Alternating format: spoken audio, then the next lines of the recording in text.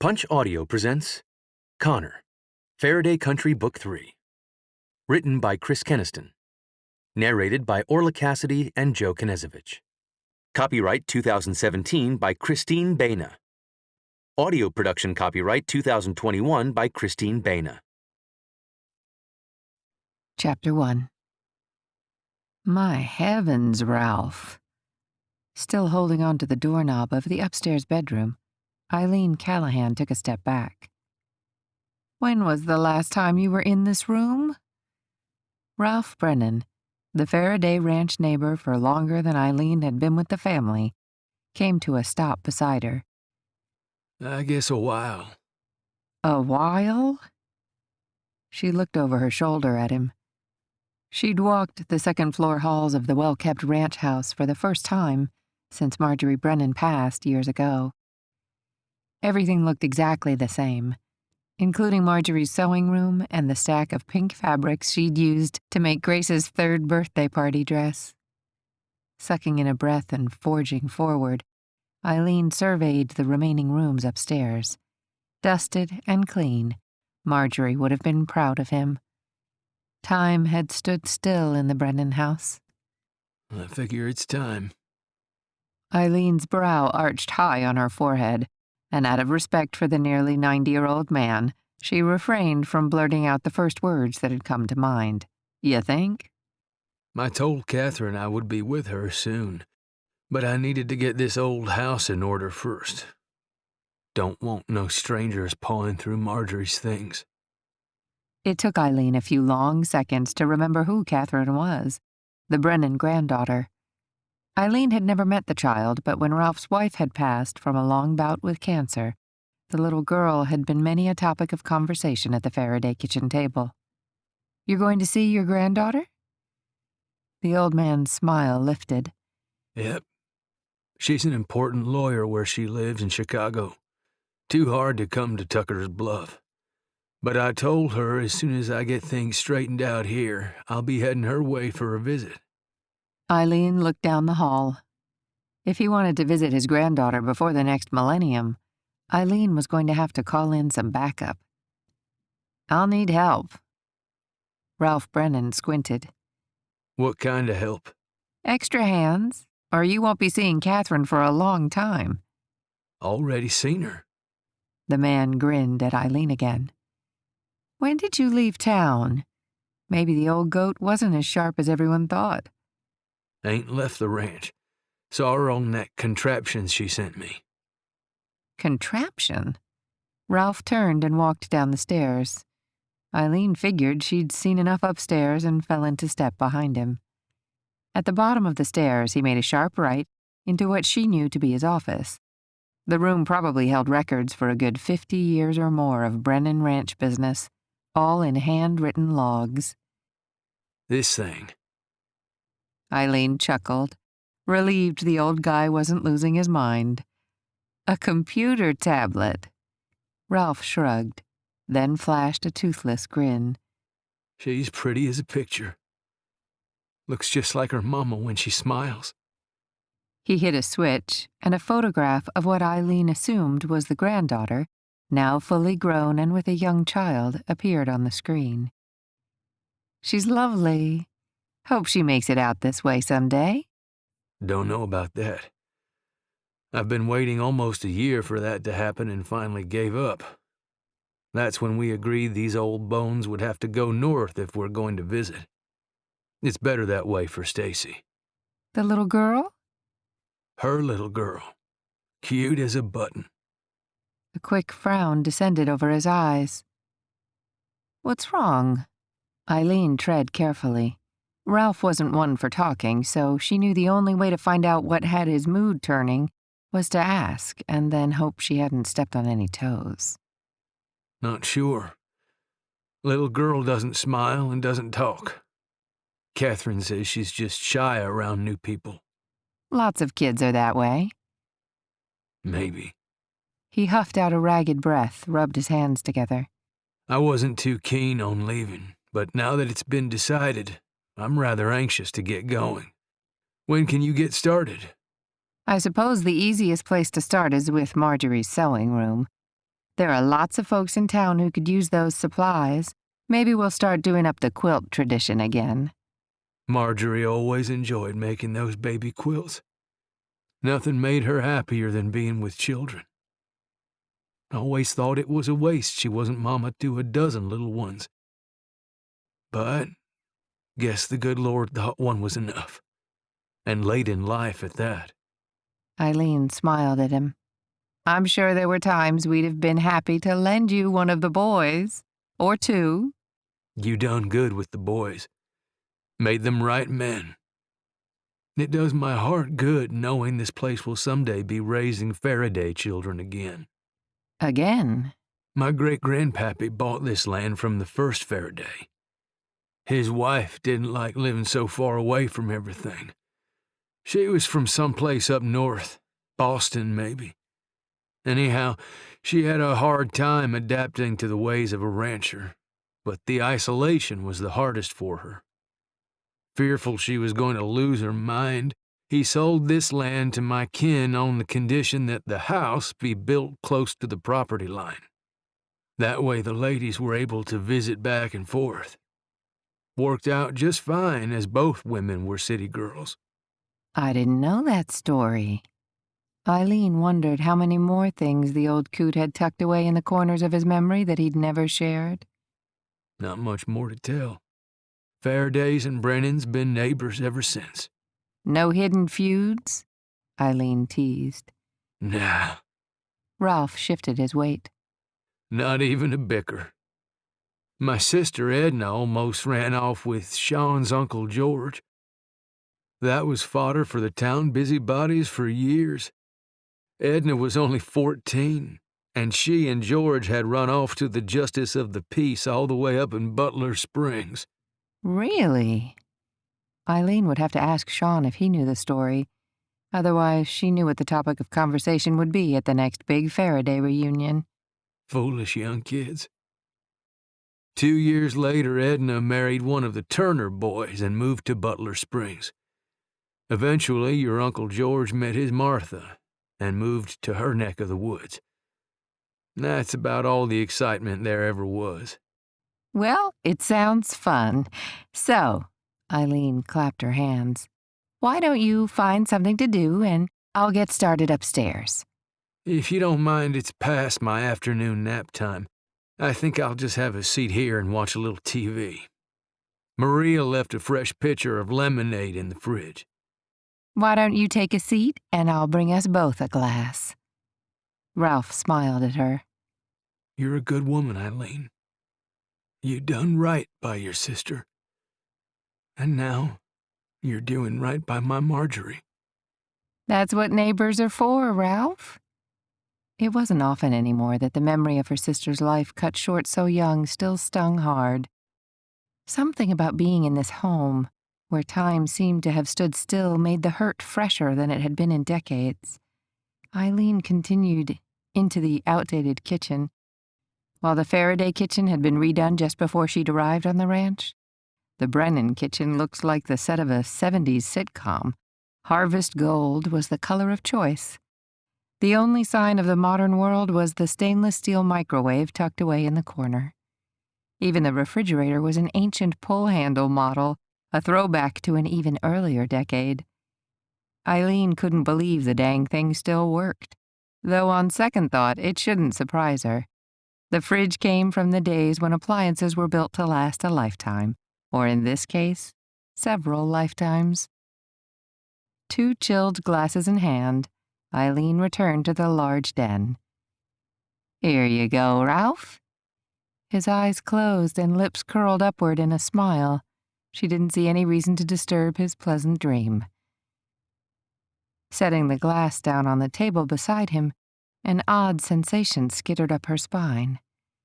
Her heart took off in double time, and she took a closer look at the peaceful smile. Ralph, she whispered, slowly reaching for his arm. Eileen pressed 2 fingers on the side of his wrist. Closing her eyes tightly, she moved those same fingers to his neck. Oh, Ralph. Chapter 2. Knowing the Brennan place would soon be his was just about the only thing that kept Connor Farraday from throwing this new lease hand overboard. Hand to God, that man couldn't get out of his own way. Moving a pipe through the platform of an oil rig was hard work. Moving it on a windy day was a bitch, and this kid didn't get it. He needed some time in a camp on dry land digging ditches until he learned to do what he was told, exactly as he was told, every time he was told. At this rate, Connor wasn't going to make it another day, never mind another week till the end of his rotation. 15 days on, 7 off. He'd been pushing himself to the limit for a while, not taking the recommended full 2 weeks off, banking the extra pay. He'd had just about enough of this merry-go-round. Having done his time with Uncle Sam, he'd decided pretty fast that taking orders was no way to spend the rest of his life. Not for the kind of money the Marine Corps paid him. Working an oil rig, whether on land or sea, was a hard way to earn a damn good living. He loved the rush, the bustle, the constant challenges. A lot of guys only did this kind of work for a year or two, got their stakes, and moved on. He'd had bigger plans in mind. But it was time for the payoff. "Put some back into it," one of the derrick hands yelled to the kid. Getting a good look at his face, Connor spotted the sunglasses. "Where the hell are your safety glasses?" "In my room." Always a good place to keep protection. For half a second, Connor considered asking if the guy kept his condoms in the wrapper all night. Neither one of which would do him any good when needed. "Why are you wearing sunglasses in the middle of the night?" "They're Versace." How did this one get past the suits and wind up Connor's responsibility? Assuming he didn't drop another screwdriver on his foot and go home crying to Mama first, the kid was going to get himself killed. Or worse, if he didn't stop thinking and just do what he was told, he was going to get someone else killed too. "Go get your damn safety glasses, and if I see those sunglasses one more time, it will be the last time you ever see them again. Understood?" The kid may have nodded in agreement, but the look in his eyes told Connor loud and clear he didn't have a clue. If it weren't for the Brennan light at the end of the tunnel, tonight's shift would almost be enough to send Connor back to working for Uncle Sam. Idiots like this newbie weren't worth the extra pay. Halfway through his 12-hour shift, the sunrise this particular morning was amazing. Almost like an apology from God for making Connor put up with the dumb kid. The serene backdrop to one of the most dangerous jobs on the planet. Below deck in the kitchen, Connor downed another energy drink, went through the line, and filled his plate. They'd worked off plenty of energy fighting the wind. He was ready to refuel. Champing down on steak and potatoes about the same time his family back home was serving up eggs and bacon, it was no surprise when his phone sounded off with a call from his father.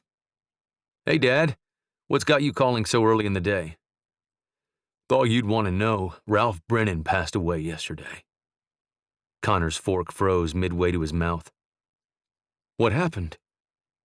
"Old age. He sat down in a chair, closed his eyes, and went to sleep. Your Aunt Eileen was with him." "She okay?" "Yeah, he went real peaceful. Nothing she could have done for him." "Wow. I know he was old and all that, but I didn't see this coming." "Something else you may want to know." When his father's voice took on that slightly lower octave, it was rarely good news. "What?" "His granddaughter is coming to town." "Granddaughter? The bratty kid?" "Don't know about that, but she made arrangements with Andy over the phone. She needs time to get away, so the funeral won't be till she gets here in a week or so." Seems like a long way to come to say goodbye to someone you haven't had time for in, 20, 25 years? "There is that, but she's also coming to decide what to do with the ranch." What was left on his plate didn't look nearly as appetizing anymore. "What's there to decide? I'm buying it." "Yeah, well," his father hesitated longer than Connor would have liked. "I know that, and you know that, and even Ralph may have known that. But it doesn't sound like the granddaughter does." Connor pushed his half-finished plate aside. "We'll just have to see about that." Why do people always wait until it's too late? Catherine Hammond mumbled to her assistant, Susan. "Do you want me to answer that?" Susan looked at her with raised brows. Returning her gaze to her desktop and the screenshot of her grandfather, Catherine shook her head. "I should have gone the first time he asked." "You were right in the middle of the Buchanan case. There was no way you could have left without your father exploding. And frankly, Connie couldn't have handled her first chair. She wasn't ready for that." That's the same argument Catherine had given herself. It wasn't fair to Connie, the firm, and especially her father. He'd put a lot on the line the last couple of years, handing her the important cases. Still, there was nothing you could do. Susan set a stack of requested files on the desk and retrieved another pile ready for archiving. "I could have gone after that. I could have turned down the Metcalf appeal." "Not if you want to make partner. You know as well as I do, if you want to play with the big boys, you can't play the family card." If anyone knew that, it was Catherine. She'd spent a lifetime living up to her father's expectations. Work hard, reap the rewards, no time for friends and family. And she'd worked very hard, day and night, graduating high school as valedictorian, college summa cum laude, attending University of Chicago law, and finally marrying her dad's business partner's son, all as expected. Not that marrying David had been as much work as her other accomplishments. Much the way she'd grown up knowing she would be going to college and law school and joining Daddy's firm, she and David had grown up knowing one day they'd get married and start a family of their own. They'd been a team for as long as she could remember. A good team. Of course, her father never explained how she was supposed to fulfill both sides of that last equation, partner in the firm and mother. "You do realize you can make all these arrangements without actually going to Texas." Bless Susan. She had Catherine's back 24/7. Of course, Catherine always teased it was only because she was probably the first attorney in a decade who hadn't cared about Susan's hourglass figure. Susan had probably been hired for her looks, and at over 40 she was a knockout by anyone's standards. But Catherine appreciated the woman's brains. Every minute of every day. "I have to go. I owe him that much." "At least Judge Albanese likes you. It probably won't be very hard to get a continuance." "No continuance." Catherine shook her head and stared at the screen. Her grandfather's smile haunted her already. "Oh, good. You've come to your senses." The bright smile that took over Susan's face didn't make it any easier for Catherine to finish her sentence. She felt an odd need to please her assistant, the same way she had her father. "We're reassigning the case.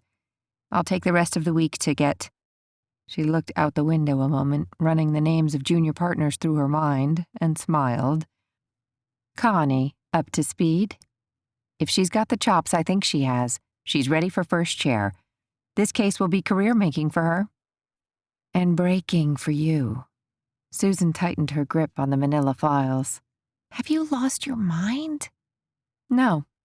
Catherine shoved her chair away from the desk. "I just may have found it." Chapter 3. For the first time in a decade, bookended around his final work rotation, Connor had shared 2 Sunday suppers with the family in only 1 month. "Pass the garlic mashed potatoes, please." Meg Farraday, Connor's new sister-in-law, thanks to his brother Adam, held out both her hands to his Aunt Eileen seated beside her. Connor had been home from the rig almost 5 days, and no one knew any more now about the fate of the Brennan Ranch than they had when his father called a week ago. "So this is it?" Meg scooped a dollop of potato onto her plate, but addressed Connor. "You're home to stay." "About time." Sean Farraday didn't let his son respond. "DJ, pass the rolls, please." "Here you go." DJ, younger than Connor by 2 years, had also joined the Marines right out of school, done his time, and come home to roost, with a brief pit stop in Dallas on his way to becoming Tucker's Bluff's chief of police. What did the bank say? Finn, The youngest brother shoveled a forkful of green bean casserole into his mouth. Everything is in order, but to provide a letter of credit, they need to do some more paperwork. According to a friend of mine, the bigger the file, the happier the underwriters are. I figure I'll give them all the paper they want if it will give me what I need to finally get Koppel Stables off the ground. So you're staying even if the brat doesn't sell you the Brennan place? Finn asked between mouthfuls. And wasn't that the magic question? What the hell was Connor going to do if the granddaughter didn't want to honor the bargain he'd made with old man Brennan? Meg wiped her mouth and set her napkin back on her lap. I can't see why she wouldn't sell. She has a point. Brooks, the doctor in the family, pointed to Adam's wife. We know the granddaughter's a lawyer in one of Chicago's most prestigious firms who hasn't been back to see her grandfather in well over 20 years. 25, Connor chimed in. Over 25 years, Brooks repeated. I can't see her finding any reason not to honor the deal. The problem as he saw it was twofold. First, she might have no interest in carrying the note for the balance of the sale price the way old man Brennan had been. The other problem was she just plain might want more money. Connor did his best not to regurgitate the meal. People like her are always motivated by money. Pot calling kettle black, Finn muttered at the other end of the table. That's different, and you know it. Starting my own stable isn't cheap. I've been working for a stake, not 'cause I'm greedy. Who says she is? Aunt Eileen piped up. All eyes turned to the family matriarch. There's a reason, Connor looked to his aunt, that lawyers are stereotyped as blood-sucking parasites. So? Aunt Eileen crossed her arms. You're saying your baby sister is a money-grubbing leech? She would bring up that the youngest of the Farraday clan, and the only girl, who was about to graduate from one of the country's top law schools. There's always an exception or two to the rule. And maybe... Eileen didn't uncross her arms. Ralph's granddaughter is an exception as well. Was the only sound Connor could muster. There was no sense in arguing. His aunt had a point. No one had any idea what this city woman had in mind, but he was sure of one thing. He was home to stay. All he had to figure out was where the hell that home was going to be. What had ever made Catherine think that driving a car across barren West Texas would constitute a fun road trip? The closer she got to Tucker's Bluff, the more memories of the ranch came to the forefront of her mind. By the time she came through town, the pictures had grown sharper, and now, driving under the wrought iron bee overhead, she almost expected to see her grandmother, sitting on the front porch, snapping peas. I wonder if Grandpa kept up the garden. Buckled in her booster, Stacy stared intently out the window, clutching her stuffed doggie with both hands. We're almost at the house, sweetie. Stacy didn't answer. Not that Catherine expected her to. Spotting the lone live oak tree in the front yard, her cheeks tugged at the corners of her mouth. The tire swing was still there. All these years and the tire was still there. When I was a little girl, I could play on that swing over there for hours. In the rearview mirror, Catherine thought she saw a spark of interest in her daughter's eyes. Could the answer be something as simple as an old tire swing in the middle of nowhere? But as quickly as her eyes flashed bright, the same hollow look that had stared back at Catherine for so long reappeared. Parked in front of the old white shiplap-sided house, Catherine had told herself not to expect to find things the same. And yet everything looked exactly as she remembered. Her grandfather had taken really good care of the place. A quick look over her shoulder, and she could see her little girl taking in the surroundings with a great deal of interest. Maybe that was something. We'd better go inside. You ready? Stacy blinked, but at least she turned her attention to her mother's face. Again, baby steps. One benefit of having a child unconcerned with the world around her was that it would be a quick unloading of the car. No constant chatter with a million questions. No child tugging at her arm to go play, to explore. No need to rush to find her room and beg for a playmate. Shutting her eyes tightly closed, Catherine held back the tears. She would kill for one word from Stacy.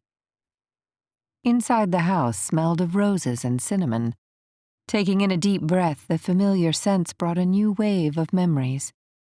The house filled with the aroma of fresh-baked pies, home-canned jams, and coffee-can bread was an everyday occurrence during her brief visits with her mom.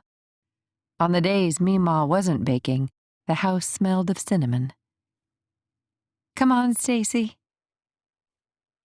The kitchen would have been one room Catherine would have expected to see updated for sure, but she was pretty sure nothing had changed there since before her mother was born. "Have a seat at the table and you can have a little snack while I unpack the car." Stacy climbed up into the Windsor chair at the end of the worn oak table, still strangling her beloved stuffed dog. It only took a few seconds to uncover the plates and napkins.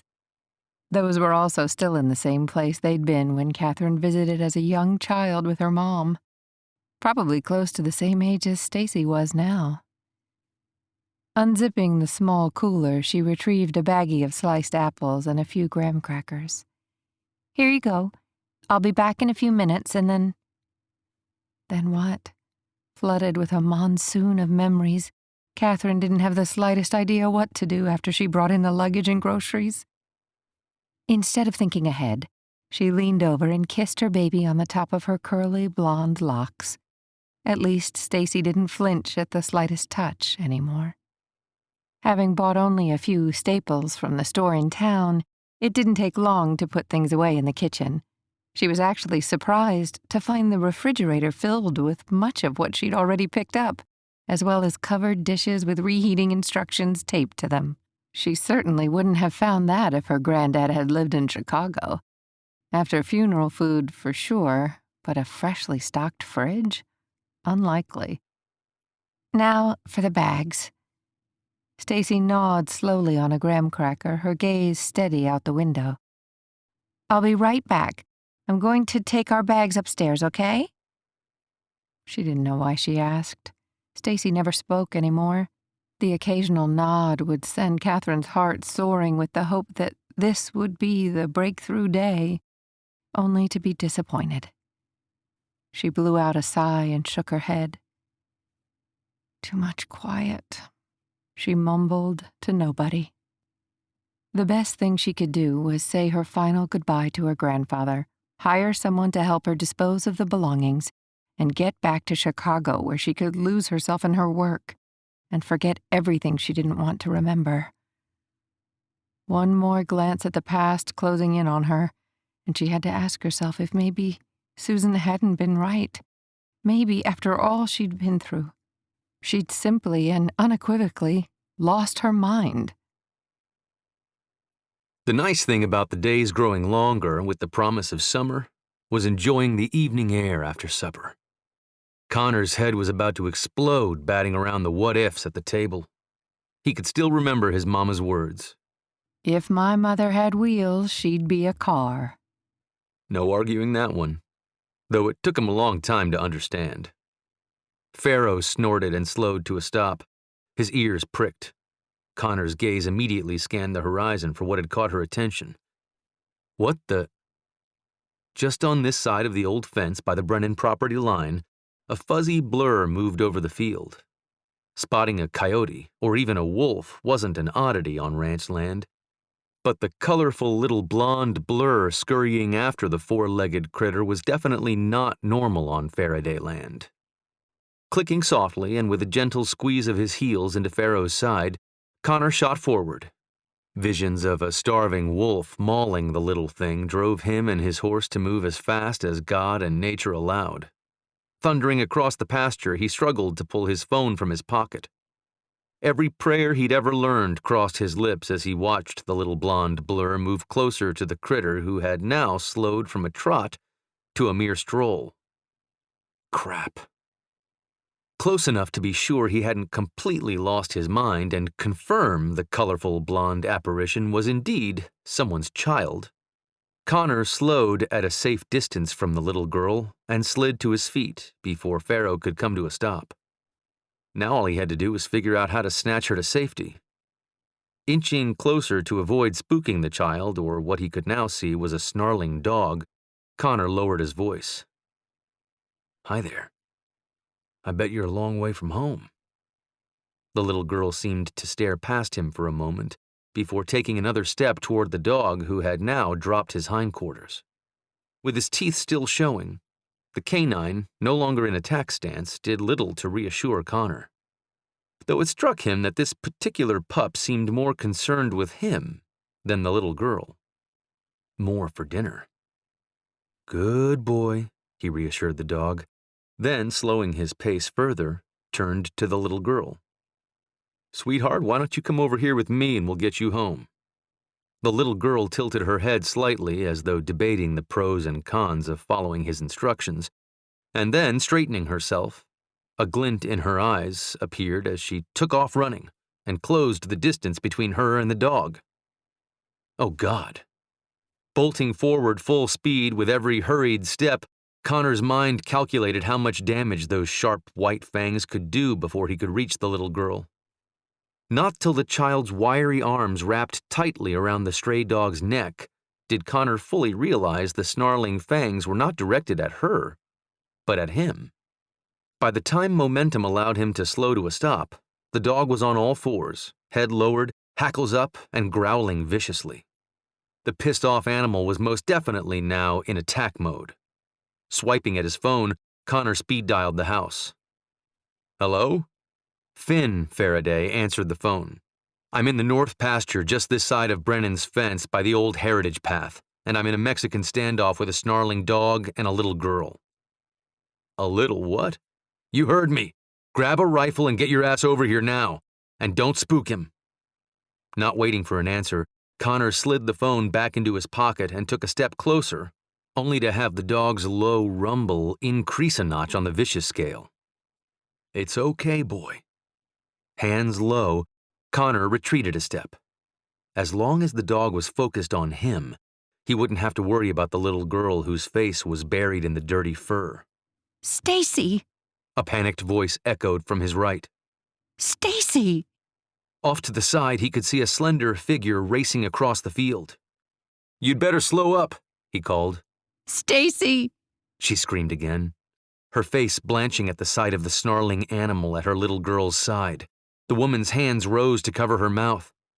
"Lady, ease up!" He raised a hand. "Help's coming." This time the frantic woman seemed to hear him and slowed her pace, her eyes narrowing to focus on him, and then turning back to the girl. "Sweetie, come here. Let the dog go and come to Mommy." A trickle of relief touched him as the angry animal, still snarling, sat on his haunches, no longer in attack position. Progress. "Stacy, baby." The woman lowered her voice, every word coming out strained with tension. "Let go of the dog." At the sound of the woman's new plea, the dog grew quiet. Interesting. "Ma'am, if you'll keep talking, your voice seems to be distracting the dog. I'll try and get closer." The woman's terrified gaze turned to him. "Don't let him hurt her." Any other time or person and he would have snapped a colorful retort. Instead, Connor nodded and silently took a careful step forward. The dog eyed him, but didn't move. Didn't growl. "Be careful," the woman whispered, clutching her hands tightly together. Connor could feel her fear thick like a hot August day. He had to get to the little girl. In response to the female voice, the dog lowered himself to the ground, and Connor paused for a second, reconsidering the animal's behavior. "Ma'am, say something else. Call your daughter again." Down on one knee, arms outstretched, the lady tried again. "Stacy, come to Mommy, dear." Shifting his weight, the dog spread his hind legs to the side and leaned into the little girl. Did the dog understand this was her mother? Nothing else could explain the animal's change in attitude. Connor patted his side. "Good boy. Come here." Much to his surprise, the dog pushed to his feet and, easing out from under the little girl, came trotting over to Connor. "I'll be." Oh, baby. Before the mother could close the distance between her and her daughter, the little girl was already running after the dog, now sitting in front of Connor, tongue lolling and tail wagging. "So, you're a protector, are you?" Connor scratched the dog's ear as the little girl arrived, throwing herself onto the pup, followed by a grateful, blubbering woman. Thank you. Thank you so much.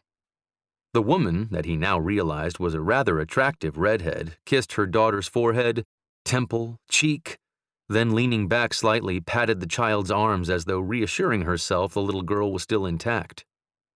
Before he could make a move, the relieved mom shifted, flung her arms around Connor, knocked his hat off, and squeezed him in a tight bear hug.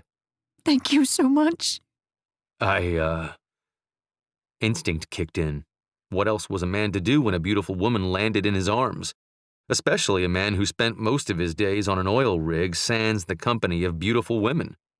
His arms laced around her, and the adrenaline rush that had him racing across the pasture was suddenly overpowered by a different kind of rush. The kind that would prove very embarrassing if he didn't extricate himself from her hold. And fast. Dropping his arms to his side, he sucked in a long breath and turned his thoughts to an icy swim. Relief washed over him when she pulled back and turned her embrace on her daughter. A redhead and long-legged.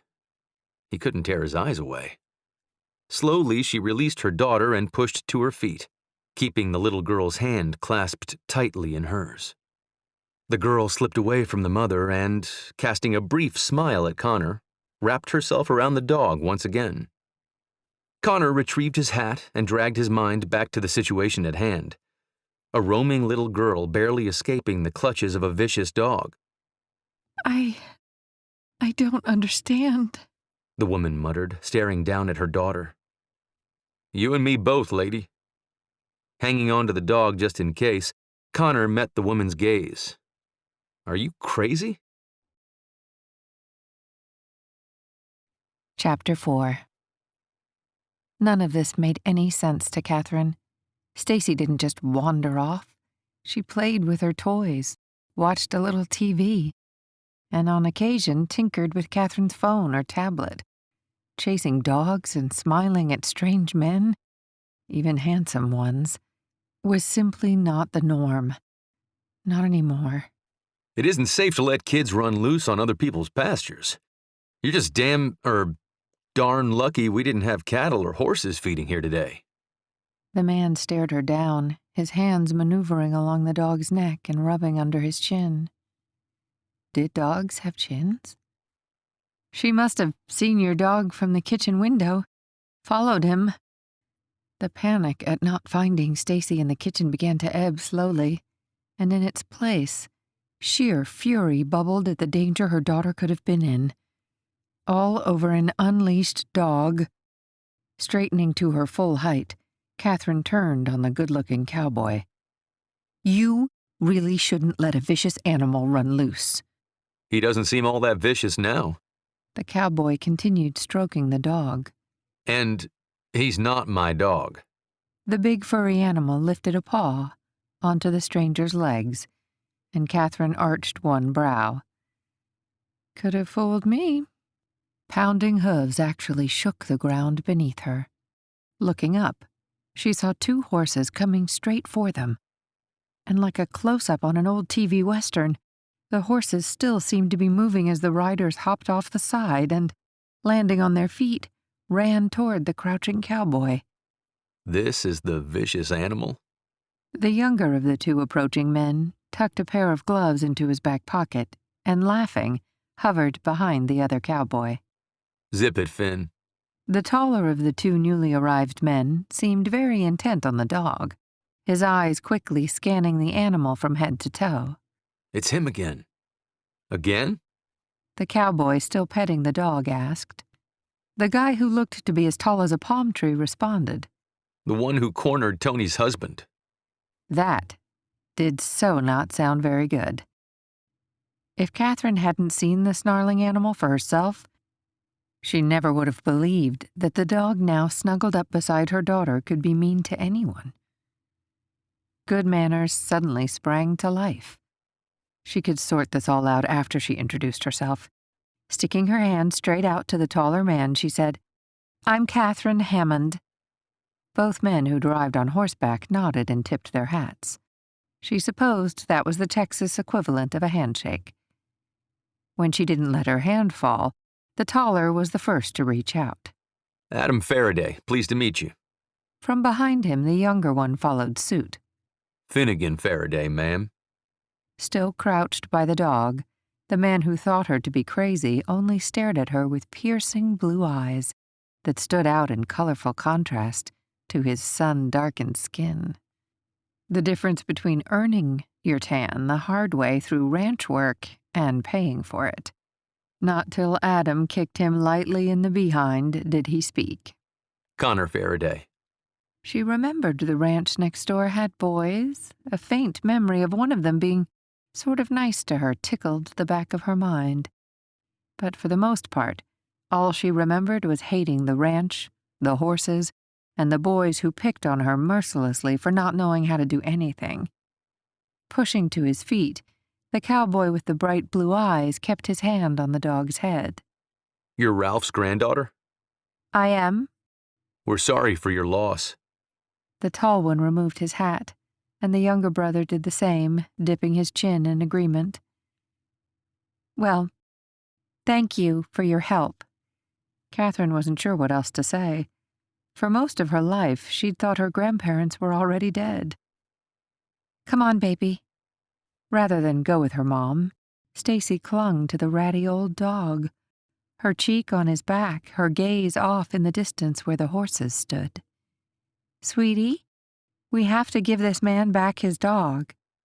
He's not. Catherine cut her daughter's rescuer off with a glare that would make a Supreme Court justice reconsider his words.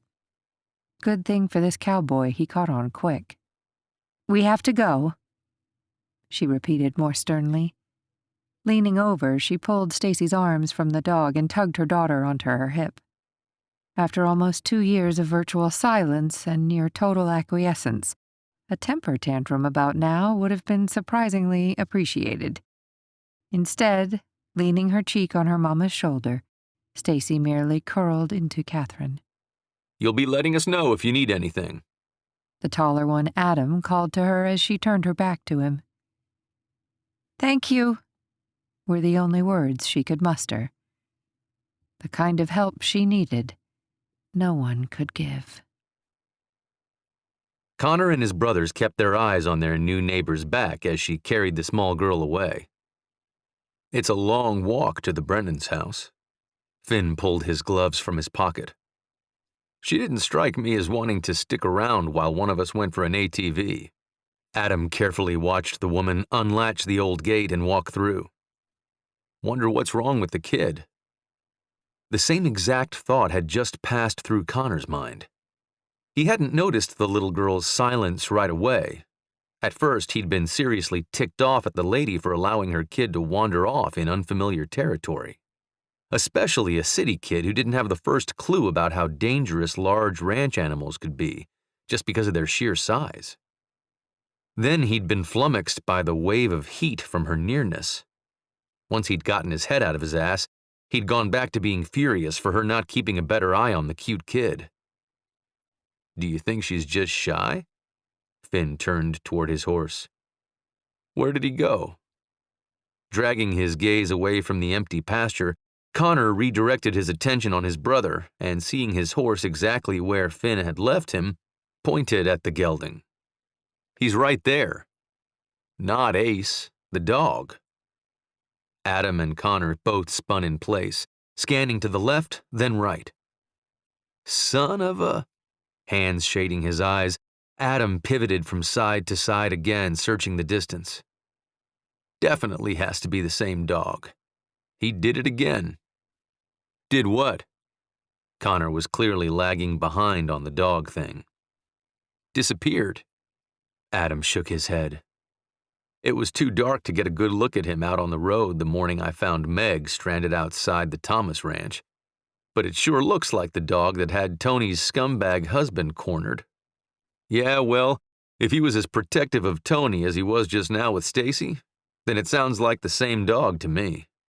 Connor adjusted his hat for something to do with his hands. What I don't get, Adam turned on his heel again, is where the hell does that animal keep coming from? Who does he belong to? Looks like another one of those questions for heaven. Finn placed the toe of his boot in the stirrup and swung his leg over the back of his favorite horse.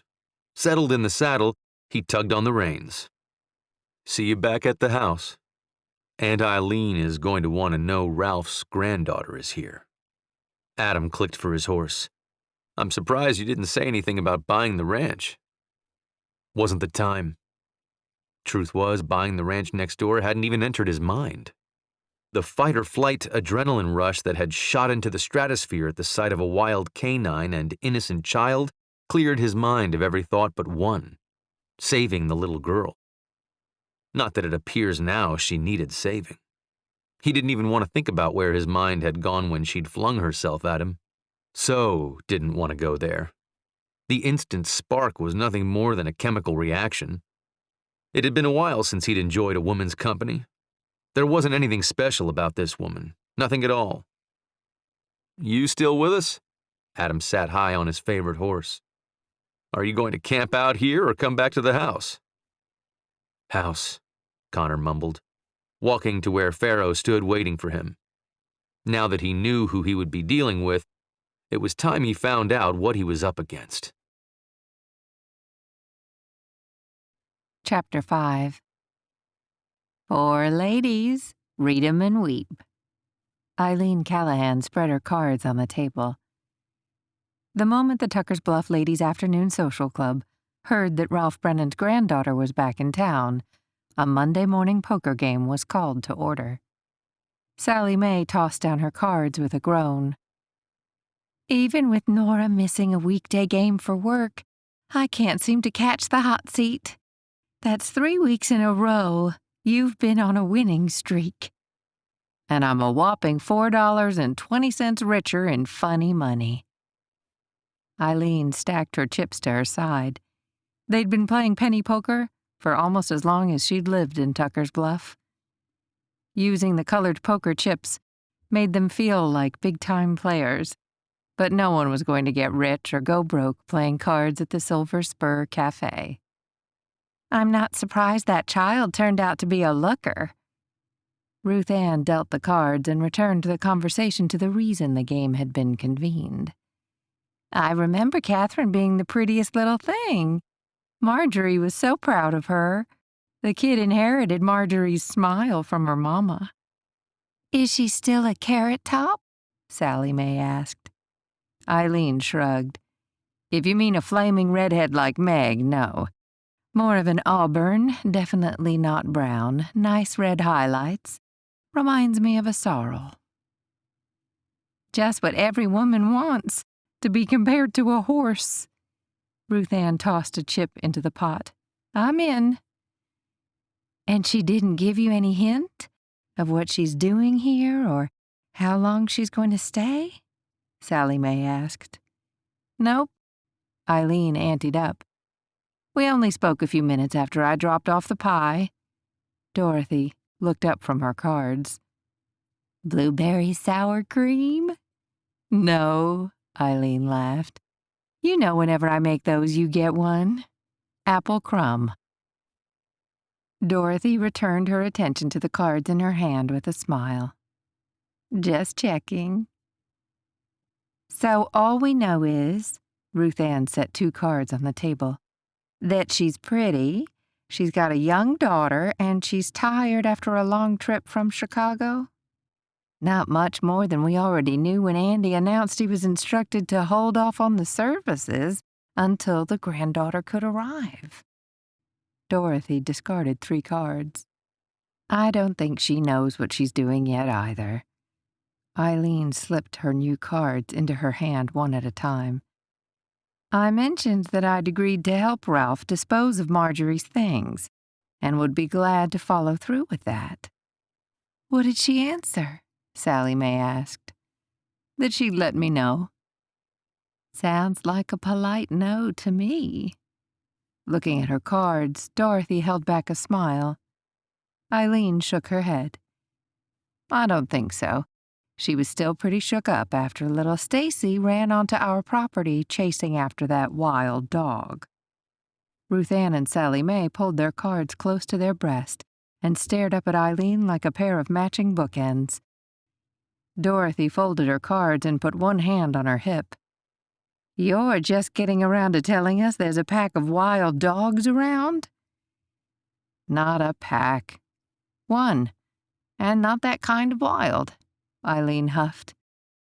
According to the boys, he was real protective of the little girl, snarling at Connor and not leaving Stacy until her mother got there. Sounds like he'd make a good ranch dog. Sally Mae resumed studying her cards. Just needs a family to love him. Resorting her cards, Eileen shook her head again. Nope. This guy or girl is a loner, disappears as fast as it appears. You've seen it before? Same one that cornered Tony's jerk of a husband. Nice doggy. Sally Mae tossed a chip in the pot. I'm in for 5. Speaking of troubled husbands, Ruth Ann looked over the top of her cards at the ladies. Have any of you noticed what's going on with Charlotte and Jake Thomas? Eileen kept her focus on the cards. She'd promised Brooks and Adam when she'd overheard them talking about the situation that she wouldn't spread any gossip. But she didn't say she wouldn't listen. You mean the broken wrist? Dorothy asked. Maybe. Frowning, Ruth Ann shifted her cards. Bert Larson says that young Jake exploded at Charlotte in the feed store yesterday. She got really quiet, and Jake escaped to the back room just before Bert intervened. I wonder if that explains why DJ's been frequenting the feed store a little more than usual, Sally Mae said. I'm out, Ruth Ann set her cards down. I don't know. Mrs. Peabody was yakking away at the Cut and Curl about how when she'd been in to pick up some seed for her bird feeders, Jake blew up at Jim Brady. Jake's wife had to step in and finish the sale when he went out back to cool off. Eileen set her cards down. He got upset with a customer. Tess Rankin was getting her hair done that day and said the same thing happened to her. Jake seemed confused about her husband's order and then snapped at her as if it were her fault he didn't know what he was doing. Said it was bound to happen. Any offspring of old man Thomas couldn't stay a nice guy forever. I think, Dorothy tossed a matching 5-chip into the pot, we need to step up the hospitality committee. Keep an eye on Charlotte Thomas. We can't be those people who see something's wrong and do nothing. And wasn't that the truth? But from what Brooks had told Eileen about the day he'd set Charlotte's wrist, the woman insisted her husband was a kind and loving man. How the heck does a person help someone blinded by love? Up before dawn to help Finn with ranch work, Connor had spent the better part of the day sweating out his frustrations. He loved working the land with his family, but he lived to work with horses. Anyone who had ever spent even a short while with those massive, tender-hearted beasts understood how he felt. He knew a handful of people who would probably be more than happy to sell him the acreage needed for what he wanted to do, if not in this county, then the next one over. But that wasn't original Farraday land. The pull of the neighbor's land was the proximity to his family. Though he wasn't thinking of marrying and raising a family now, it was always understood that someday, like Adam, all the brothers would find the right woman and settle down. Connor buying enough of the Brennan place for his quarter horse operation, and Finn picking up the rest for the Farraday Cattle Company made sense. Recently learning that the Brennan's land had originally been Faraday land made it providential. Pulling himself together by the proverbial bootstraps and reaching out to Catherine Hammond was the best way to find out where he stood and stop stewing over what-ifs. Riding up to the old Brennan house, Connor dismounted and dropped the reins, leaving Farrow ground-tied under the lone oak tree for shade. He wasn't facing a firing squad. Squaring his shoulders, he took his first step as the front door squeaked open. The little girl in the doorway was cute as a button. With each tentative step, her blonde curls bounced in the sunlight. In the moment, yesterday evening, he'd been more focused on the dog than the girl, and then the mother. He wasn't an expert by any sense of the word, but if he were going to guess, he'd venture the kid was around 4 or 5. Though, shouldn't 5-year-olds talk your head off? Wearing a pair of dark tights and a flowery blue dress, she looked very much the city girl. The few kids he knew wore jeans and boots just like the grown-ups from before they could walk. The colors brought out the bright blue of her eyes. They matched her mother's. Nearly in front of her, he crouched down, not wanting to startle her with his height. Kids weren't his strong suit, but no Faraday son made it through years of Sunday services without learning a thing or two about dealing with the village of children who descended in town on potluck Sundays. "Hello again. Remember me?" Unlike yesterday, the little girl nodded, and he considered that a good sign. Maybe today's conversation with her mother would be better than yesterday.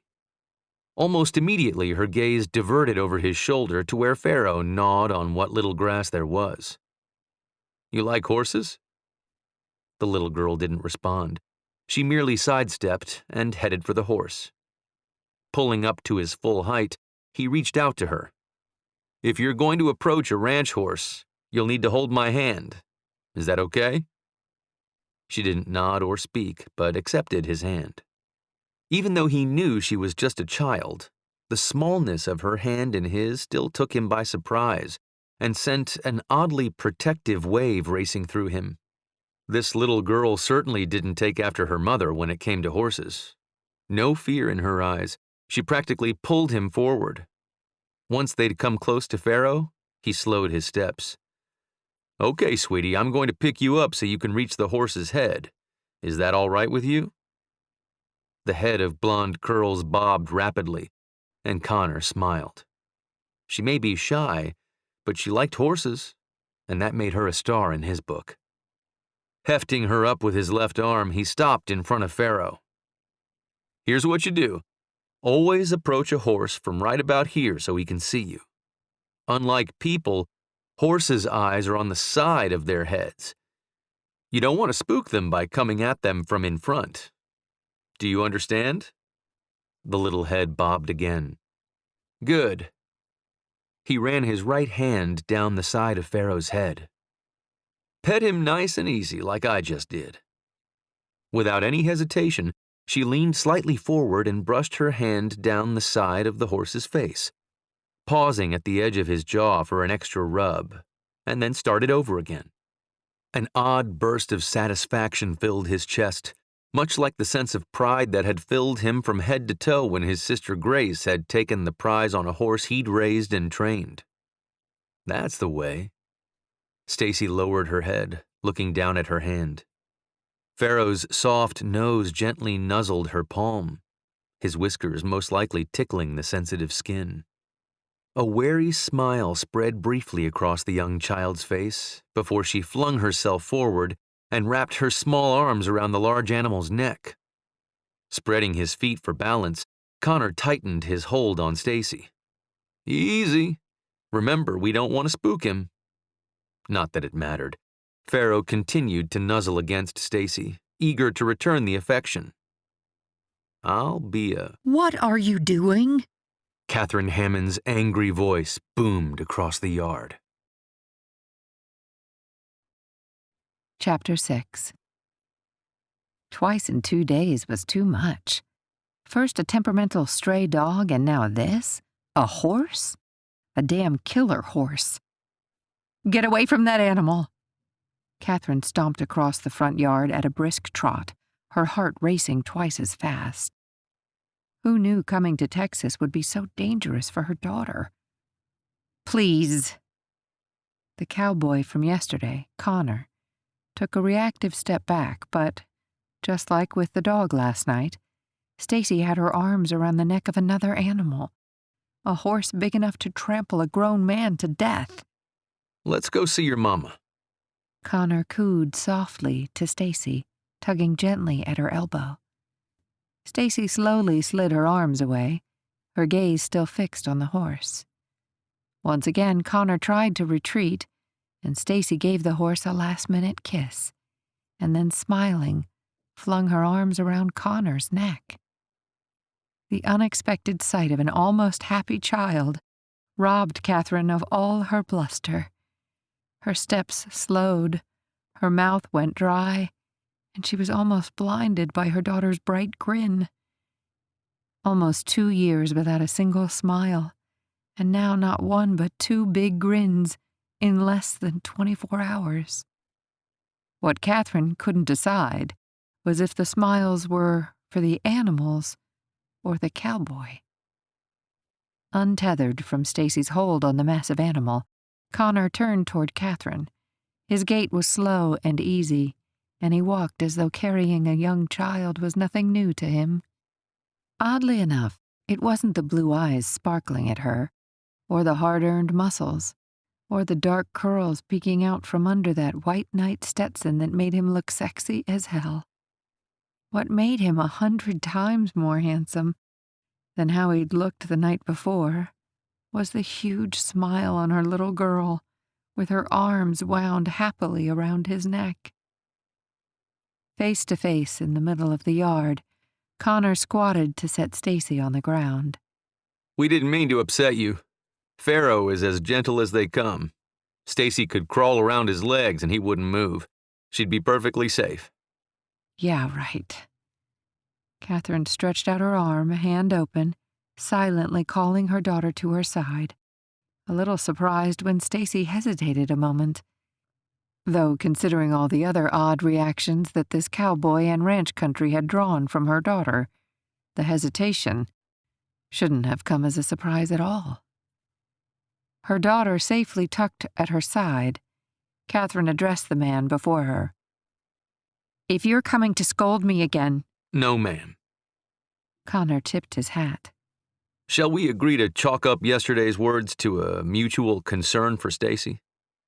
Fair enough. She could agree to that, even if it didn't account for the unexpected rush of sensations that had caught her off guard when she'd found herself wrapped in his arms. Thank you for being there to rescue my daughter. In hindsight, I don't think she was ever really in danger. Maybe. Catherine agreed politely, but the snarling dog's white fangs had become a constant image in the back of her mind. One mistake, one wrong move, and she could have lost her baby, this time for real. But that wasn't this man's fault. It was her fault, for leaving Stacy unattended in the kitchen while she unpacked the car. Would you like to come in for something to drink? Your aunt left me stocked with enough food and drink to feed the town. Connor chuckled. The laugh looked good on him. Thank you. I'd like that. Leading the way, she crossed over the threshold and sucked in a soft breath. Each time she entered the old ranch house, it was as if she'd stepped back in time, and each time was just as startling as the one before. Please have a seat anywhere you'd like. I'll get us a glass of lemonade. She waved her arm across the large den that worked as both family room and living area. No need to go to all that trouble. A glass of water would be just fine. No trouble at all. Your aunt left a full pitcher. I don't think I remember ever having real lemonade. Your grandmother made the best strawberry lemonade this side of the Rio Grande. Rather than sit, he followed Catherine into the kitchen. Spring is a busy time at a ranch. Sometimes when your grandpa was short-handed, Dad would bring us boys over to help Mr. Brennan with whatever cattle chores were needed. Your grandmother always rewarded us with a double slice of whatever pie she'd made, and a tall glass of strawberry lemonade. She used to tease that she hid a lemon tree in the attic. I wish I had stronger memories of her.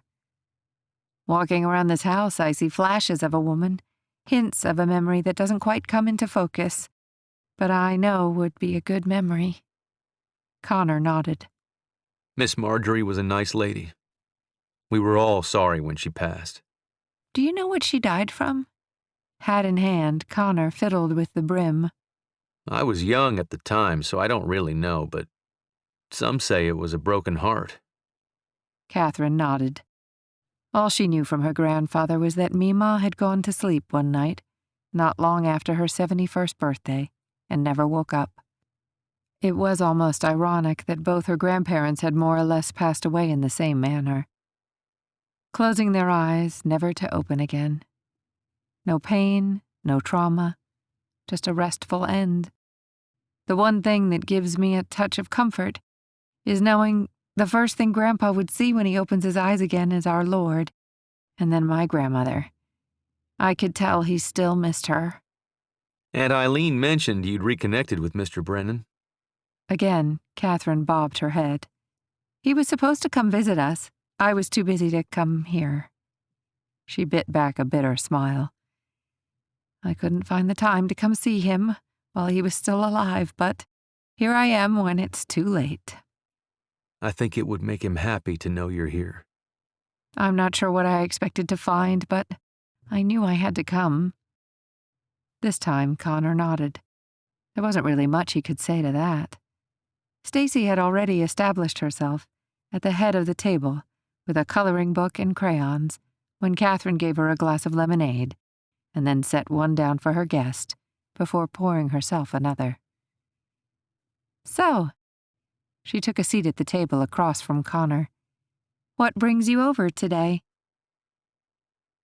Suddenly, asking her intentions about the property after talking about her grandparents' passing didn't seem like the best idea Connor had ever had. And yet, putting this off much longer wasn't going to make it any easier, especially with him not knowing how long she'd be staying. How much do you know about your grandfather's plans for this place? I know he's leasing the pastures to your family for grazing. Connor nodded. That's right. Sold us his cattle when Finn graduated from school and came to work full-time on the family ranch. A couple of the cowhands came with them. Did he say why he sold out? Your grandfather was a strong man into his old age, but ranching is hard work for young men. I think once he couldn't go out there and sink fence posts or wrestle a feisty calf himself anymore, there was no point in carrying on. The woman stared down at her untouched glass. Did you know I thought they were dead? Excuse me? He wasn't following. They were both gone. When Mama died, I was 6 years old. Dad tried to explain to me what happened, but at that age you have no concept of mortality. For the longest time, I kept expecting Mama to come home even though Daddy had said she'd gone to heaven. I figured it was like visiting Texas and she could come back whenever she wanted. I'm sorry. The pain of losing his own mother at what should have been such a happy time for the Faradays, the birth of the long-awaited little girl, the one his mother was so anxious to share girly things with, stung as sharply now as it had 25 years ago. Though perhaps growing up on a ranch made him more capable of understanding the circle of life. They'd lost plenty of ranch animals, and Connor understood too well when his mother died that she was most definitely not boarding an airplane and coming home again. I was 9 when my mother died. Catherine lifted her eyes to his, her gaze steady, soulful, compassionate. I'm sorry for your loss. She ran her finger around the rim of her glass. Do you remember a lot about her? Yeah, he smiled. I do. Not as much as Adam, he was 12. I'll always remember her. I remember snatches of images. In my room reading before bedtime. Sitting at her vanity, slathering on lotion. Pretty music when she played the piano. They sound like nice memories. She nodded. But they're fading more and more. I don't even remember what she really looked like. More of a collage of colors, dark hair, fair skin, blue dress. Surely you have photographs. Each of us boys got to pick our favorite photo of our mother, then Dad put them in frames he thought Mom would have liked and set them at our bedside.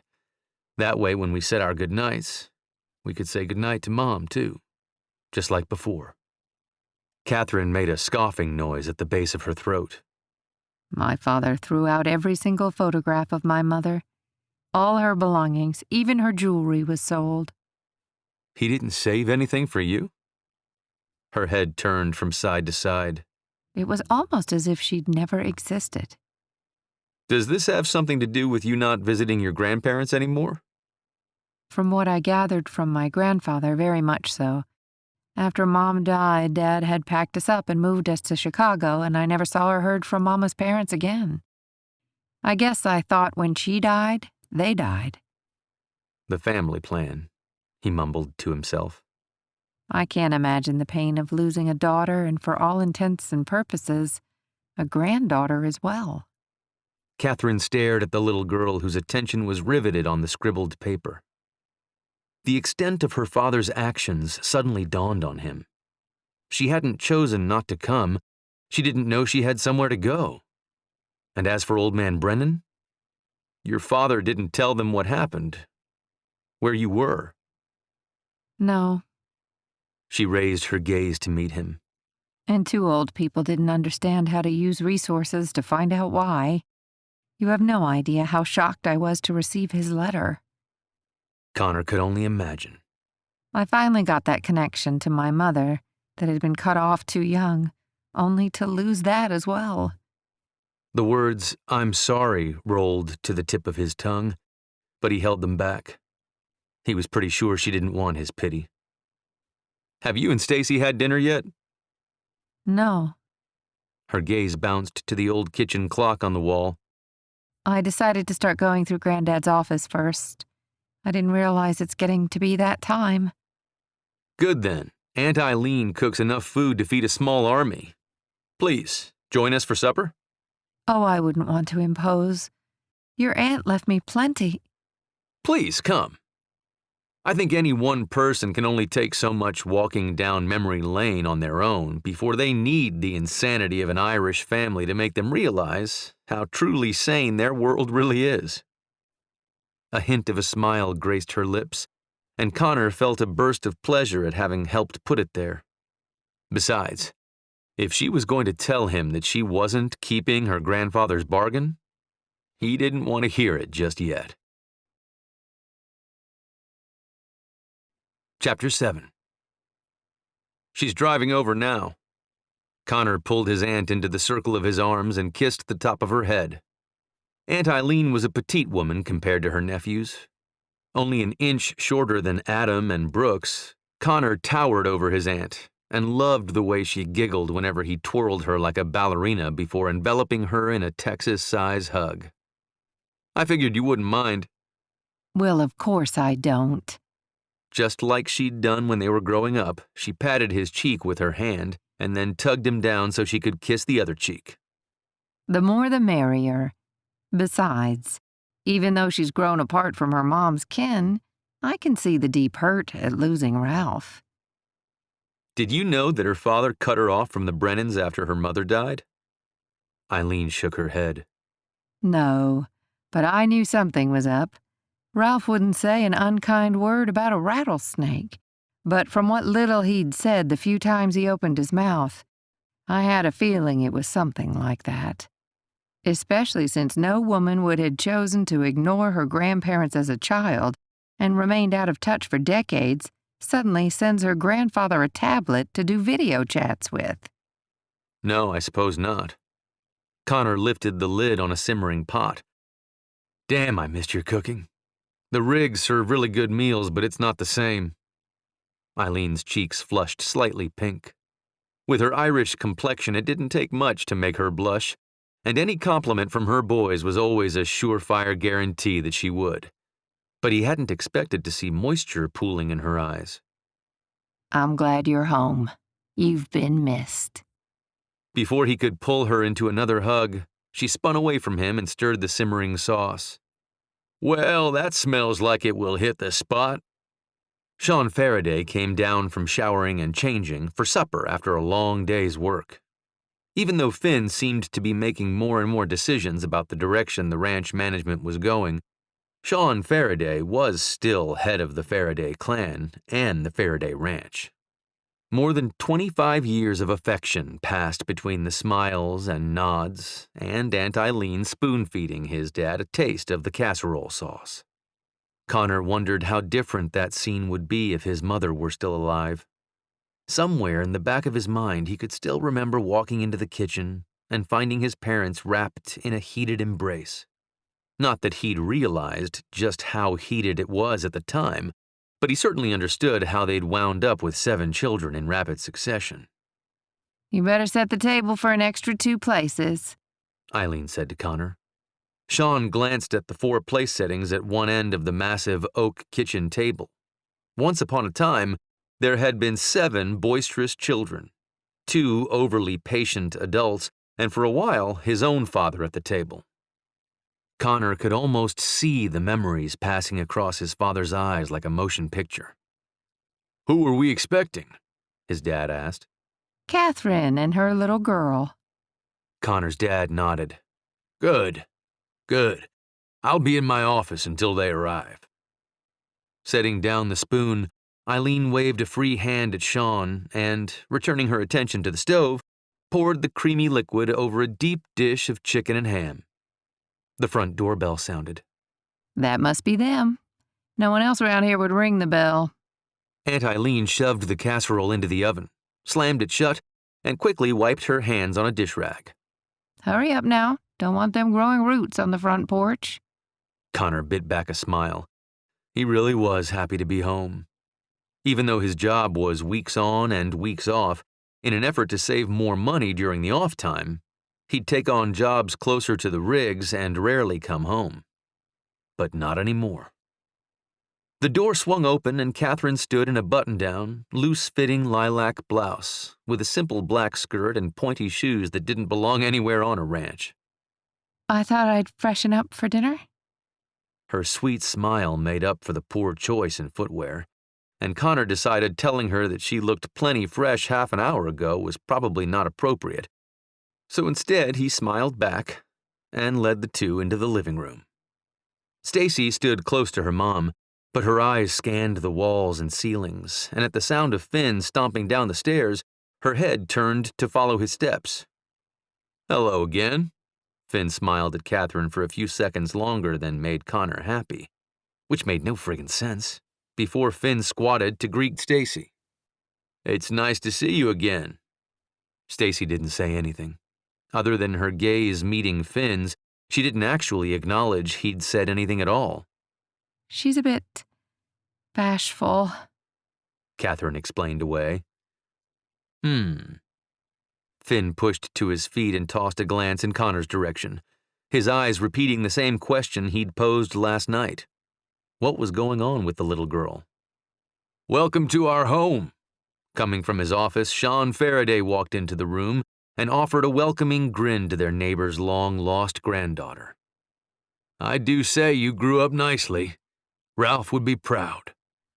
Stacy stepped closer to her mom's legs, almost hiding behind her.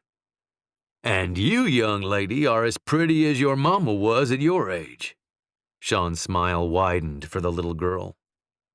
Considering the older man's words, little Stacy must have deemed them acceptable as she took a tentative step out from behind her mother to examine Sean Farraday more closely. Doing nothing more than smiling, Sean waited for the young child to finish her perusal before straightening and guiding everyone further into the living room. "Have a seat. Can I fix anyone a drink? Bourbon, whiskey, wine?" Finn shook his head. Connor, too. While a cool drink often hit the spot, liquor was something most of the brothers relegated to a night out on the town or a celebration of some kind. "I've got a nice bottle of Pinot Grigio in the fridge." Aunt Eileen joined them. "Can I tempt you?" "Well..." Catherine looked at the people in the room.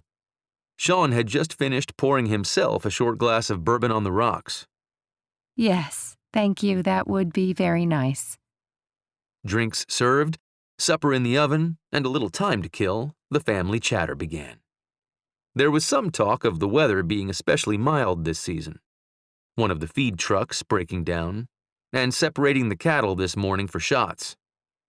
Went pretty quick having the extra hands. Finn looked to his brother. Connor set his ankle across his knee. Glad to be here, little brother. How many brothers are there? Catherine asked. 6 brothers, 1 sister. Eileen took a sip of her wine. Oh my. Catherine quickly scanned the few brothers in the room. Sean Farraday laughed. Yeah, that about covers all I can say in mixed company. The comment made Catherine chuckle, and Connor was inexplicably contented that she'd taken it in the good graces with which it had been intended. Too often he found city girls considered a Texan's way of treating a lady more of an offense than an honor. Somehow simple respect was perceived as belittling, a good reason he intended to stay away from big cities and their women. Eileen shifted forward in her seat. How are you finding the house so far? Sean lowered his drink halfway to his lips. Eileen, she's only been here a day. So? Eileen frowned at her brother-in-law. I only needed 10 minutes to know I never wanted to set foot in Los Angeles ever again. Don't like big cities? Catherine asked.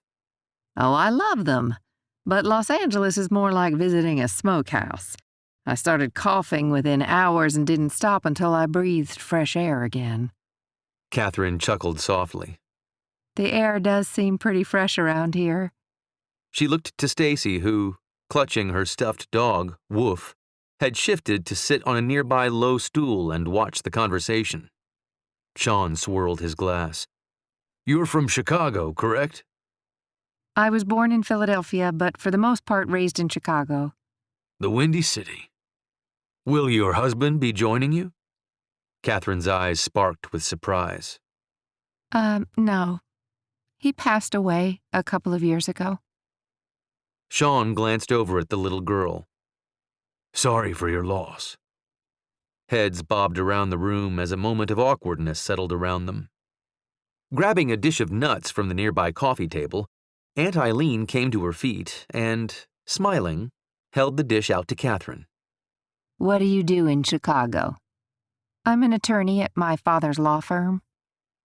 My daughter is in her last year of law school at SMU in Dallas. Sean tipped his glass at his guest.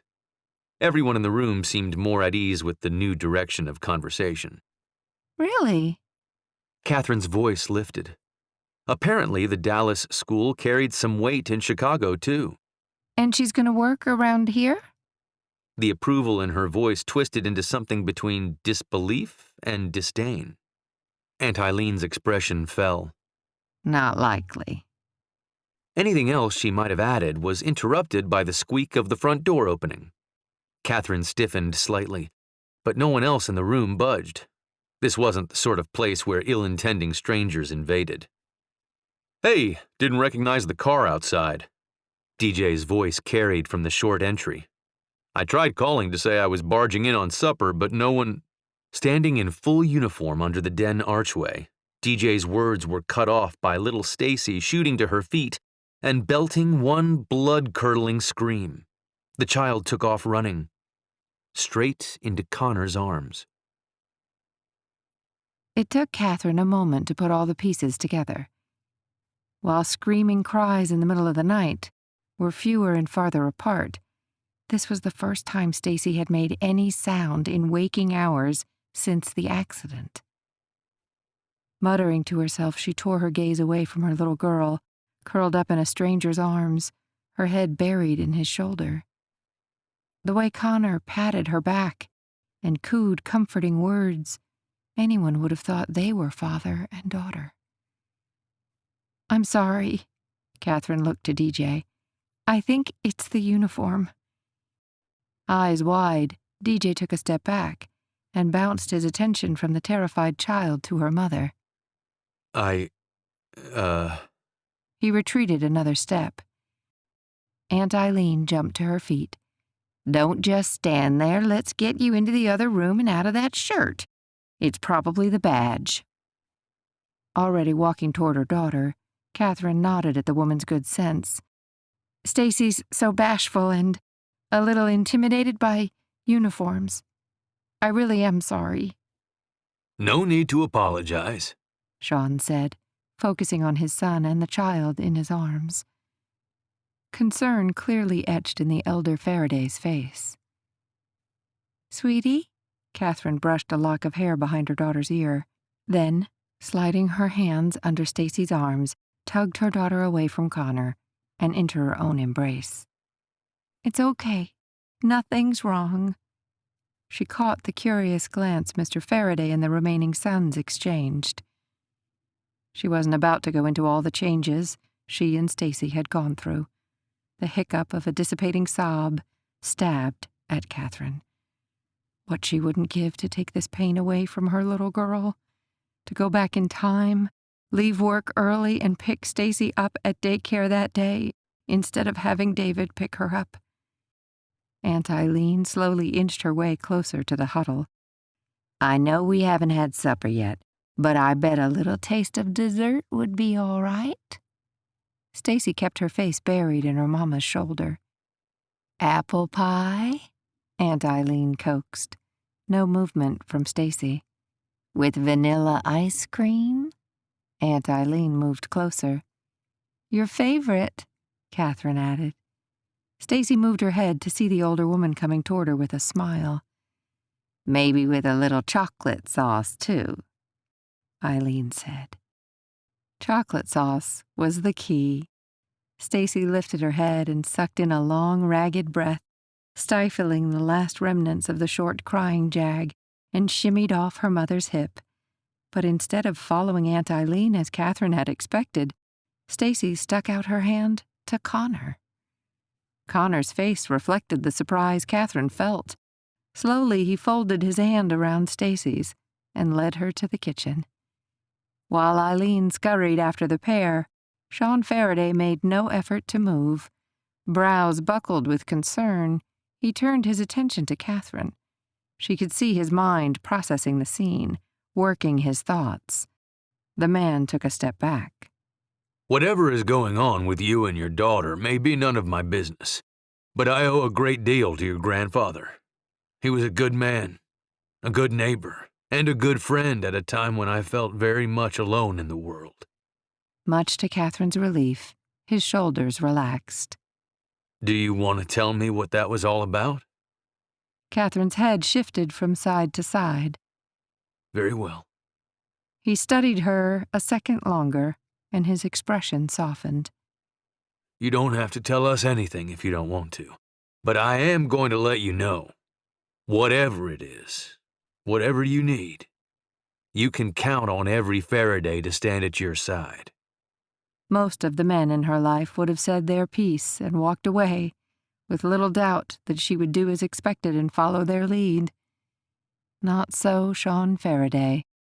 The man stood in front of her, waiting for some response. All she could muster was a gentle nod. Had he told her to suck it up and get with the program, she might have known what to say, but she had no idea how to respond to such gentle strength. She had to wonder, what would her life have been like if she'd grown up in her grandfather's world, or had a man like Sean Faraday for a father? Chapter 8. Maybe this was all a dream. Or perhaps Connor had fallen down some crazy-ass rabbit hole like Alice in Wonderland. 2 weeks ago, he worked an oil rig, banked 6 figures a year, and was well on his way to cutting a deal for a place to start his own stable. Nowhere in that plan did having his heart stolen by a troubled little girl come into play. "Do you like it?" Aunt Eileen asked the little girl. Spoon in hand and lips covered in dribbles of apples, cream, and chocolate sauce, Stacy blinked up at Eileen. Not a nod or even a smile, but somehow every adult in the room knew the child had responded in the affirmative. Pulling supper from the oven, Aunt Eileen set the large pan to the side and looked to Connor. "You better go see what happened to your father and brothers. We're just about ready to sit down to the table. May I help? Catherine asked. I've got a pitcher of sweet tea in the fridge, if you'll get that, please. Catherine pushed to her feet, and Connor turned to do as his aunt had asked. In his father's office, DJ sat at the computer. Finn and his father stood on either side of him, leaning over his shoulders. Whoever you're chatting with, tell her good night. Supper's about to go on the table. It's not a her. DJ looked up. Not exactly. The expression on his brother's face gave Connor pause. DJ pointed to the screen. I'm sorry, but there's bashful. There's teaching a child to be aware of strangers. And then there's something very damn wrong. I thought I should see what I could find out about the Hammonds. Always the policeman. Connor sucked in a breath and crossed the room. Lots of kids are afraid of uniforms. Not like that, his father added. Stacy's reaction had rattled him. I thought you're not supposed to use police databases for personal interest. DJ glared at Connor. Google. Sliding in between his two brothers, Connor scanned the information on the screens. Several different pieces on Catherine, her father's law firm, and a David P. Hammond, Jr., the partner's son and Catherine's husband. Upon clicking further, a news article detailed the single-driver crash that killed the man. Taking control of the mouse, Connor scrolled quickly. The mangled car wrapped around a tree gave little hope for the survival of any passenger. What was left of the driver's side of the car appeared to be squeezed onto the passenger side. Scrolling some more, he came across the photo that no doubt had everyone so engrossed in the data. A policeman holding a young child. Stacy. Her arms outstretched, her face warped with emotion, much like tonight. She appeared to be screaming bloody murder. Holy shit, Connor muttered. No wonder she freaked when she saw you. In the dimly lit hall, tan pants, dark shirt, bright and shiny badge, similar build and coloring to that poor guy just trying to do his job. Says Stacy was alone in the car with her father. Biting down on his back teeth, DJ swallowed hard. No matter how you spin it, some days being a first responder really sucks. A little further down, a different article showed another picture of Stacy taken what must have been not long after the first photo, this time held by an EMT and clutching the familiar stuffed dog. She was calmer. Do you think Stacy has always been withdrawn, or do you think she's that way because of this? Muscles in DJ's jaw flexed before he moved his mouth to speak. I'm no psychologist, but based on her response to my uniform, I'd say she has pediatric traumatic stress disorder. Big time. I didn't know there was such a thing. Finn stepped back from the huddle. How long ago? Connor searched the screen for a date. Nearly 2 years, DJ provided. Just like men. Aunt Eileen appeared in the doorway. I swear it's genetic. Give y'all a cave and you don't come out till spring. Supper's on the table. Move it. She paused an extra moment, scanning faces from left to right, raised one brow, dipped her chin, and clapped her hands. Later. Supper's getting cold. Supper wasn't the only thing chilled about now. Connor's blood was running cold. What are your plans after your grandfather's funeral? Aunt Eileen asked, taking a last bite of apple pie. Honestly, I'm not sure. I've only thought as far as getting through the service. Catherine wrapped her fingers around her empty tea mug. For as long as Connor could remember, gathering around the dinner table was a sacred thing. Not until every single person had finished the last morsel on their plates could the group disband. Tonight he thought Aunt Eileen had been playing the Queen of England, toying with her food, keeping everyone in place. I need to go through the house, Catherine continued. I suppose I was hoping I might find some of my mother's things. Fork dangled in midair. Aunt Eileen's eyes lifted to meet Catherine's.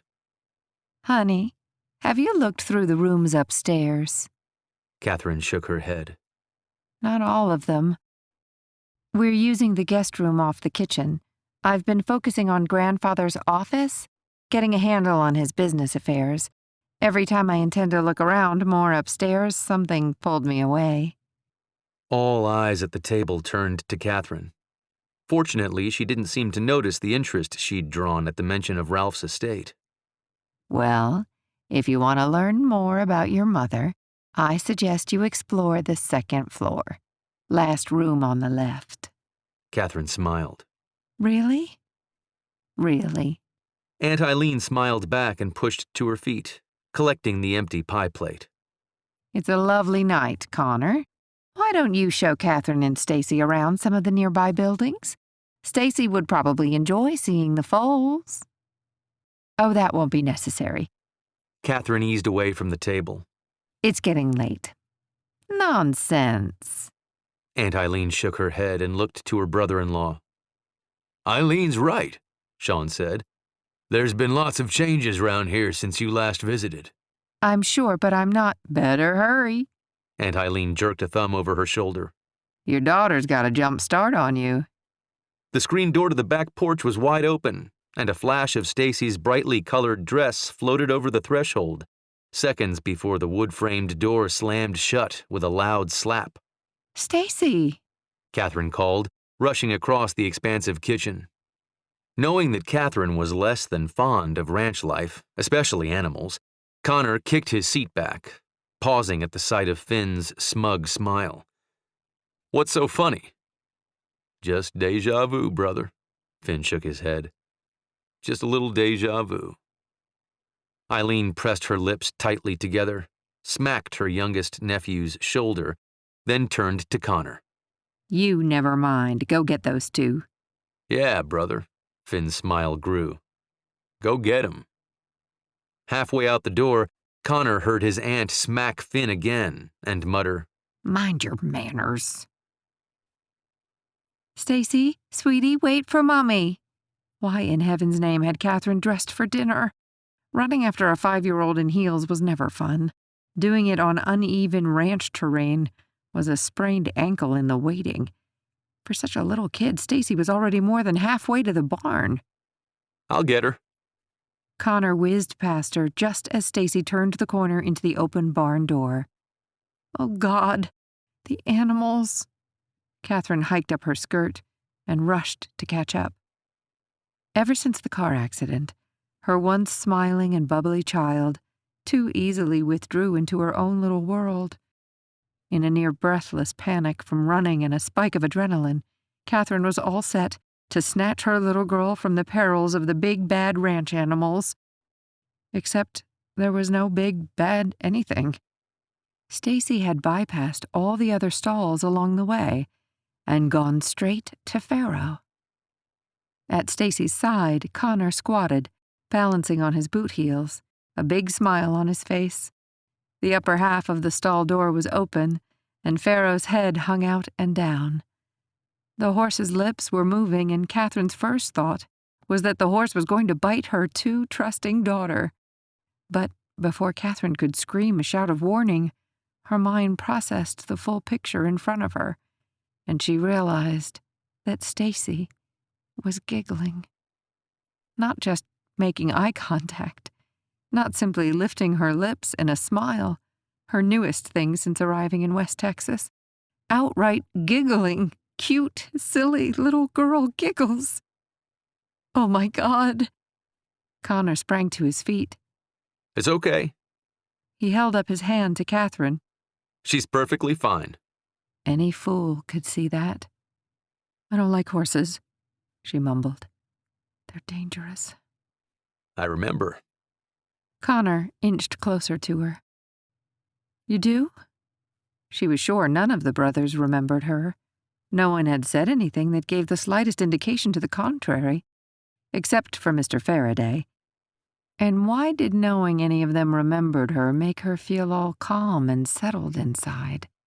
I do. His head bobbed.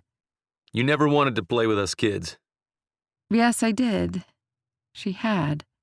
But the boys always wanted to do scary things like race ponies or tie ribbons on calf tails, and not fake calves like pin the tail on the donkey, the real ones that were squalling and running and kicking. Connor shrugged. I'm afraid I mostly remember seeing your back storming away and going home.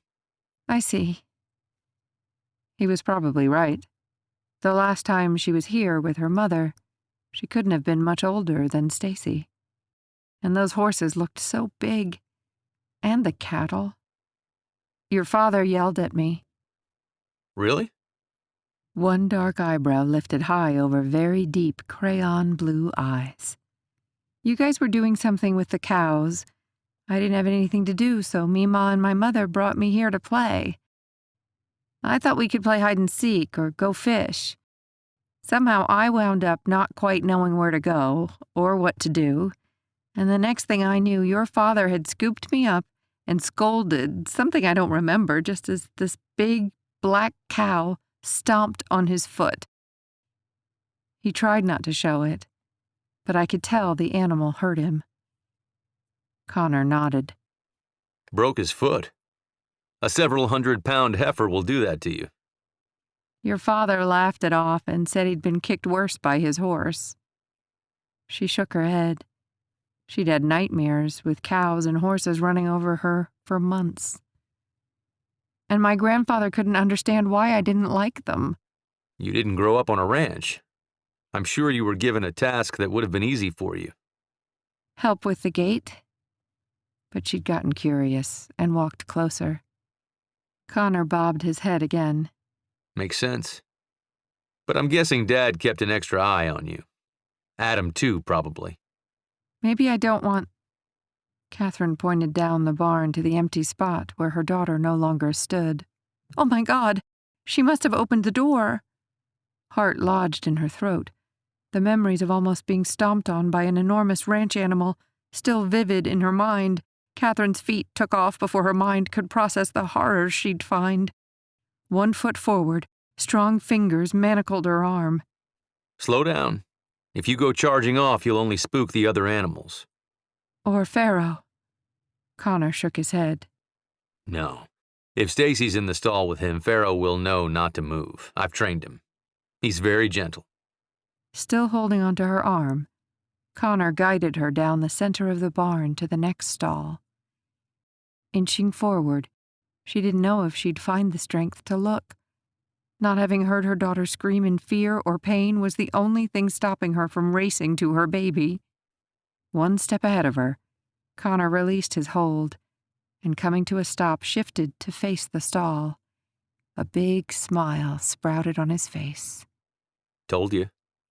Peering into the enclosed space, her mouth actually fell open, then snapped shut.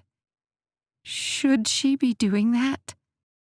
Connor hefted an indifferent shoulder. Never met a good cow horse who didn't like to be brushed. Cow horse? Horses bred and trained to work with cattle. We can drop a rope to the ground to deal with a calf or cow and he won't move. That's called ground tie. If we're roping cattle and need the horse to give us slack or back up and add tension, a cow horse does exactly what's needed. Oh, but Stacy... It's fine.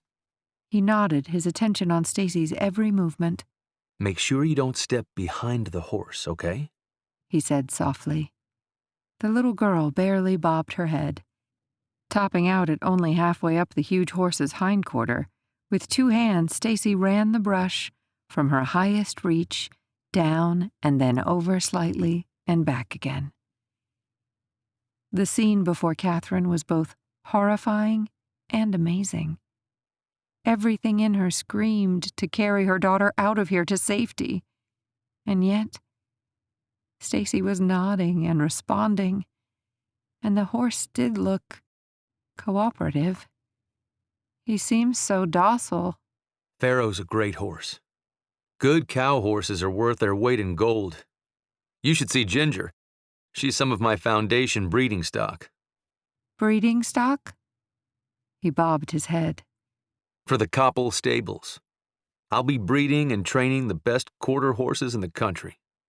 She glanced back to make sure her daughter wasn't annoying the horse, then, still unsure of how to deal with the sight before her, looked back to Connor. Sounds ambitious. Not really. I've always loved horses. The Marines wasn't for me. I've been working for my own stables for years. Buying my own stock was the beginning. As a matter of fact, But I thought you worked the ranch with your brothers.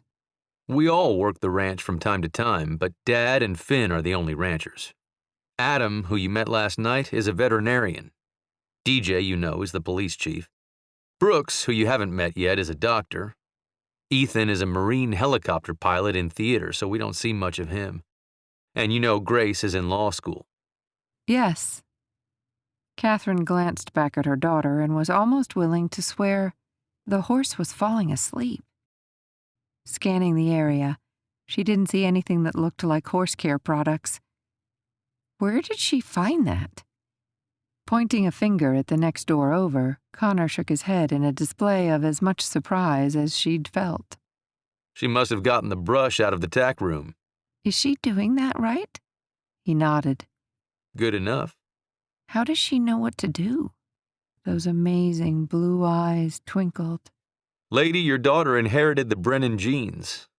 Like it or not, Stacy is a natural horsewoman. A soft sound reached her ears. She's humming. Actually humming. She's happy.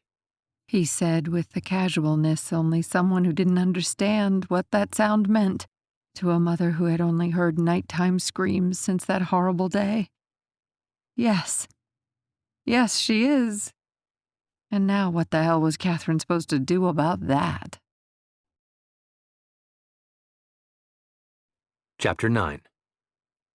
The only way Connor and Catherine could get Stacy to leave the barn was to promise the little girl she could come back for a visit. For a second, Connor had seen an open door to discuss buying Old Man Brennan's property, but the conversation had veered off again and it hadn't felt right bringing it back around. The last thing he wanted was for Catherine to confuse his concern for Stacy with his desire for her grandfather's land. Every time Connor looked at Stacy happily grinning at Pharaoh, his mind drifted to the horrible newspaper picture of her crying her heart out. If the thought gave him a sharp pain dead center of his chest, he couldn't fathom what Catherine had to feel. And from every overprotective reaction she had this evening to her daughter and ranch life, he couldn't think of a single reason why Catherine would want to stay in this part of the country. Why she wouldn't agree to sell the ranch. And why not to him, once he secured the financing. After the two had left, Aunt Eileen and Finn called it an early night. Connor had gone back to the barn and taken Pharaoh a fresh apple, and then given one to Ginger, too. Normally, on a quiet night, his thoughts would be full of plans for Copple Stables, homage to his Irish heritage. Coming up with the name itself had taken up too many conversations, batting ideas back and forth until one day, totally fed up with the horse talk, Finn said, "Just name the thing Horse Stables." The corner of his Aunt Eileen's lips had turned up. "Copple," she'd said. Then his dad shook his head and said, "Not one, many. Copple." Just like that, his stables had found its name. From then on, every quiet night had been spent mapping out the perfect layout for Copple. When the idea had taken root to buy up the neighbor's property, plans came to mind on how to update and expand the barn, where to have the paddock, arena, hay storage, manure piles, anything and everything from pitchforks to fencing had been planned on nights like this. Most people would have gotten started on the house. The few times he'd set foot inside, Connor had always felt like he'd walked into an episode of a 70s TV show, and for now, that was fine with him. This deal was all about the horses. The Copple Stables would have the best horse facilities in Texas. His dream was so close he could feel the thrill of it all deep in his bones, and yet tonight, even in the stalls with his best four-footed friends, his mind had been cluttered not with trailers, tractors, and feed, but with thoughts of Catherine. Every time shock and fear flashed in her eyes, he'd wanted to pull her into his arms and brush away the worry. Even when her eyes shone with wonder over her daughter and her new friend, he'd wanted to pull Catherine into his side and share the pleasure, neither of which was a good idea. The woman had been through enough the past couple of years. The last thing she needed was for someone like him to be prowling around her panties. and that had to be all it was. The caveman needs to protect and possess. There was no way he'd let himself consider it was anything more. The two of them were most definitely oil and water. And he wasn't going to get anywhere out here spinning his wheels. The alarm clock rang early at the Farraday ranch. Even so, en route to the house, his gaze darted left toward the Brennan property. Not that he could see the house or any sign of life beyond the fence line, but he looked nonetheless and reminded himself he and Catherine were nothing if not oil and water. Taking a seat on the edge of the overstuffed sofa, Connor rested his forearms on his knees and blew out an exasperated sigh. She was spooked by the cows. I know.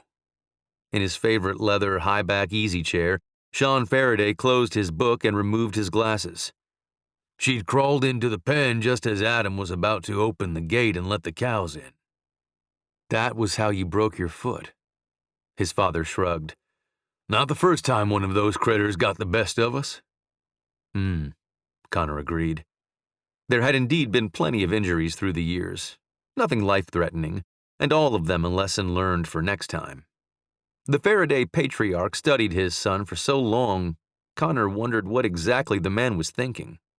What did he want to say to him? It had been a very long time since the two had shared time alone together. Hell, in a house with 7 children, peace and quiet were precious commodities. She's nice, isn't she? Sean's words invaded Connor's thoughts. Catherine, he clarified. For a city girl. And she was a city girl. No country woman would show up to dinner in the outfit she had on. Oil and water. Not that there was anything wrong with dressing up on occasion, but you did good with the little girl, too, his father added. Connor shrugged. It was one hell of a surprise when Stacy wound up in my arms, but a soft word and a gentle touch works on a filly or a female equally well. That it does, Sean nodded. I hoped I would find these. Aunt Eileen came down the stairs, her arms fully loaded. I'm not sure what size Stacy is, but one of these should be about right.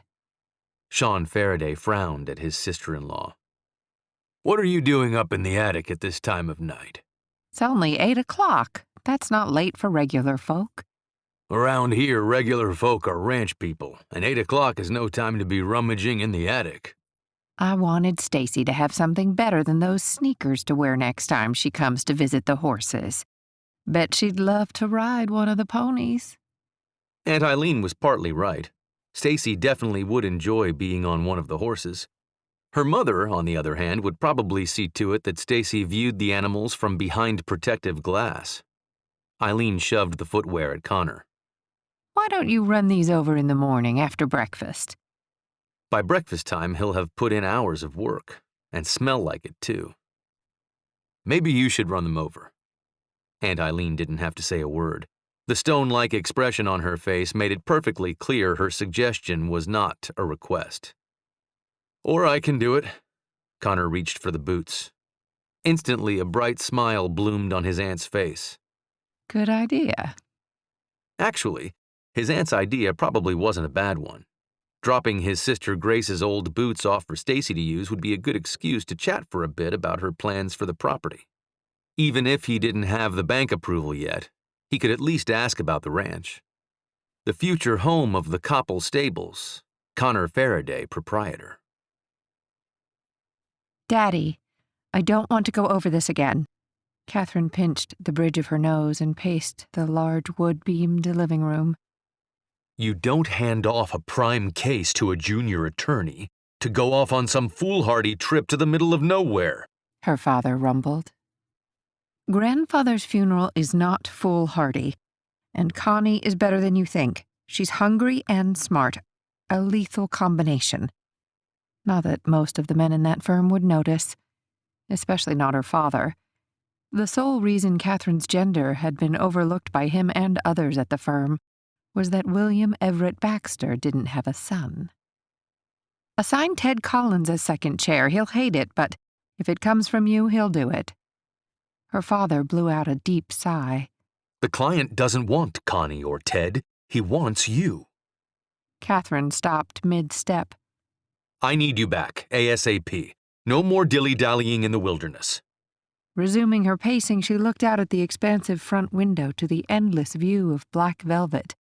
No streetlights, no neon signs, no honking horns. Stacy seems to like it here. She'll like anywhere you take her. She's 4. 5. Fine, 5. Connie and Susan will continue the prep for depositions. I'm going to tell the client you will be here day after tomorrow. The funeral is Sunday, so the ranch families can attend. Catherine. Sunday, Daddy. Fine. I'll tell the client you'll be ready to meet with him Monday. I couldn't possibly. Tuesday morning. That should be more than enough time to tie up whatever business you feel you need to do and come back where you belong, where you've always belonged. Yes, Daddy. Good night. See you Tuesday. Tuesday. The call ended and Catherine did her best to ignore the sour churning in her stomach. She never should have answered the phone. What had she expected? Her father to give an understanding speech a la Sean Farraday?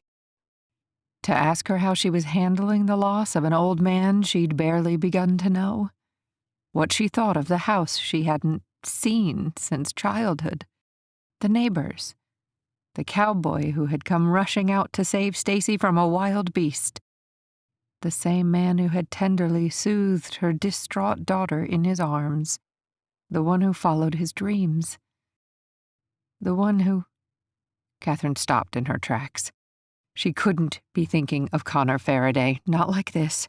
Not now. He was a good-looking, nice guy. There were probably plenty of those in this part of the country. Hell, the Farraday house alone seemed to have an overabundant supply of handsome hunks. But she'd met some of them already, and DJ and Adam weren't the ones who in only 2 days had made themselves at home in her thoughts. She hadn't come here to meet a man. She didn't need to meet a man. She didn't want to meet a man. But every instinct she had told her Connor Farraday was no ordinary man. Stacy's mother isn't going to let her do anything more than wave at the barn animals from a distance, and you know it. Sean Farraday stood up from the table. Whatever it is you've got on your mind, forget about it. This is one newcomer who isn't going to be staying on. Have I said a word about that? A few months ago, Eileen might have agreed with her late sister's husband, but after watching 2 city girls wander into town and fall in love with her nephews, she wasn't quite as skeptical as Sean. You don't have to. Sean walked up to his sister-in-law and, standing beside her, rested one hand on her shoulder. It was a familiar gesture, one he'd used regularly over the last 20-plus years to show his support and concern. I want all the boys to be happy, too, but not every new woman who comes to town is meant to be a Farraday. I know that. And she did. But she'd seen Connor with women and children enough times to know the way he responded to Stacy was not a simple adult reaction. The way he stared at her mama when he thought no one was looking wasn't the way he looked at his sister or favorite aunt either. There was something sparking between the two, whether they knew it or not. All they needed was a little more time. I wonder if Catherine plays poker. Chapter 10. Normally, Connor would never shower in the middle of the morning. Washing up always came at the end of the workday, but he just couldn't bring himself to go knocking on Catherine's door smelling like he'd just spent 3 hours with a herd of cattle, even if he had indeed done just that. Parking old Ruby in the front drive, he tossed his hat on the passenger seat and grabbed the bag loaded with his sister's childhood boots. By the time he'd come in for breakfast this morning, Aunt Eileen had rounded up a few more pairs. He'd made a mental note that if he ever had children, he would donate this sort of stuff rather than store a flea market in the attic for decades. Stacy must have been near the front window because he'd not made it past the first step when the front door swung open, and the little girl, still in footed pajamas and dangling the stuffed dog at her side by its floppy ear, stood staring at him. In only a few days, he'd come to recognize the gleam in her eyes as happy or distraught, and he was delighted to see a hint of pleasure at his appearance and equally disappointed not to have been gifted with a smile. Something he'd come to understand was indeed a gift. "How's everyone this morning?" he asked, stopping in front of Stacy. Rather than respond, she lifted the floppy-eared, stuffed toy against her chest, turned her back to him, and marched back inside. He supposed that was the closest thing to an invitation to come in he'd get. In the living room, she stood in front of the old 25-inch TV, half watching a cartoon program with dinosaurs and trains, and half watching him. "Where's your mama?" Even though he'd asked, he hadn't really expected a response, so he was a bit surprised when her free arm shot up, pointing to the top of the stairs. "Thank you, Miss Stacy." In a playful mood, he bowed at the waist like a British butler and was rewarded with a bright awareness in her gaze. He liked that. A lot. Gently mussing her hair with a pat, he took the stairs 2 at a time, calling out Catherine's name midway up. The last thing he needed was to startle the crap out of her and find himself full of buckshot. Not that a city girl would know what to do with one of Ralph's old shotguns. Not hearing a word, he called out again. "Catherine? It's Connor from next door." Carefully, he inched his way down the hall, still carrying the bag of boots, a bit uneasy that she hadn't responded.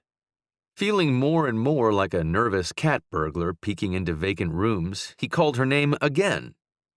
Still no response, but this time he thought he heard sound coming from the end of the hall.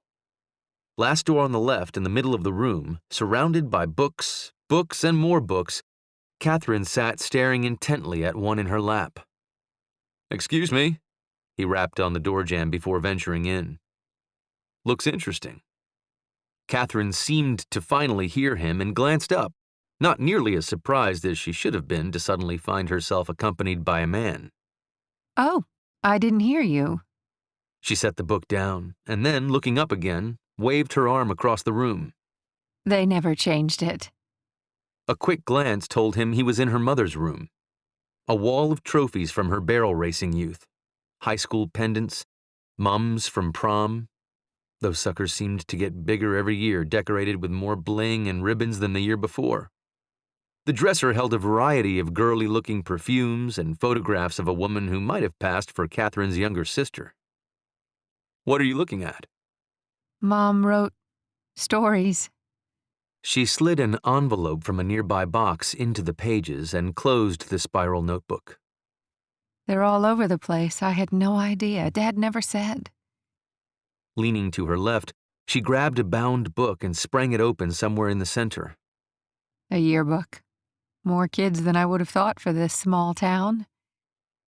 Lots of ranch families homeschool for the younger years, but by high school, the buses go all over the county picking kids up. Probably wasn't much different then. Catherine handed it off to him. "She's all over that thing. If there was a club, she was in it. If there was a blue ribbon, she won it." Flipping pages, Connor noticed one more thing.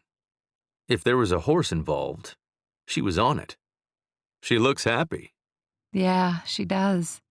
Catherine brushed the remaining yearbooks and spiral notebooks and shoeboxes aside and pushed to her feet.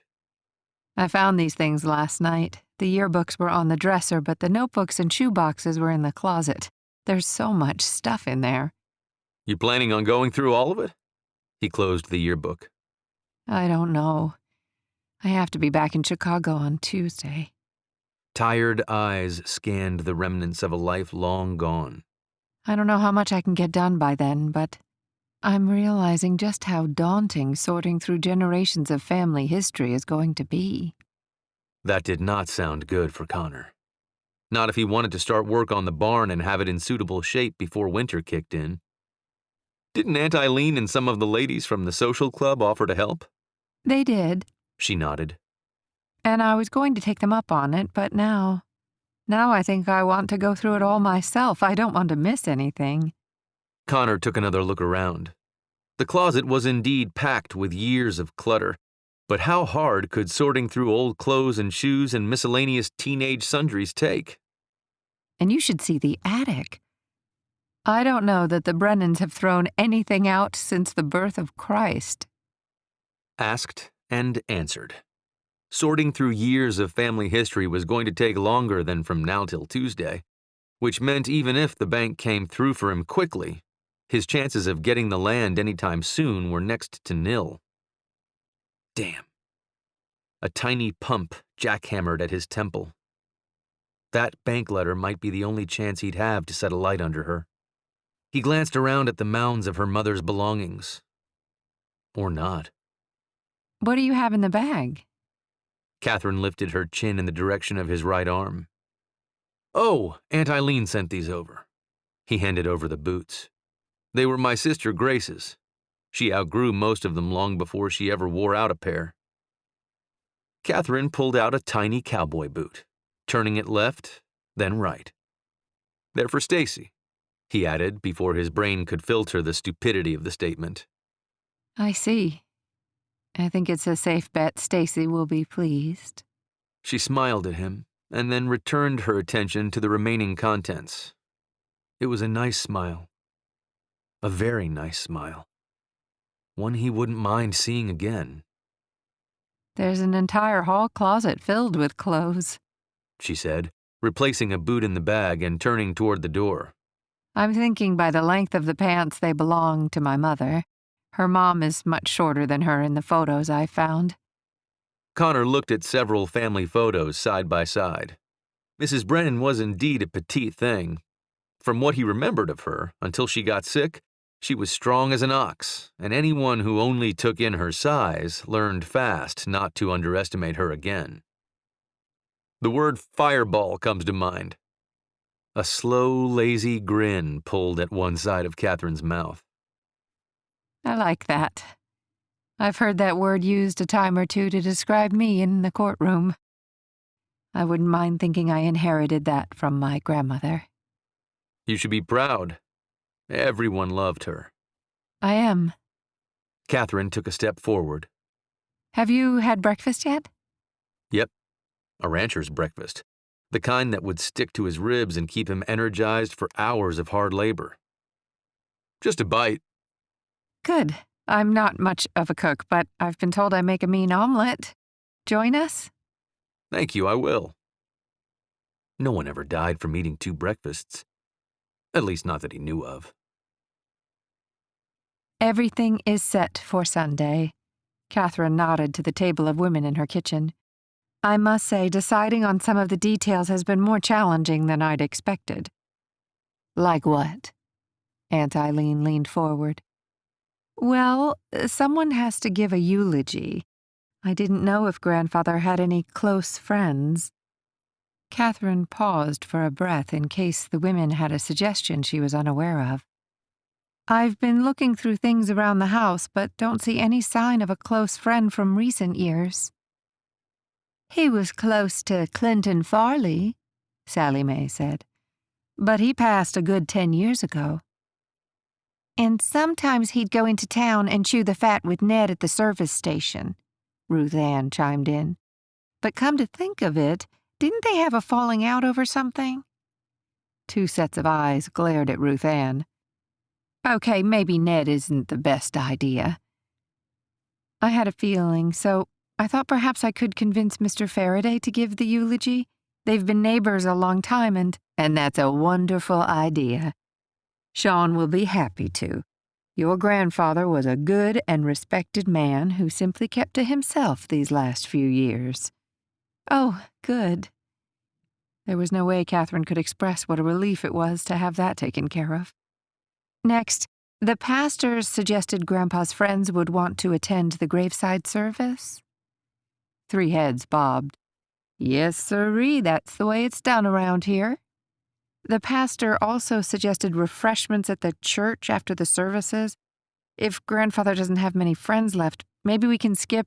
This time, 3 heads shook in unison with parade precision.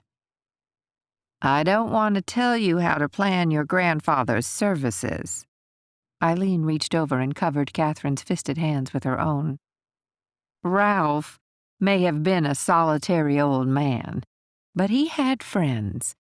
Don't you think for 1 minute he wasn't loved by every neighbor and every town person he crossed paths with. His funeral is going to bring a full house. Oh. That wasn't exactly what she'd expected to hear. Her gaze shifted immediately around the old country kitchen. And don't you worry about the food either, Sally Mae said. That's right, Ruth Ann added. The Tucker's Bluff Ladies' Afternoon Social Club will take care of that. Is there anything else you need from us? Well, she looked over at Stacy on the living room floor, folded over the coffee table, using every single color crayon in the huge box that Eileen had brought over. Catherine could see hours of entertainment in store for her little girl. I suppose I do need to sort through clothes, see if anything can be useful to anyone? You bet. Sally Mae was the first to her feet. There's lots of families in this county who need a helping hand. And lots more with a way with needle and thread to make secondhand look store-bought new. Ruth Ann moved beside her friend. You bring the boxes? Sally Mae grinned from ear to ear at Catherine. Just in case. I may have said something. Eileen lightly placed her hand on Catherine's arm. We are ready to work if you want the help. Catherine looked at all the women in the room, ready to roll up their sleeves at her okay, the antithesis of the corporate legal world where backstabbing was commonplace and emotional Kevlar was the dress of the day. What an interesting place her mother had left behind. Thank you, ladies. I'd like that. Chapter 11. What in the world?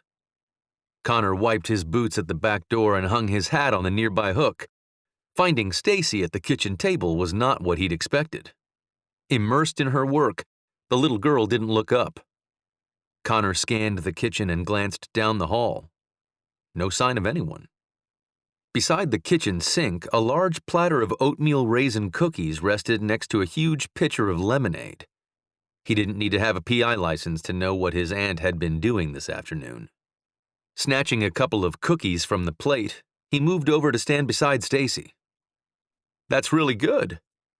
With an open box of crayons and stacks of blank paper nearby, she worked on a darn impressive picture of the Appaloosa Adam usually rode when on the ranch. He glanced at some of the other pictures she'd drawn. All horses. Some with grass at their feet, some with a house in the background. From underneath one of the pictures, she pulled out a sheet of paper and handed it to him. Pharaoh. I think this is my favorite. He smiled down at her. Oh, good, you're back early. Aunt Eileen dropped a basketful of clothing on the table. I found some more of Grace's things. Where's Catherine? Connor asked. She's gone into town with Sally Mae and Ruth Ann. By lunchtime, we'd sorted through all of Ralph and Marjorie's clothes in the master bedroom and even made it through the downstairs linen closet. Anything that didn't look like a family heirloom went into the donation box. Connor nodded and waited.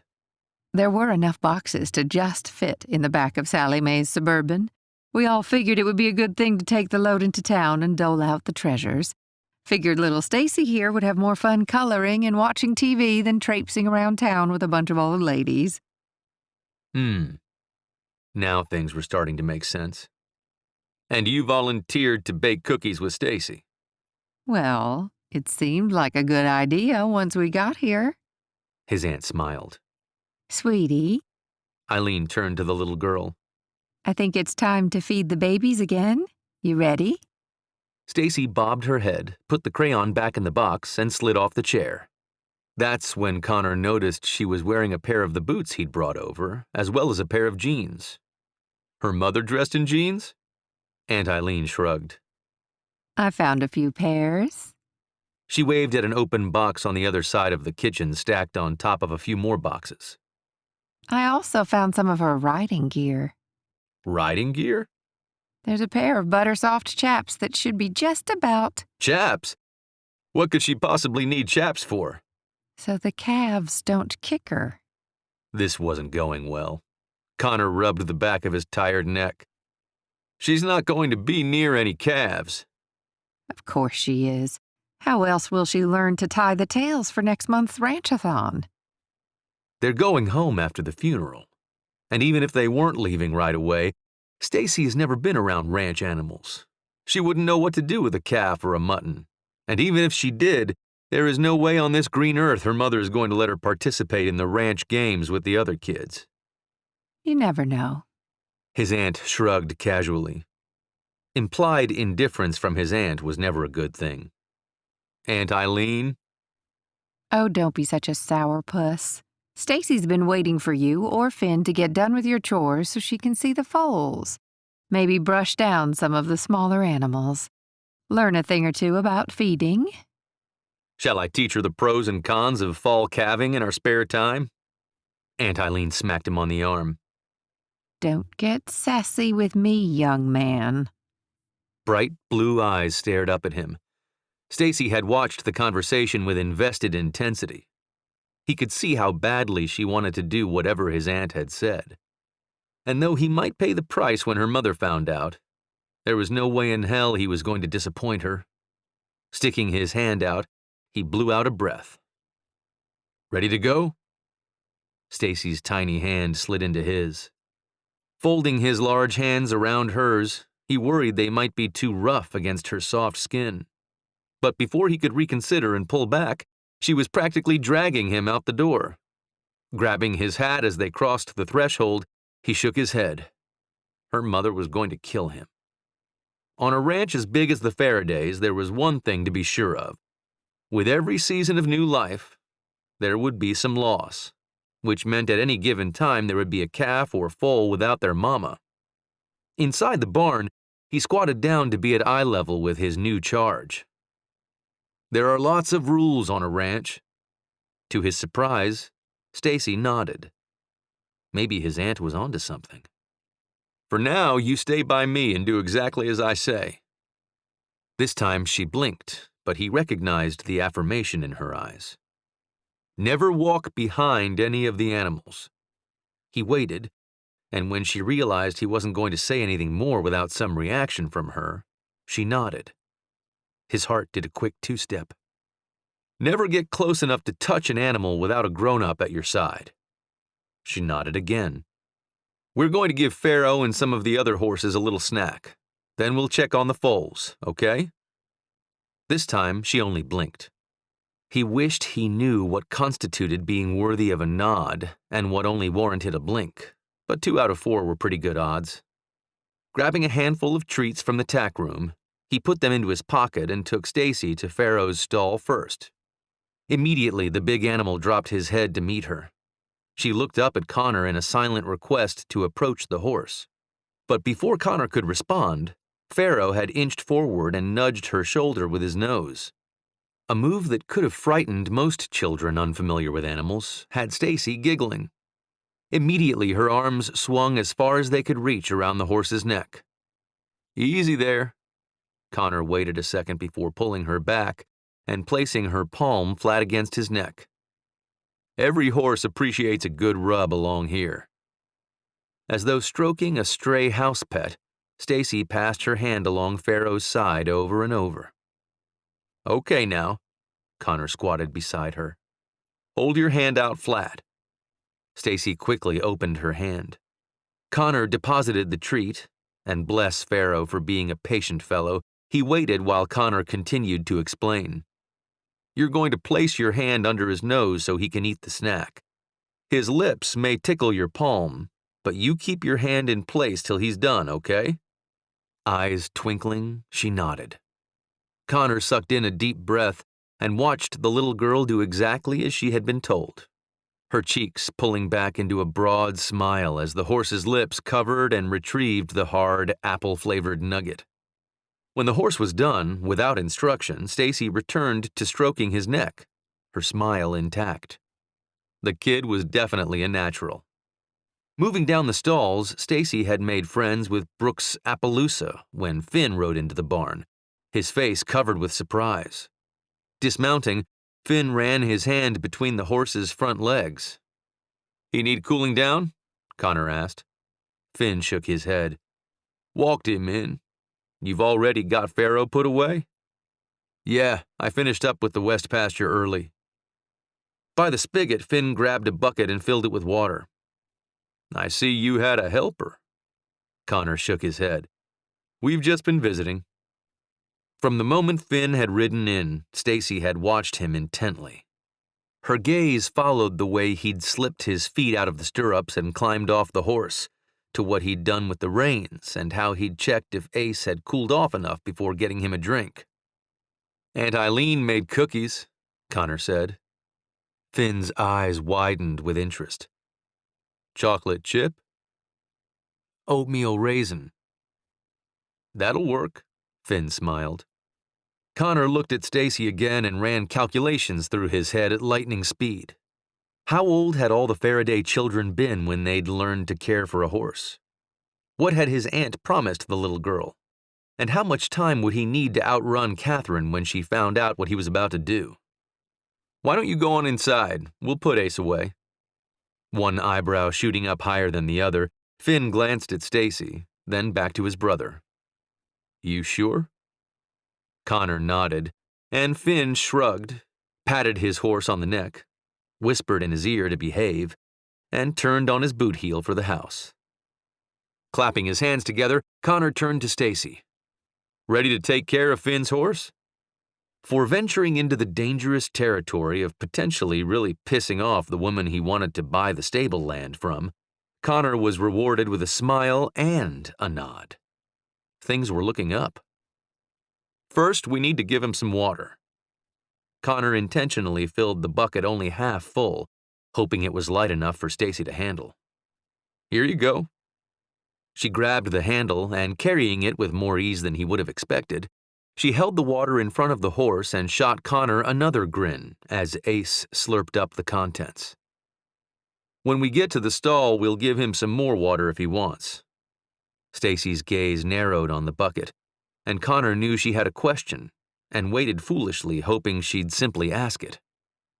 If you give him too much water right away, he'll get colic, a really painful, upset gut. The little girl's eyes cleared with understanding.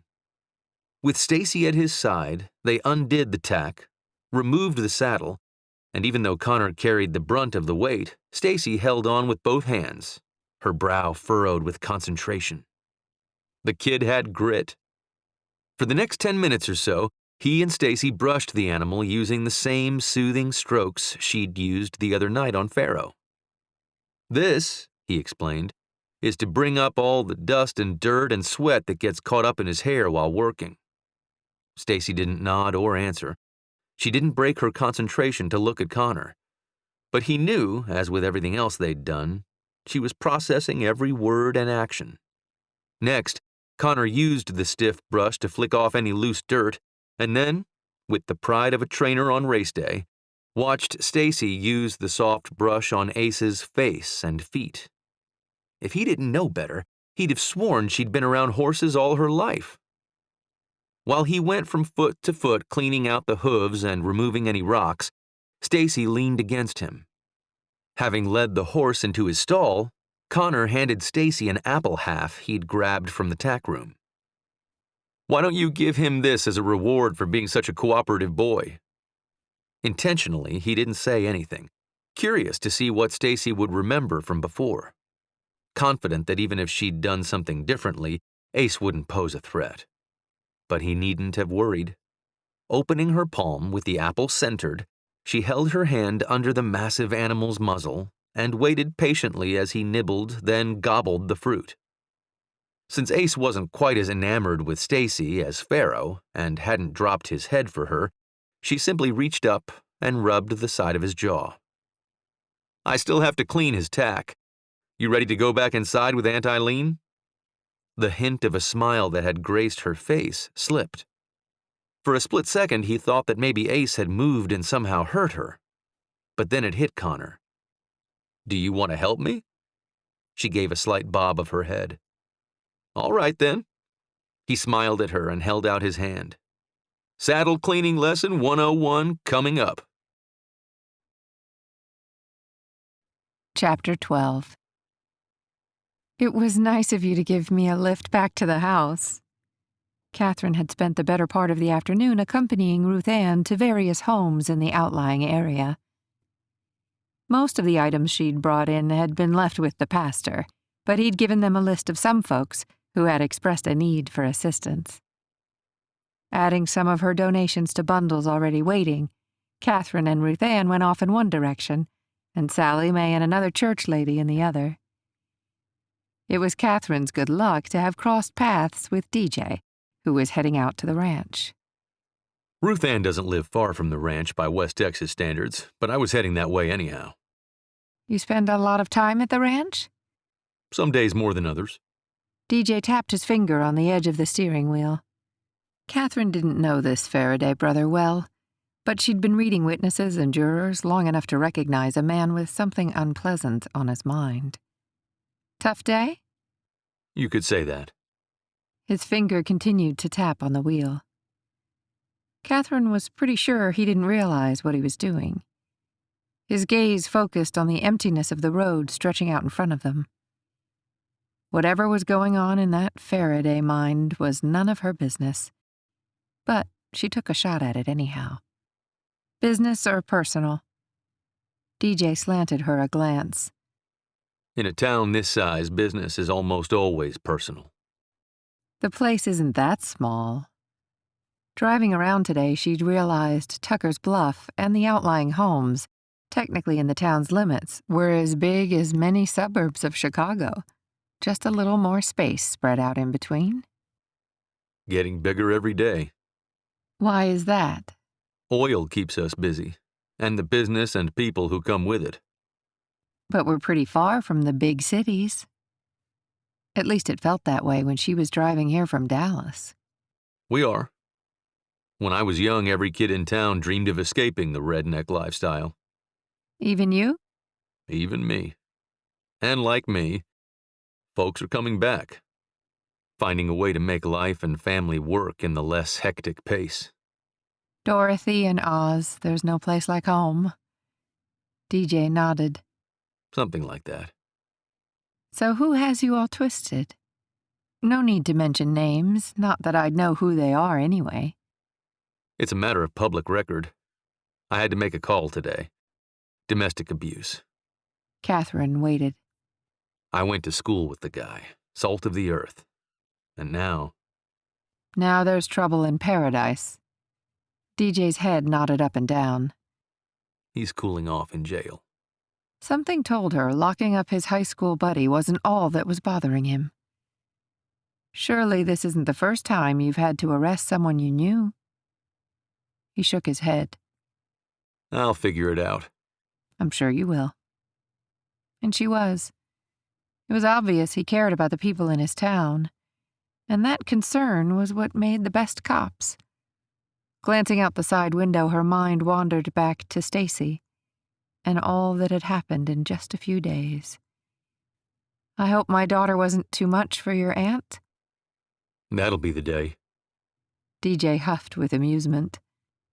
She was pleased to see this Farraday brother smile. Why is that? There isn't a kid in this county my aunt can't handle, and Stacy leans heavily on the nice kid scale. There won't be a problem. I predict Aunt Eileen is either baking up a storm or dressing up for a tea party. She did lots of tea parties with you boys, did she? Catherine swallowed a smile. Hardly. DJ shook his head again, still smiling. I suppose she went a bit overboard with Grace to offset all the testosterone running around the house. So what you're telling me is expect her to spoil my girl. His chin dipped. Something like that. Talk about non-committal. She was starting to think something like that was on his top 10 hit parade of phrases. And she hoped deep down inside that maybe Aunt Eileen could reach Stacy in a way no one else had. Except maybe for Connor's horse or that strange dog. Don't you look pretty as a picture?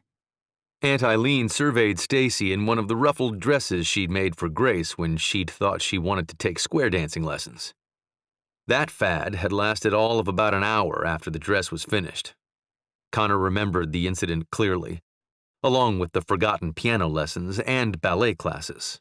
The only thing that stuck was horses, Probably genetic. Stacy twirled, lifting the skirt in a wide circle, and then sidled up beside Connor's aunt at the kitchen sink. You ever peel potatoes? Stacy's head shifted a fraction left, then right.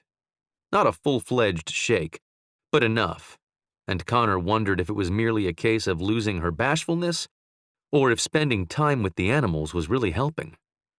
Or maybe he was overthinking a problem that was none of his business. Aunt Eileen handed over a potato, pulled up a chair to the sink, and, setting Stacy on top of it, stood behind the eager little girl, arms around her, like a puppeteer with her marionette to show how to maneuver the small kitchen gadget. "Anybody home?" DJ's voice came from the front of the house. Since when did any of the brothers announce themselves? The Farraday house might as well have had a revolving door for friends and family who always, without fail, wound up in the kitchen. Connor was just about to open his mouth and shout to his brother when Catherine appeared. I caught a ride with the police chief. Catherine flashed an impish grin. A few steps behind her, DJ came into view, sans a badge or belt that usually holstered his gun, his uniform shirt untucked and mostly unbuttoned. In all the times Connor had seen his brother in uniform, as a Marine, a Dallas cop, or Tucker's Bluff police chief, never had DJ looked so sloppy. It made Connor smile. None of the Farraday men might know much about little girls, but they cared enough to break any rule rather than frighten one again. The moment Aunt Eileen laid eyes on DJ, the big smile on her face fell. Connor took a second look. Other than the untucked shirt, nothing out of the ordinary jumped at him. DJ wore the same stone-faced expression he always did. Then again, growing up, the kids often wondered if Aunt Eileen had inherited some Irish fairy power and could read minds. Lord knew if ever they tried to skirt the truth, she called them on it.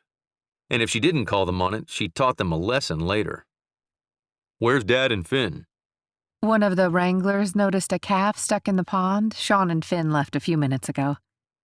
Focused on her potato, Stacy didn't even turn around to acknowledge her mother, not even when Catherine sidled up beside her and gave her a peck on the top of the head. Did you have a good day, baby? Catherine asked. Stacy bobbed her head once without looking up, and Catherine's eyes grew round as the full moon outside. Then her head whipped in Aunt Eileen's direction, her gaze flying from the older woman to Connor and back to her daughter. So maybe it was more than just a case of Stacy being bashful around strangers. And maybe Aunt Eileen had been dead right about the horses. Supper's almost ready. Have you eaten yet? His aunt asked Catherine. The still stunned mother shook her head, but kept her gaze on her daughter. Good. Then you'll stay. Catherine nodded, slowly stepped away from Stacy, and looked up at Eileen. Anything I can help with? Nope. Stacy and I have everything under control. Why don't you and the boys go sit a spell? I've got some blueberry lemonade I'll bring in. Connor set his hand along the small of Catherine's back and nudged her into the other room, her gaze occasionally drifting over her shoulder to her daughter happily peeling an enormous stack of potatoes. By the time everyone had taken a seat, Aunt Eileen entered the room with a tray of glasses. Here we are. She set the tray on the handcrafted square coffee table in the middle of the room, then, taking a quick peek at Stacy, looked to DJ. What happened? DJ pinched the bridge of his nose. Jake Thomas went for Charlotte's throat in the middle of the silver spurs. Aunt Eileen's slender fingers lifted to cover her surprise. Is she okay? DJ nodded. Half the town sprang into action. He's sitting in my jail as we speak. And Charlotte? I left her with Brooks. She seems more shaken up than anything. We'll probably have some bruising. The thing is, it took Adam, Bert, and Frank to pull Jake off of her. From eyewitness reports, if I didn't know Jake, I'd swear the guy they described was high on some heavy-duty drugs. Connor knew what his brother was referring to. Some drugs made men and women crazy strong. On leave in South Florida, he'd seen a woman high on Flocka kick out the rear window of a squad car. Crazy. Brooks drew a blood sample, sent it off for testing. I'll know in a day or two, but I can't believe it. You know, at the cafe yesterday, I heard that it's not just his wife he's angry at. DJ dropped his hand to his side and faced his aunt. What did you hear? Bert Larson said he'd tore into Jim Brady, and Mrs. Peabody said something happened with Tess Rankin. What can make a man change like that? Well, at least this time I can hold Jake in custody without needing Charlotte to press charges. But no one needed to finish DJ's sentence. Locking Jake up might stop the abuse for now, but it wouldn't fix a broken family. Especially if what Connor had heard from his brothers was true, and Charlotte Thomas continued to defend her husband. Maybe I can be of some help? Catherine set her lemonade on a side table. I've done some pro bono work for a shelter in Chicago. If anyone thinks it would do any good, I'd be glad to talk to the wife. That's very kind of you, but I'm not sure it will do much good at this point. DJ shifted forward. I've been trying to talk some sense into her, but she's stubborn. The other officers and I have been doing extra patrols on the Thomas Street, stopping into the feed store more often. Even Adam has tried to invite Jake out, talk some sense into him, convince him to get some help. And no one is getting anywhere, Catherine added. It's a sorry mess. I'd better get back to my helper in the kitchen. Eileen stepped away and paused. 25 years in this town, and we've never had this happen before. I don't know what to do. Not expecting an answer, she plastered on a smile for Stacy and hurried back to the kitchen and her impromptu cooking lesson. 13. It was really sweet of you to carry her in like this, Catherine whispered as she held the door open for Connor. Spending the day at the Faradays had worn Stacy out. When time to leave had finally rolled around, Stacy had ignored her mother until Catherine promised that she could visit again tomorrow. Once they'd all climbed into Connor's old truck, he'd barely turned the ignition on when exhaustion won out and Stacy nodded off to sleep. No problem. Which way? Connor paused at the door and shifted Stacy onto his shoulder with the practiced ease of a loving father. Immediately, she'd curled into him, her fingers searching and settling against his neck. The sight stole Catherine's breath. We're sleeping in here. Leading the way to the downstairs guest room off the kitchen, Catherine glanced over her shoulder, memorizing the image of her daughter, safely tucked into Connor's shoulder. Whipping the sheets back on the large bed she and Stacy shared, she eased away, making room for Connor to set the girl down. The second her head touched the pillow, she rolled onto her side and curled into the mattress. Catherine removed her socks and shoes under Connor's watchful eye and avoided the risk of waking up Stacy with any attempt at putting on her pajamas. Softly, Catherine closed the door behind them and waved Connor into the main room. I hope she sleeps through the night again. Doesn't like a strange bed? Connor paused beside her.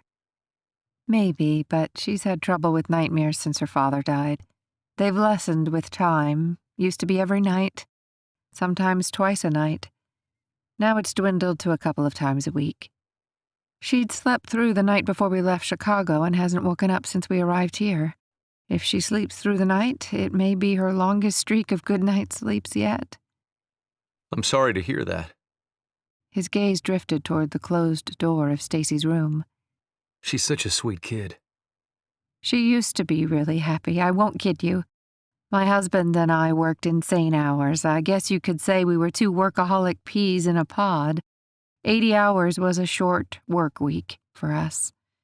Most of Stacy's waking hours were spent with a nanny. There were days we didn't see her at all, but she was a happy girl. Connor turned his attention back to Catherine, but to her surprise, his gaze didn't hold judgment or contempt. More like curiosity or perhaps understanding.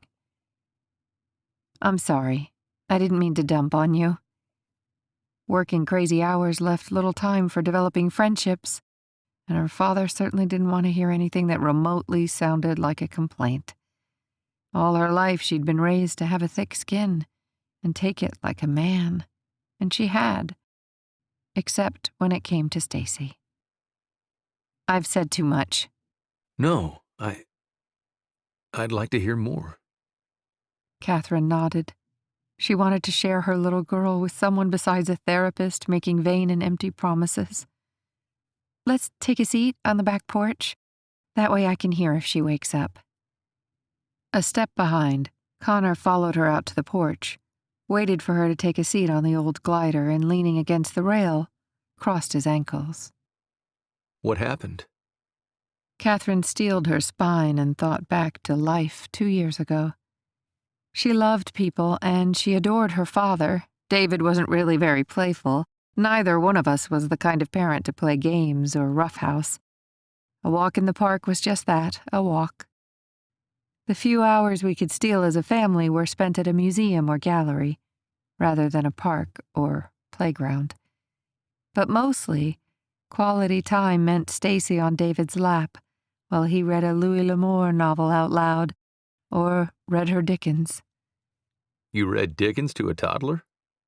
The surprise in his eyes made Catherine smile. Well, the children's illustrated version. Connor smiled and tipped his head in a vague gesture that showed neither assent nor disagreement, and then his smile grew. Was there a children's illustrated version of Louis L'Amour? Nope. She took in a calming breath to steady the flutters that seemed to develop whenever he flashed that lazy smile at her. The real thing, just like her father, she loved it. Daddy's little girl. Connor said lightly. Catherine nodded. That evening, I was supposed to pick up Stacy at a special daycare program while our regular nanny was on vacation. I got wrapped up in work and, well, time got away from me. Her toe pushed hard on the floor and set her rocking. David had gone home early with a touch of flu. He was closer to Stacy than I was, so he picked her up. And then the accident happened? Hugging her arms, she nodded. David was killed instantly. Stacy unbuckled her car seat, and the first officer on the site found her crawling on her father, crying for him to wake up. He had to break the glass to get her out. She still has a little scar right here. Catherine pointed to the edge of her temple.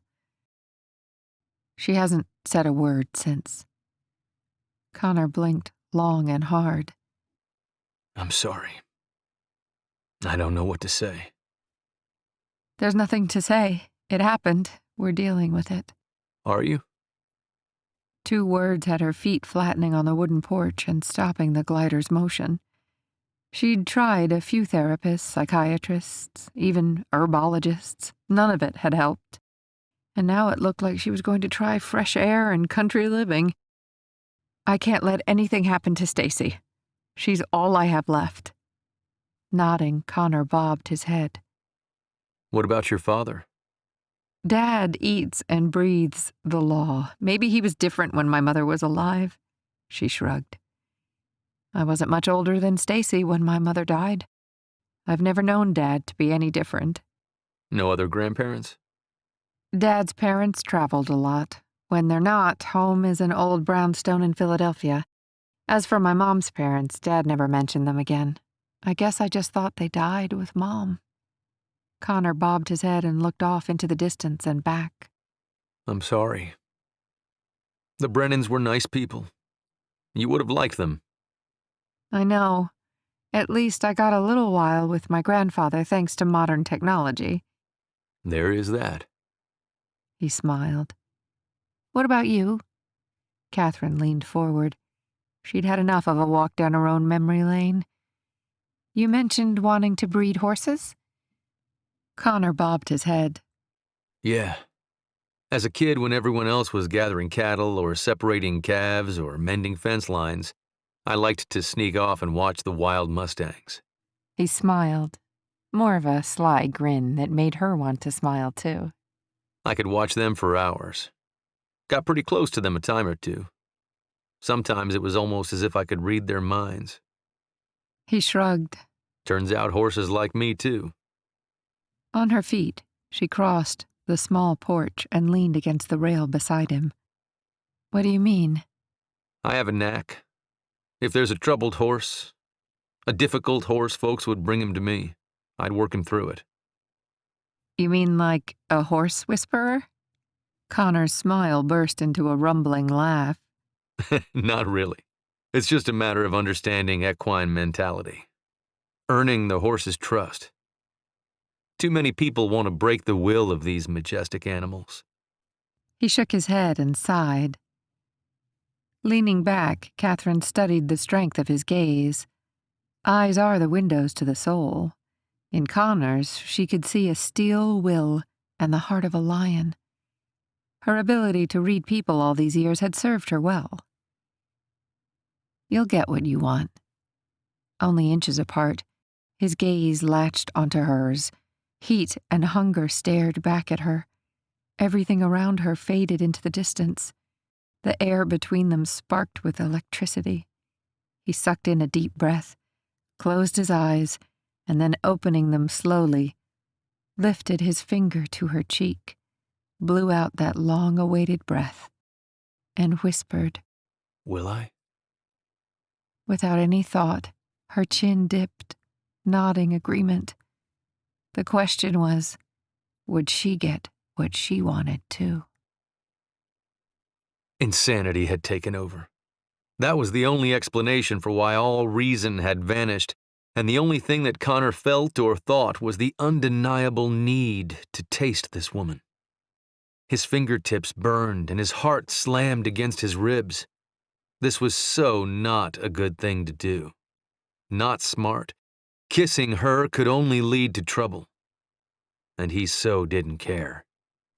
Sliding his free hand around her waist, with a gentle nudge, she toppled fully into his arms. Soft breasts pressed against his hard chest. What little blood was left in his veins rushed south of his belt buckle.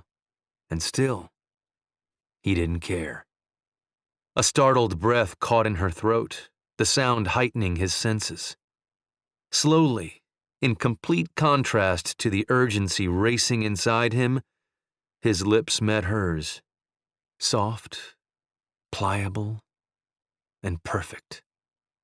Fingers digging into his chest eased away, and with another purring sound that had his jeans feeling tight and uncomfortable, her arms eased around his neck, pulling him impossibly closer. Had he ever wanted any woman as much as he wanted Catherine? A simple kiss felt like everything he could ever need, and at the same time, not enough. He wanted so much more, and yet if this was all he'd ever had, he would settle for it for the rest of his life. Rest of his life? The words rattled around in what was left of his brain. Need and want clawed and scratched their way to the surface. The hand around her waist slid lower, resting on the curve of her back. The simple weight of it shifted her hips, rubbing against him, shooting darts of anticipation in every direction. He could happily sink into her every day of his life, starting tonight. An obnoxious glimmer of chivalry rapped at the doors of his mind. Her daughter at this very moment slept only yards away. Catherine had to be reeling in the emotional losses of her husband, her grandfather, and in some ways her daughter. His father's words slapped all thoughts aside with the clarity of a bullhorn. There are rules. Never take advantage of a lady who's been drinking, been crying, or been suffering. Never. Using every ounce of sheer will he possessed, Connor pulled away, took a half step in retreat, and let his forehead rest against Catherine's. Breathing way heavier than he should have been, and still desperately wanting to lose himself inside her, he scrambled for words. Not any words, the right words. "I'm sorry," was all that came out. Too bad he didn't have a clue what he was sorry for. I'm not. She lifted her head, and stepping back until she rested against the porch rail, she kept her gaze on him. Tell me more. More? His mind was not firing on all pistons. At this moment, most of the blood in his body had abandoned his brain and settled south of his belt buckle. About your dream. Are you going to expand the ranch? Right now, the last thing he wanted to do was talk, but maybe now was as good a time as any. I want my own place. My own stable. Your own space. You make it sound like I'm running away from home. She chuckled, and the soft rumble made him laugh too. Sorry. So you want your own ranch. When do you want this to happen? Now. Now. I'm just waiting for some paperwork from the bank. Approval? He bobbed his head. It's not like buying a house. I've got a hefty sum available, but the owner finance deal I'd worked out sort of hit a snag. Then you have a place in mind? More than in mind. Yes. Taking in a deep breath, he had to believe what he was about to say would be well received. As a matter of fact, I've been planning. The sound of Catherine's cell chirping in her pocket cut him off. Pulling her phone from her pocket, she took a step back. Frowning down at the number, she raised a finger at him. Hello? We've got a problem, the voice boomed. Ted is refusing to do second chair. The client got wind of it, and I just spent over an hour reassuring him that you will be here to meet with him on Tuesday. The disgruntled voice was so loud Connor could hear every word without the aid of a speaker. I've emailed you what little updated information we have. I'll need you to— No. She cut him off. What do you mean, no? I haven't told you what I want yet. No, I will not be there on Tuesday.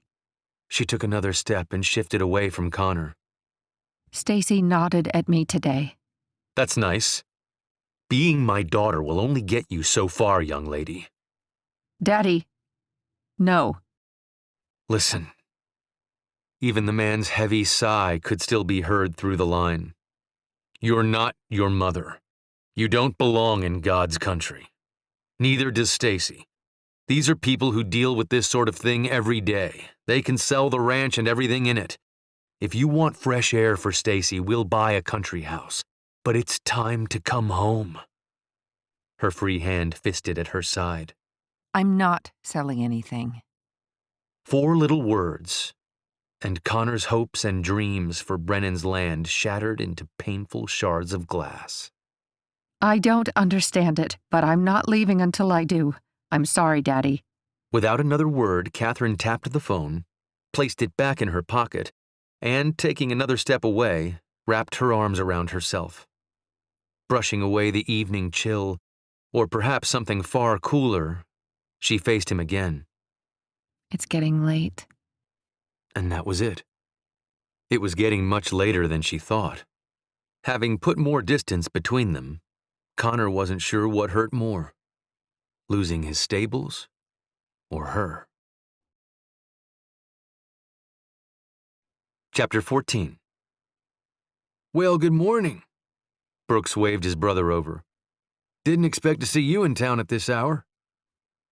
Connor set his hat on the nearest rack and pulled up a chair at the round table. For the last 2 days since overhearing Catherine's call with her father, he'd been walking about with a cloud overhead. The only sunshine his time with Stacy. And when Finn said he needed some supplies from town, Connor sprang at the chance for a change of scenery. Lunch at the cafe was always a sure recipe to run into at least one of his brothers. You look tired. Tony, Brooks' fiancée, patted Connor's shoulder. Meg, Adam's wife, was their waitress. Iced tea? He'd have preferred something with a little bourbon in it, but that wouldn't go over well with his family or Abby at this time of day. Not that the cafe owner served liquor anyhow, but she was almost as much of a mother hen as his aunt and her cronies, just a bit younger. Sounds good. Becky, Adam's veterinary assistant, smiled and wiggled her fingers at him the same way she had as a kid playing with his sister Grace, the same way she'd greet all the brothers, except for Ethan. He actually merited a verbal greeting, usually accompanied with a coy smile or some other youthful effort to capture his interest. Heard from Ethan lately? He asked. Becky looked around the table. You're asking me? Yeah, Connor nodded. If you guys haven't heard from him, why would I? Her voice rose an octave higher than usual. I just figured y'all being friends. He didn't get to finish the sentence. Standing beside him, his sister-in-law kicked him hard. Ouch! Shooting him a 2-second glare that shouted, "Think twice before speaking again," with the same skill as his aunt, Meg addressed Becky. Abby says that Donna's about ready to come back to work from maternity leave. Guess she found someone to watch the baby? Oh, yeah. Becky's smile brightened at the change of subject, and her tone seemed relieved. Connor would have thought by now she'd have gotten used to the whole town knowing she was in love with his brother Ethan. Her mom decided she could afford to take early retirement after all. This way Donna has daycare she can trust, and Tucker's Bluff has a new job opening at the post office. That'll be a plum spot for someone. Meg added. Definitely. With you no longer filling in for Donna, you can open the B&B. It's almost ready, right? Meg grinned from ear to ear. Pretty much. I'll do a grand opening celebration for the town folks first so everyone can see. Cool. Will you be joining us for girls' night tonight? We're heading to the Boots and Scoots. Meg shook her head. Too much to do still. What about tomorrow's poker game? You joining the ladies this week? Maybe. Becky shrugged, then smiled. Probably. She heard Aunt Eileen roped Ralph's granddaughter into joining the game. It's probably going to be the biggest game the social club has had since my wife came to town, Adam said, then stretched his hand out, snatched Meg's free hand and squeezed. Meg laughed. I'd better warn Frank to expect double his normal Saturday lunch crowd. Giving her husband's hand another squeeze, Meg darted off to the cafe kitchen. Well, DJ smiled, this will certainly give Frank something to grumble about for a week. Why is he such a sourpuss? Tony asked. Brooks shrugged. Must be a Marine thing. On cue, DJ and Connor both cleared their throats, each having done their service to Uncle Sam in the Marines. Or not, Brooks smiled. Next time I'll update you on the merits of the Marine Corps, but I've got to head out. DJ pushed his seat back. Been here longer than I should have. On his feet, he grabbed his hat and scanned the other side of the cafe. Spotting Abby, he waited a moment for her to look his way, tipped his hat to her, and smiled when she nodded and smiled back at him. I hate to say it. Becky stood. But I should get back too. I promised Kelly I'd keep lunch short so she could leave early. She batted her eyes. Hot date. At noon? Tony asked. Nah, it's a dinner date, but prep time. Shaking her head, Becky laughed. If I had a figure like that woman, the only thing I'd need to prep is... Becky glanced at the men at the table and sighed. Never mind. I gotta go. I'll walk you out, Tony said. Sorry to eat and run, but I left dough rising and... Ignoring everyone else at the table, Brooks cut Tony off with a kiss. See you later? You bet. She smiled up at him. Family dynamics had certainly shifted since Connor had last been home. Looks like you're happy, he said to Brooks. Yeah. His eyes remained trained on Tony's departing form. Connor glanced over at Adam, who was spying his wife serving a table of tourists passing through. Maybe it was something in the water?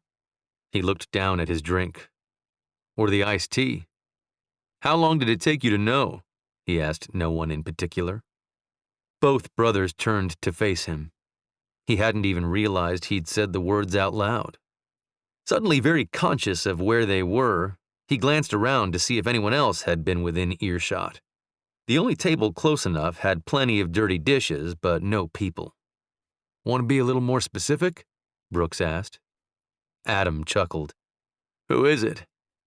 Brooks' brow buckled in confusion. Who's who? Oh, for heaven's sake, Adam rolled his eyes. Did you really think you and I would be the only two Faradays to fall in love? Wait a minute, Connor put up his hands. No one has said anything about love. Sure you did. Adam waved one hand at him. You asked when did we know? Or were you talking about Becky crushing on Ethan? We really should stop picking on the poor kid for that, Brooks shrugged. She stopped asking us about him every chance she gets years ago. Adam lifted a brow at him, and Brooks' mouth fell open. Is she still asking you about him? Adam's head bobbed. Not as much. He turned to Connor. In all fairness, she asks about you a lot too, but still. Me? Connor asked, a bit surprised at the idea. Why? Probably because you, Ethan, and Grace are the three siblings who don't live in town. Besides, it's less obvious when she's asking about Ethan if she tacks you and Gracie into the mix. Brooks shook his head. Damn, we sound like the old ladies in the social club. Before anyone could crack a joke about gossiping women, DJ came marching back inside, hat in hand, and made a beeline straight to the table. A man on a mission, and the hackles on Connor's neck rose. From the way Brooks stared their police chief brother down, he wasn't expecting good news either. Adam shifted in place, sitting straighter, ready to pounce if needed.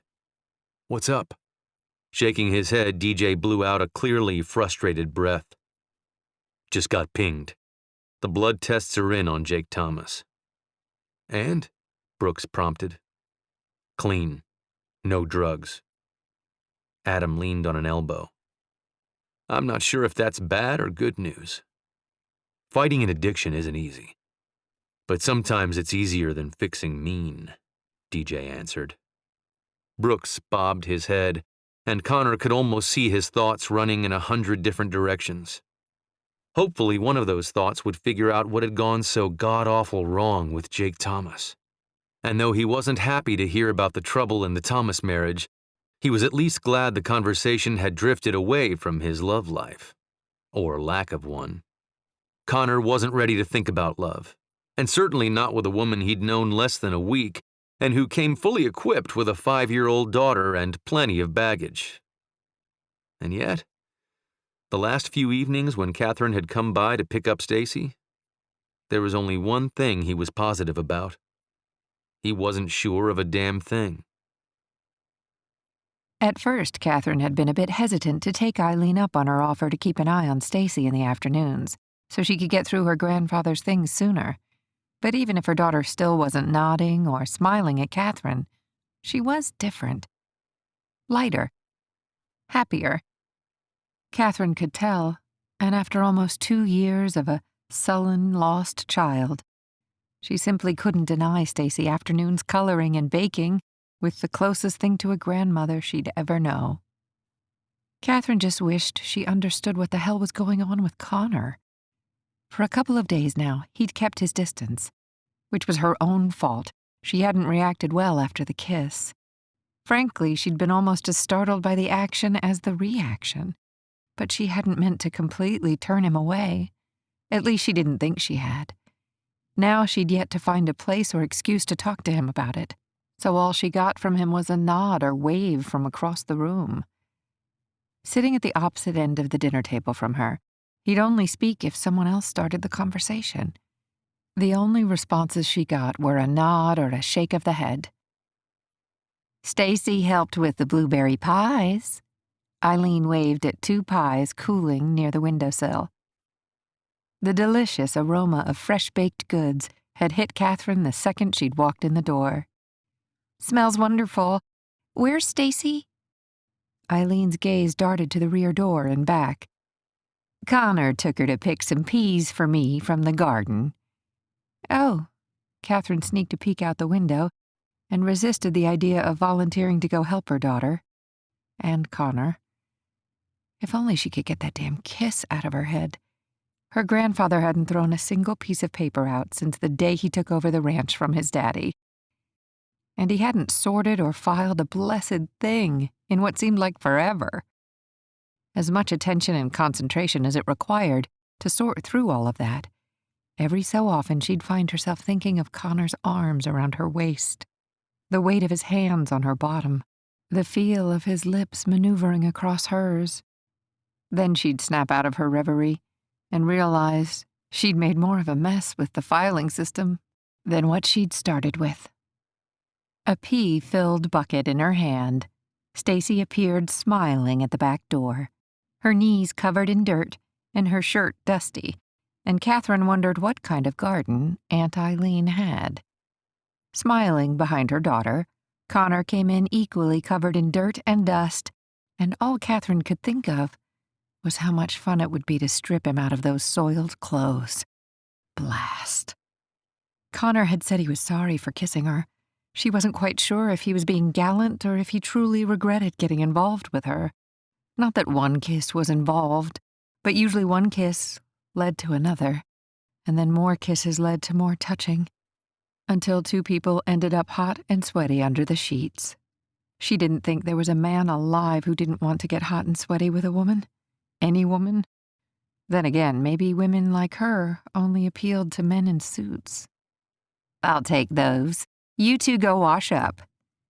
Eileen received the peas from Stacy and then grinned at her nephew. But the part that had Catherine debating what to do with their lives after the funeral Sunday was the brief smile Stacy flashed at Miss Eileen. "I should go help her." Catherine turned to follow Stacy. "No need," Eileen offered a reassuring smile. "I laid clean clothes on the bed. I hope you don't mind. I found a few more things in the trunks." Catherine shook her head. In her normal world, it would never have occurred to her to accept hand-me-downs, graciously or otherwise. But here, where her daughter lit up like the proverbial Christmas tree at the sight of pink cowboy boots and a tiny silver-buckled belt for worn blue jeans, the more the better. "Thank you." Connor circled wide around the room, and Catherine stepped back. She'd give him all the space he needed, at least while she figured out what to do with Stacy. And once she knew how long she'd be staying in Tucker's Bluff, maybe she'd have some clue what to do with Connor Farraday. Chapter 15. "You're going to have to tell her mama what you're up to." Sean Farraday poured himself a tall glass of milk to go with the eggs and pancakes on his plate. "Not yet," Eileen chimed in. "Catherine is still too skittish on ranch life. She'd pack that child up and fly her home in a heartbeat if she knew what Connor was doing." Sean stabbed a forkful of scrambled eggs. "That's her right. It's her child." Eileen turned to Connor. "What do you think?" "I think it's easier to ask forgiveness than permission." Connor reached for the bowl of grits. "But Dad's right. I can't keep this up forever. I thought for sure Catherine was going to figure out we weren't just picking peas last night when she saw how dirty we were." Coming in late from his Saturday morning routine, Finn nodded at everyone, grabbed a plate from the counter, and joined them at the table. Sean picked up the conversation. "I gather yesterday went well?" The vision of little Stacy grinning over her shoulder at him every time they rounded a barrel had him smiling from the inside out. "Better than well. Stacy loves everything about the horses." And he'd really liked having her riding in his lap. "Of course, we've barely worked our way up to a trot, but every time we turned around, she reached for the flag." That smiling face would be permanently seared in his memory. "She really loves it." "And you think that's why she's smiling at us?" Sean set his empty glass in the sink. "I do. Think about it. Part of Stacy's problem stems from a loss of control after the accident. Among other things, she couldn't wake up her daddy. Riding with me, holding the reins, it's very liberating for a small child to be able to control a 1,000-pound horse. She's gone from quiet and sullen to smiling when she's with the horses. And now you've seen how often she smiles at us. And she's humming more." Finn reached for a biscuit and noticed everyone looking at him. "What?" "I like the kid. She's cute. And yeah, she seems to be more comfortable around here." "I have to admit." Eileen glanced toward the front of the house where Catherine and Stacy would be arriving any minute. "Even I didn't expect to see this much change so fast." "I did." Connor waved his fork at no one in particular. "I've been reading up on horse therapy, and it really is fantastic how caring for and riding horses can help people with anything from Physical impairment to emotional challenges. Kids, adults. The stats are impressive. Sean nodded. So what's the plan today? I thought I'd let her sit her own horse. I'll lead her around, walk the course, see how she does. Which horse? His dad asked. The Palomino, Princess. Sean nodded. Good choice. Mid-air, Aunt Eileen's fork froze. Wouldn't a pony be better? Nope. Ponies can be little shits, Connor smiled. Princess is small for a quarter horse at barely 14 hands, so she's a good size for a first ride. That mare is as docile as they come, Eileen. All the kids love her, Sean agreed. But I still say you need to tell her mother. Have you thought about the liability if something happens to her? Sean, don't even think it. Aunt Eileen waved her fork at him. Don't look at me like that. All the kids fell off everything from sheep to horses more than once around here, and they're still with us. But you know as well as I do, what Connor's doing isn't just a little horsemanship. He's teaching that little thing to participate in the ranch-a-thon with kids who were weaned on these animals. And I don't know of a ranch kid alive who came out of weeks of practicing without at least a scratch. Aunt Eileen pressed her lips together and turned to Connor, her eyes slowly narrowing. Promise me you won't let anything at all, happen to that child. How the hell was he supposed to promise something like that? Come on, Aunt Eileen. Finn reached for a glass of juice.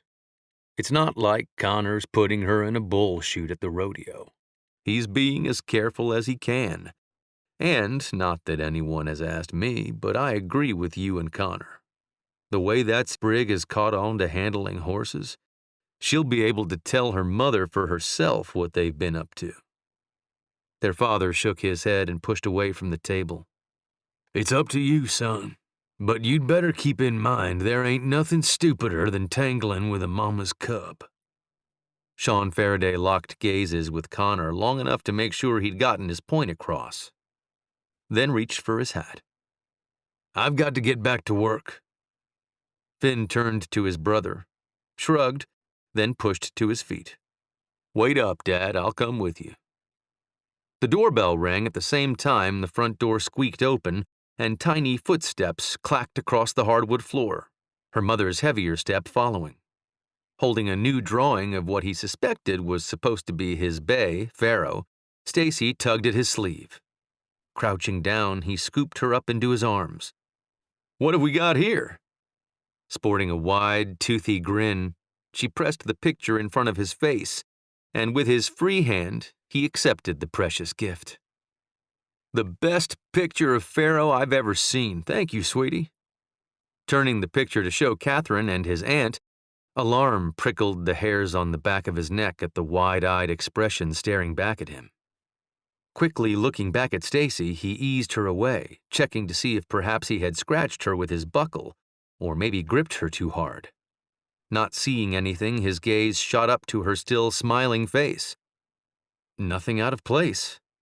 So what had her mother and his aunt looking at her as if they'd seen the ghost of Christmas past? What's wrong? Aunt Eileen shook her head, and rather than say anything, a whisper of a smile slowly took over her face. Totally confused, Connor looked to Catherine. Catherine sucked in a slow breath and blew it back out. She wanted you to pick her up. Connor nodded. She tugged on your arm. He nodded again, not grasping what Catherine was, and then it hit him. He'd never seen Stacy reach out for what she wanted. Not only didn't she verbally ask for things, she never asked for anything in any way, never pointed to what she wanted. Most of the time, her mother and his aunt, and anyone else who talked to her, had to guess and hope they'd gotten it right. Holy crap, this was huge. His cheeks pulled with sheer joy.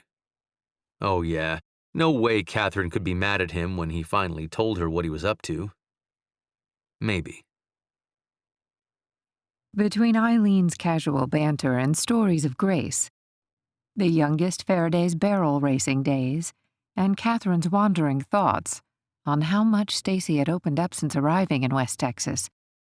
The drive into town with Eileen for the Tucker's Bluff Ladies' Afternoon Social Club gathering had felt much shorter than her initial drive from town to the ranch last Sunday afternoon. Settled at a back table at the Silver Spurs Cafe, Catherine still didn't quite understand why a group that met once a week on a Saturday morning was an afternoon club. But who was she to question what had apparently been a tradition for longer than she'd been alive? "You should try one of Tony's cake balls. They're fantastic." Aunt Eileen dealt another round of face-down cards. "Though she doesn't put as much booze in them for the cafe. She doesn't put as much booze in them for anyone anymore." Sally Mae peeked at the newly dealt card. "I guess it was a little bit much that night." Dorothy chuckled under her breath. "But we sure did have a good time." "Too good." Waiting for her next card, Becky, Dorothy's granddaughter, shook her head. "I get there to pick you up, expecting to find a few friends having fun in a card game, but no, there's a dead man in the barn and 4 of you are as high as kites thanks to sauced cake balls, singing really strange songs, and laughing so hard I'm surprised y'all weren't peeing in your pants." Dead man in the barn. Catherine scanned the table. One of the ladies fiddled with her chips. Another took a sip of her drink. A couple more looked from one card to another, one with a frown and one with a smile. But no one seemed at all affected by talk of a dead body during a poker game. "Dare I ask?" Eileen glanced in her direction. "Oh, well." Dorothy shook her head at her granddaughter. "Long story," Sally Mae added, unconcerned with the conversation, and tossed a chip in the pot. "I'm in." "Not me." Dorothy scooped her cards together. The 3 of clubs, 8 of diamonds, and King of hearts showing was a less than hopeful hand, and clearly the face-down cards weren't going to change that. "No point in pretending with this mess." Catherine waited for someone to please explain the dead body to her. A dead body on the ranch where her daughter was now being cared for by a man who hadn't said more than 2 words to her in about as many days. Smiling as she peeked under the uncovered cards, Eileen nodded her head. "I'm in." Then she turned to Catherine. "Sad situation. Tony's soon-to-be ex-husband was spying on her when a tree branch fell on him." "Killed him instantly," Dorothy said. "Broke his neck," Sally Mae added, helpfully. Catherine looked to Becky, who tossed a chip into the middle of the table, announced she was in, and then turned to Catherine. "The truth is, he was an abusive jerk, but I suspect, had they not been tanked on Tony's extra-juiced desserts, things might have been a bit more respectful." "Respectful my ass," Sally Mae shook her head. "Men like that deserve to have their privates tarred and feathered." "Often," Dorothy added.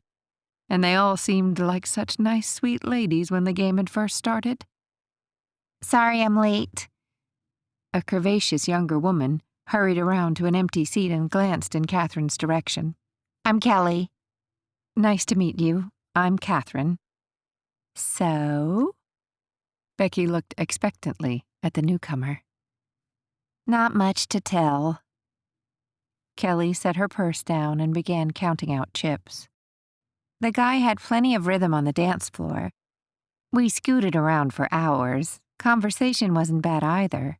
I was a little worried that he still lived at home, but in these parts—" Becky and a few women nodded as if the explanation made perfect sense and didn't need finishing. "I detect another but coming," Eileen said. "Yep, the guy kisses like a drowning fish." Dorothy stopped shuffling the spare deck. "How can a fish drown?" "I don't know, but he kissed like it. He was sloppy and slobbery and his lips were all over the place. Not in a good way, either. I couldn't figure out if he was trying to suck in air or latch onto his mama's teats." "Ew." Becky shuddered in her seat. "Yeah, that about covers it." "Well, if he's a nice man." Dorothy returned to shuffling, but every adult head at the table turned to face her with mirrored expressions. Sally Mae rolled her eyes skyward. "Don't be ridiculous, Dorothy. If the man can't kiss, he won't be any use to her in bed, and if there's no getting a few good years in bed out of a man, what's the point of having one?" This was so not the conversation Catherine had expected to have. "Don't you agree?" Sally Mae looked straight at Catherine. What the hell did she know? Instantly, her mind flipped over to the one and only kiss she and Connor had shared. Yeah, she wouldn't object to finding out what else those lips could do. Instantly, heat rushed to her cheeks. "See?" Sally Mae said. "Catherine agrees with me." "I'd be more worried about the lives at home part." Dorothy set the fresh deck aside. "Why?" Eileen cut the cards. "Finn and Connor live at home." "Well, of course Finn lives at home. Even if he is the younger brother, that boy has been destined to run that ranch since he sat his first horse." A broad grin spread across Eileen's face. "He really did shine as the heir apparent, regardless of birth order." "And Connor's mostly lived away for years. Only reason he's back now is to buy the—" Sally Mae stopped, suddenly, looking down to the floor and frowning up at Eileen, who was sitting ramrod straight. Catherine almost smiled watching the antics. These ladies were indeed an interesting bunch. "He's wanting to buy his own horse ranch." Eileen finished Sally Mae's sentence. "Yes," Catherine nodded. "He's mentioned that." "He has?"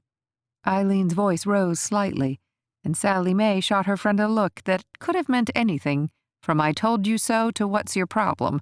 and Catherine didn't know enough about either of these ladies to even venture a guess. "Yes," Catherine nodded. "He's been working in oil to save up." "Started at the fields." Eileen examined her cards. "Moved to the offshore rigs not long ago, made more money that way." "I guess it's expensive to buy enough land for a ranch?" she asked.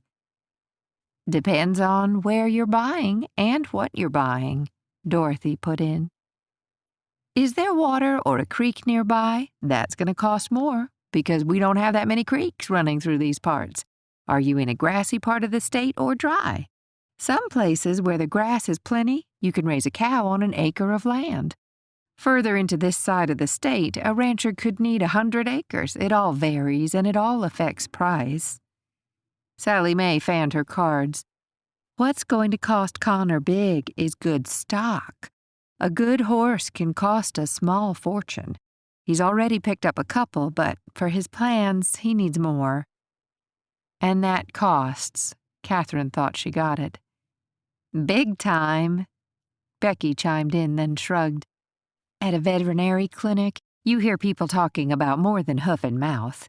Some of the prices the ranchers buy and sell their stud bulls for is mind-boggling." "So all that's holding up Connor from his own ranch is finding the right place?" All eyes at the table turned to her, not the same way they had when they were explaining the differences between 7-card stud and Texas Hold'em, but more likely they knew something she didn't, and that had her nearly squirming in her seat. Silly, ridiculous, actually, but uncomfortable nonetheless. "You planning on staying on long after the funeral tomorrow?" Sally Mae asked, and this time Catherine felt the movement under the table at Eileen's booted toe, connecting with Sally Mae's foot. "I think so." All heads turned to her.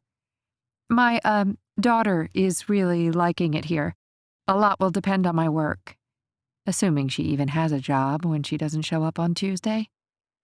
All heads nodded, slowly returning their attention to the cards on the table. Hairs on the back of Catherine's neck were beginning to prickle. Call it crazy or call it paranoid or call it gut instinct, but these women definitely knew something she didn't, and she damn well wanted to find out what the hell it was. Chapter 16. Scanning the cavernous space, Connor recognized every citizen over the age of 35. Everyone and anyone who would remember Old Man Brennan came to his funeral. The pews weren't completely full, but darn close. Growing up, Sunday mornings and church had been a family ritual. Button-down shirts and pressed pants, the family climbed into the massive Suburban, then filed into the historic building and took up an entire row. The regulars with the large brood of kids always had what seemed like reserved seats. Third row from the front, left side, was the Farraday pew. The Sullivans, the Bradys, the Rankins all had their own pews. Ranch families tended to have the most children. The dads had easily teased about free labor. The bigger the ranch, the more hands needed. As a kid, before he was old enough to be of any real help, he'd learned what to do by watching Adam and Brooks before him. His older brothers were 2 years apart, but there were only 13 months between him and Brooks. DJ came to his side, feet set slightly apart, hands clasped behind his back. He was at parade rest, something that came naturally for a man who had served his 4 years in the Marine Corps and the remainder of his life on a police force. I still don't like funerals. Connor nodded. None of them did. The memories of his mother were few and far between, but the ones he had were cherished and nurtured and seared into his mind and heart. Sometimes, on a clear and windy day, if he stood in just the right spot and looked to the sprawling old oak tree where he and his brothers would find a million ways to get into trouble, Connor could hear his mom calling them in for supper. Adam, Brookstone, Connor, Declan, Ethan. Supper and Sunday mornings were always a time for their full given names. On those days they were getting into trouble, they were reminded of the complete names printed on their birth certificates. Adam Sean, Brookstone Ryan, Connor Matthew, Declan James, Ethan Patrick. At only 3 when his mama passed, Finn had not been old enough to have had the pleasure of hearing his mother stand, feet spread, hands fisted on her waist, reciting the roll call of names. Though Aunt Eileen had done an excellent job of rounding up Finnegan George and Grace Maureen. There hadn't been a single funeral he'd attended in the last 20-plus years that didn't leave him with a knot in his throat, an ache in his heart, and the sound of his mother's voice in his ears. I love you, baby boy. They'd all been her baby boys. It's never easy. Sean Patrick Farraday came up beside his 2 sons. Catherine and Stacy are here. Aunt Eileen rode in with her. I thought you were bringing her. She insisted on driving herself. Eileen did her magic and finagled a ride. Connor felt the smile tug at his cheeks. Aunt Eileen is pretty good at finagling. That she is, his father nodded. That she is. From where he stood in the vestibule, Connor could see Catherine just inside the church doors, leaning over and talking to Stacy. The little girl wasn't responding, her gaze frozen forward. She reminded him too much of how she'd been those first few days at the ranch, and he didn't like it one damn bit. Stacy apparently didn't care much for funerals either. 2 steps forward, 1 step back. Noting the increasingly pasty, white tone Catherine's complexion took on with every step, Connor was torn between rushing forward to render aid, any aid, and staying put and minding his place. The second she stepped into the aisle, Catherine's gaze shot straight to the front of the church. The target of her intense, pain-filled gaze, the simple coffin Ralph had picked out and paid for years ago. Place be damned. Squeezing Stacy's hand a little tighter than she should have, Catherine made her way slowly up the aisle. The pastor had explained the front rows would be saved for family. She'd done her best to explain that she and Stacy were all the family there was. Grandpa's only brother had died in one of the wars, never married. There might have been a sister, she wasn't sure. Both she and her mother had been only children, only daughters. And now here Catherine was, with her only baby. Halfway up the aisle, she could hear the hushed murmurs of more people arriving, and yet the pews already appeared filled. How many people had her grandfather known? Had all these people cared about him? A muffled sniffle caught her ear, and she turned to her left. An older lady Catherine had never met held a hanky to her eyes. A large man who showed the pride and strength of years of working the land comforted her with a tender arm around her shoulder. A few rows up, she saw more sets of eyes glimmering with sadness. The ache at the loss was still there, but somehow not quite as sharp. At the front of the church, she spotted the requisite 2 empty pews. Her heart sank at the isolation of her and Stacy alone in a sea of people. A family of 2. Not till she'd guided her daughter into place and heard the low, rumbly voice urging her to scoot over had she realized Connor had shadowed her into the pew. Blinking up at him, her feet remained in place, her mind desperately relaying instructions to her uncooperative limbs. Just a little further, Connor whispered near her ear. She'd taken a couple more steps when she spotted Sean Farraday and Aunt Eileen coming toward her from the opposite side of the pews. Nestled between Connor and his parents, Catherine and Stacy were not alone. The sounds of more footsteps drew near, more guests. Softly the organ music began to play. Or had it been playing all along? The heavy footfalls eased almost beside her. Turning her head, she glanced over her shoulder. Single file, the remainder of the Farraday clan shuffled into the row behind her. Adam standing in the aisle, ushering Finn, Brooks, Tony, Meg, and then taking his place at the edge of the pew. No, in Tucker's Bluff, no Brennan would stand alone. The preacher's words, Sean Faraday's eulogy, and all the condolences swam in the foggy recesses of Catherine's mind. If anyone asked her how she'd gotten from the front of the church to this large room filled with tables, chairs, people, and enough food to feed half the state, she wouldn't be able to say. You look like you could use a little fresh air. Connor's voice broke through the haze. That sounded wonderful. But blinking twice, she scanned the room from left to right. Stacy's with Tony. Catherine's gaze settled on her little girl, her hand encased in the protective care of a lovely blonde. Tony. The woman whose other hand was equally and lovingly encased in the hand of another Faraday son. I don't understand. Holding hands with your aunt makes sense, but we hardly know Brooks's. Catherine was at a loss for the exact relationship the pair had, though obviously close and in love. Catherine had noticed early on that everyone was given a label: Adam's wife, Brooks's nurse, Eileen's friend. But Tony, she'd been introduced as Meg's old friend, when any idiot could see the greater attachment was to Brooks. In an effort to make friends, Tony explained she was having a baby.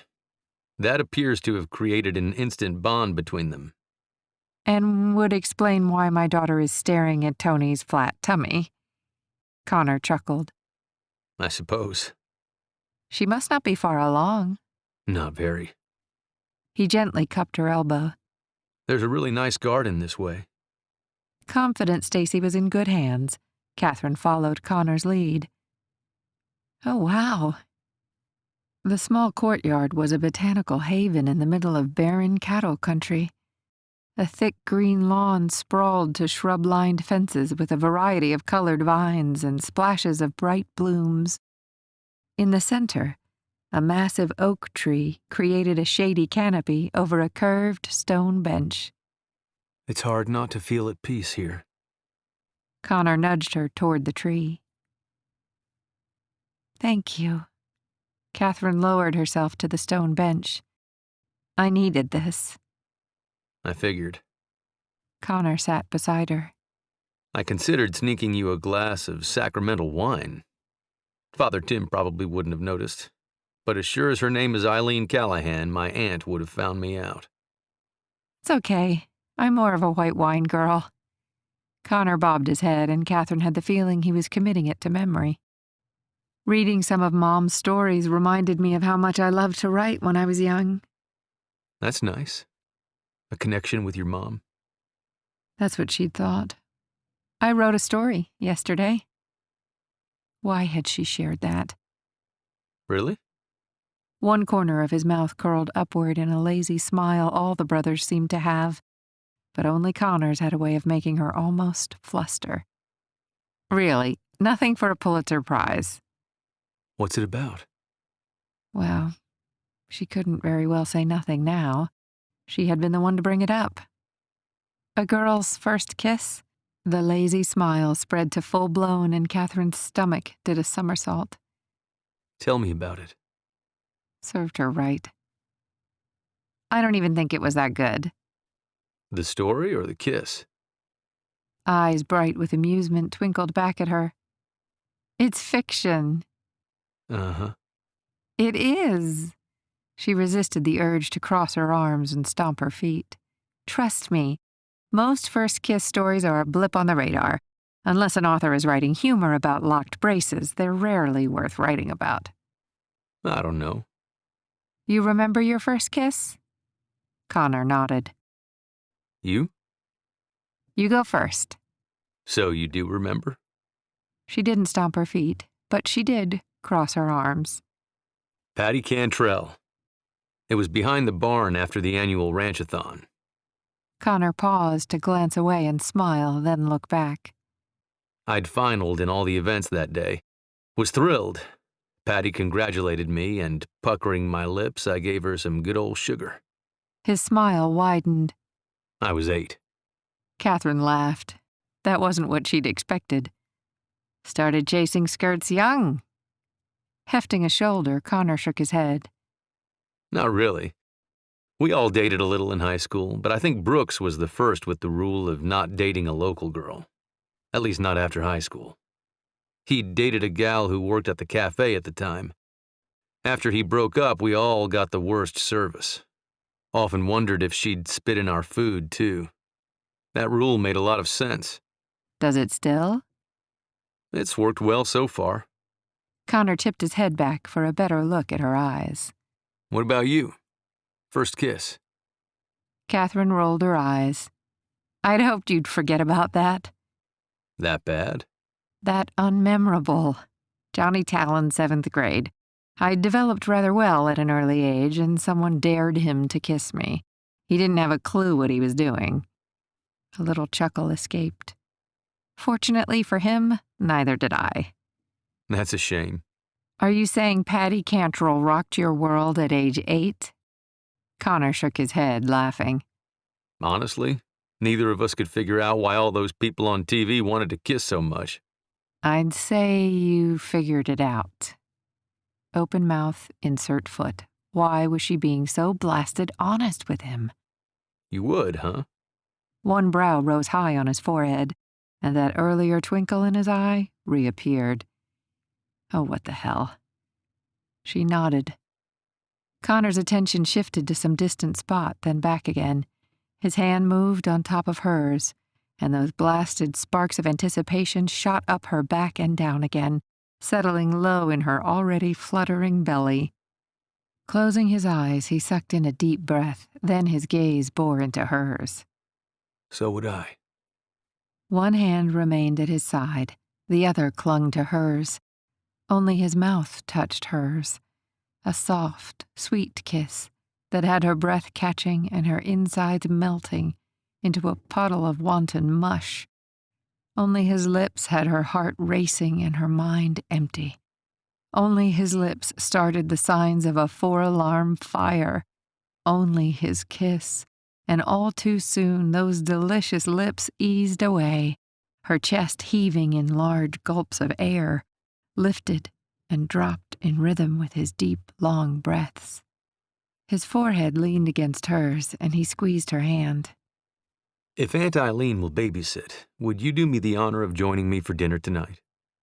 Catherine nodded, their foreheads still touching. And maybe a little dancing? She nodded again. She didn't think he had the same kind of dance in mind she did. Then again, maybe he did. Chapter 17. A date. A real live date.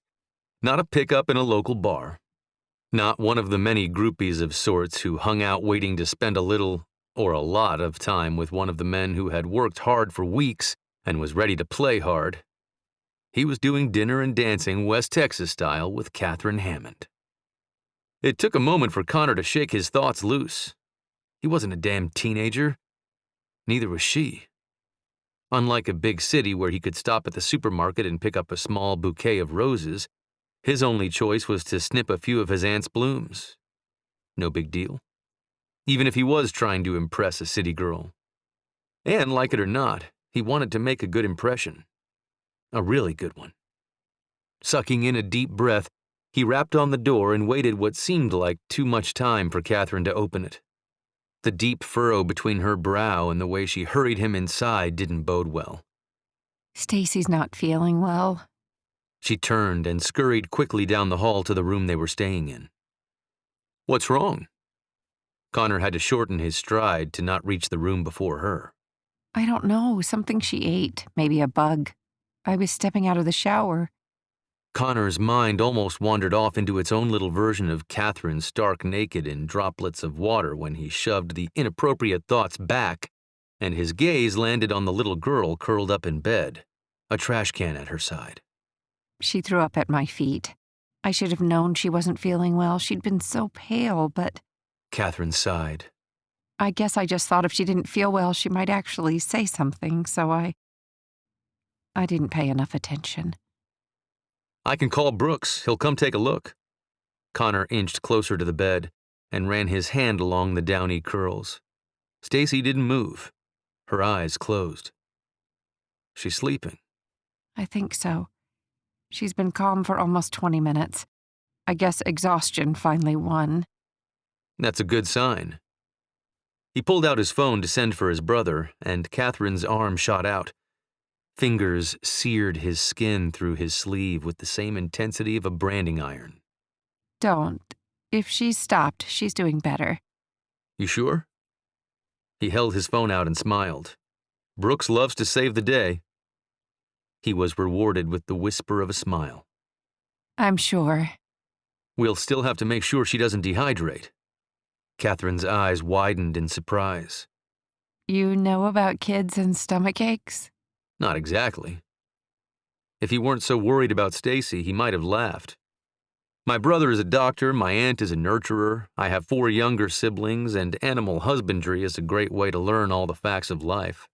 I see. Catherine nodded and looked to her daughter. I don't think... Of course not. Connor cut her off. For now, we should probably let her sleep. Catherine nodded. There has to be a good flick on TV. He headed for the pantry to see what old Ralph had in stock that would be good for a kid with an upset tummy. Here we go. Saltines and... He glanced about. Ginger ale. The magic elixir.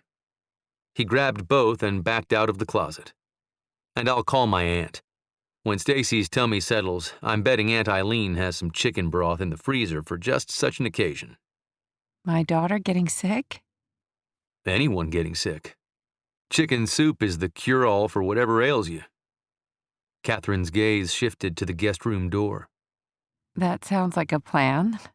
I'm sorry to have upset yours. Offering a reassuring smile, Connor shook his head. I'm just sorry she's not feeling well.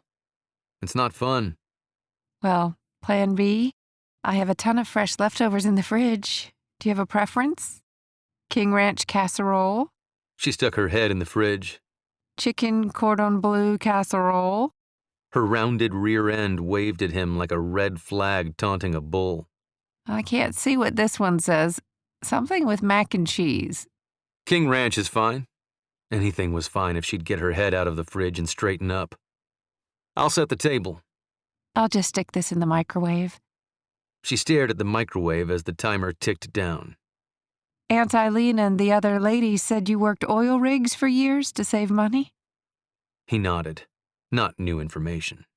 The timer rang and she eased the dish out and set it on the counter. They say it was very dangerous. Connor retrieved a handful of silverware from the drawers. He considered toning it down, but he didn't want to lie. It is. Uncovering the casserole, she nibbled on her lower lip. If it was so dangerous, why did you do it?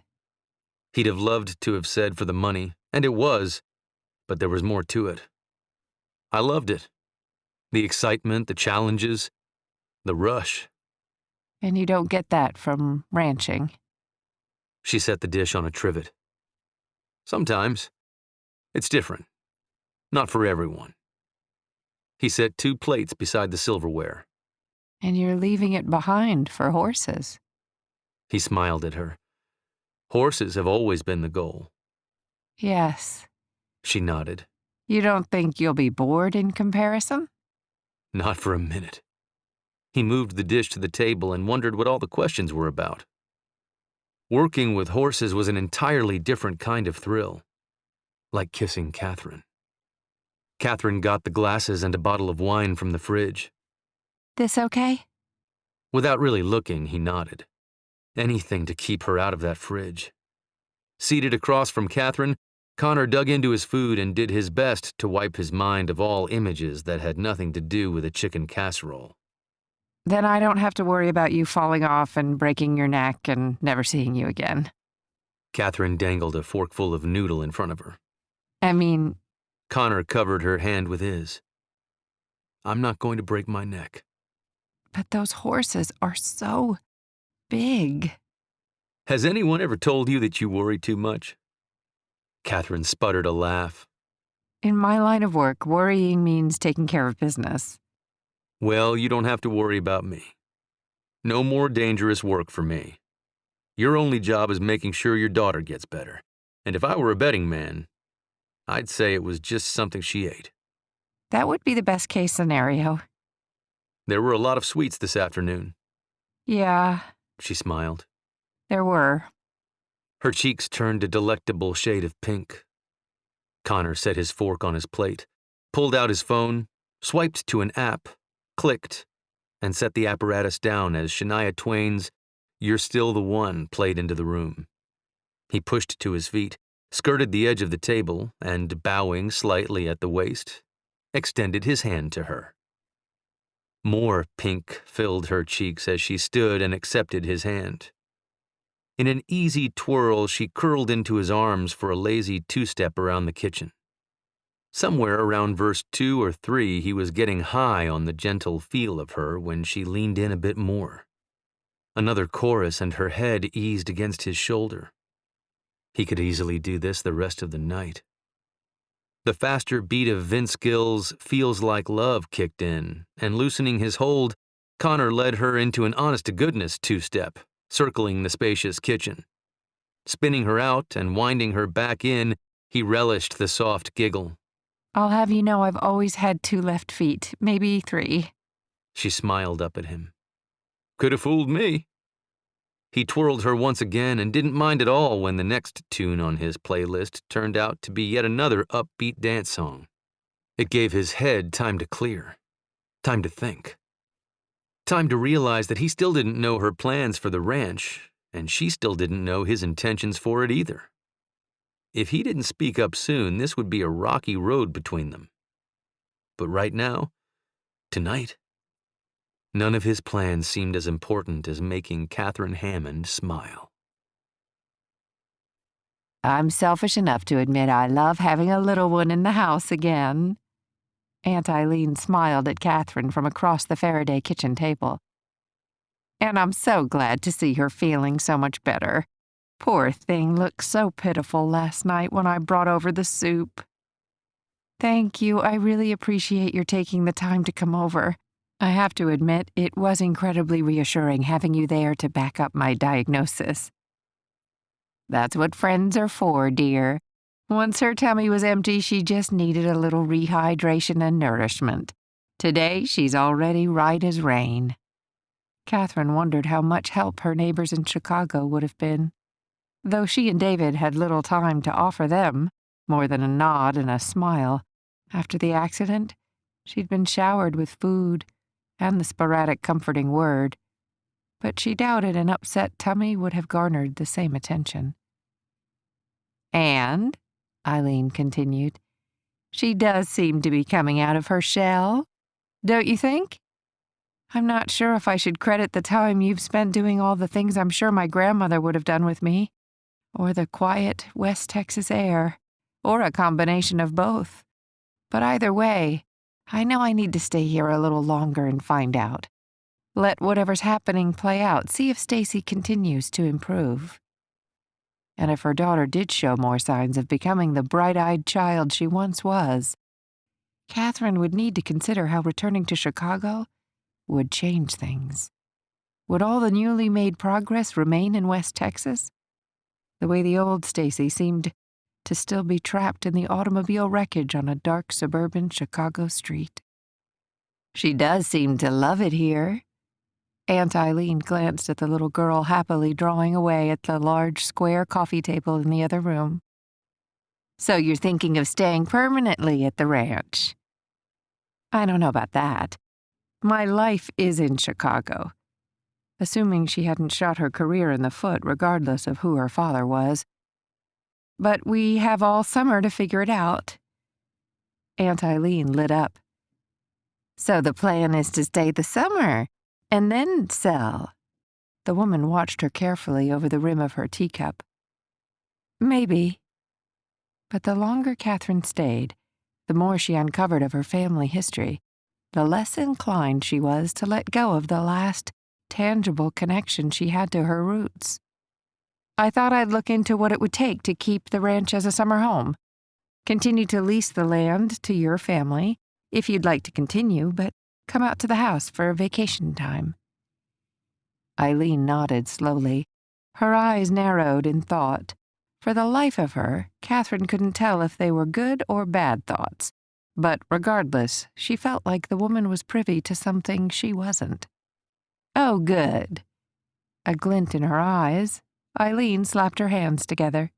You'll definitely be here for the ranchathon? When is it again? 2 Saturdays from now. Families come from all over the county.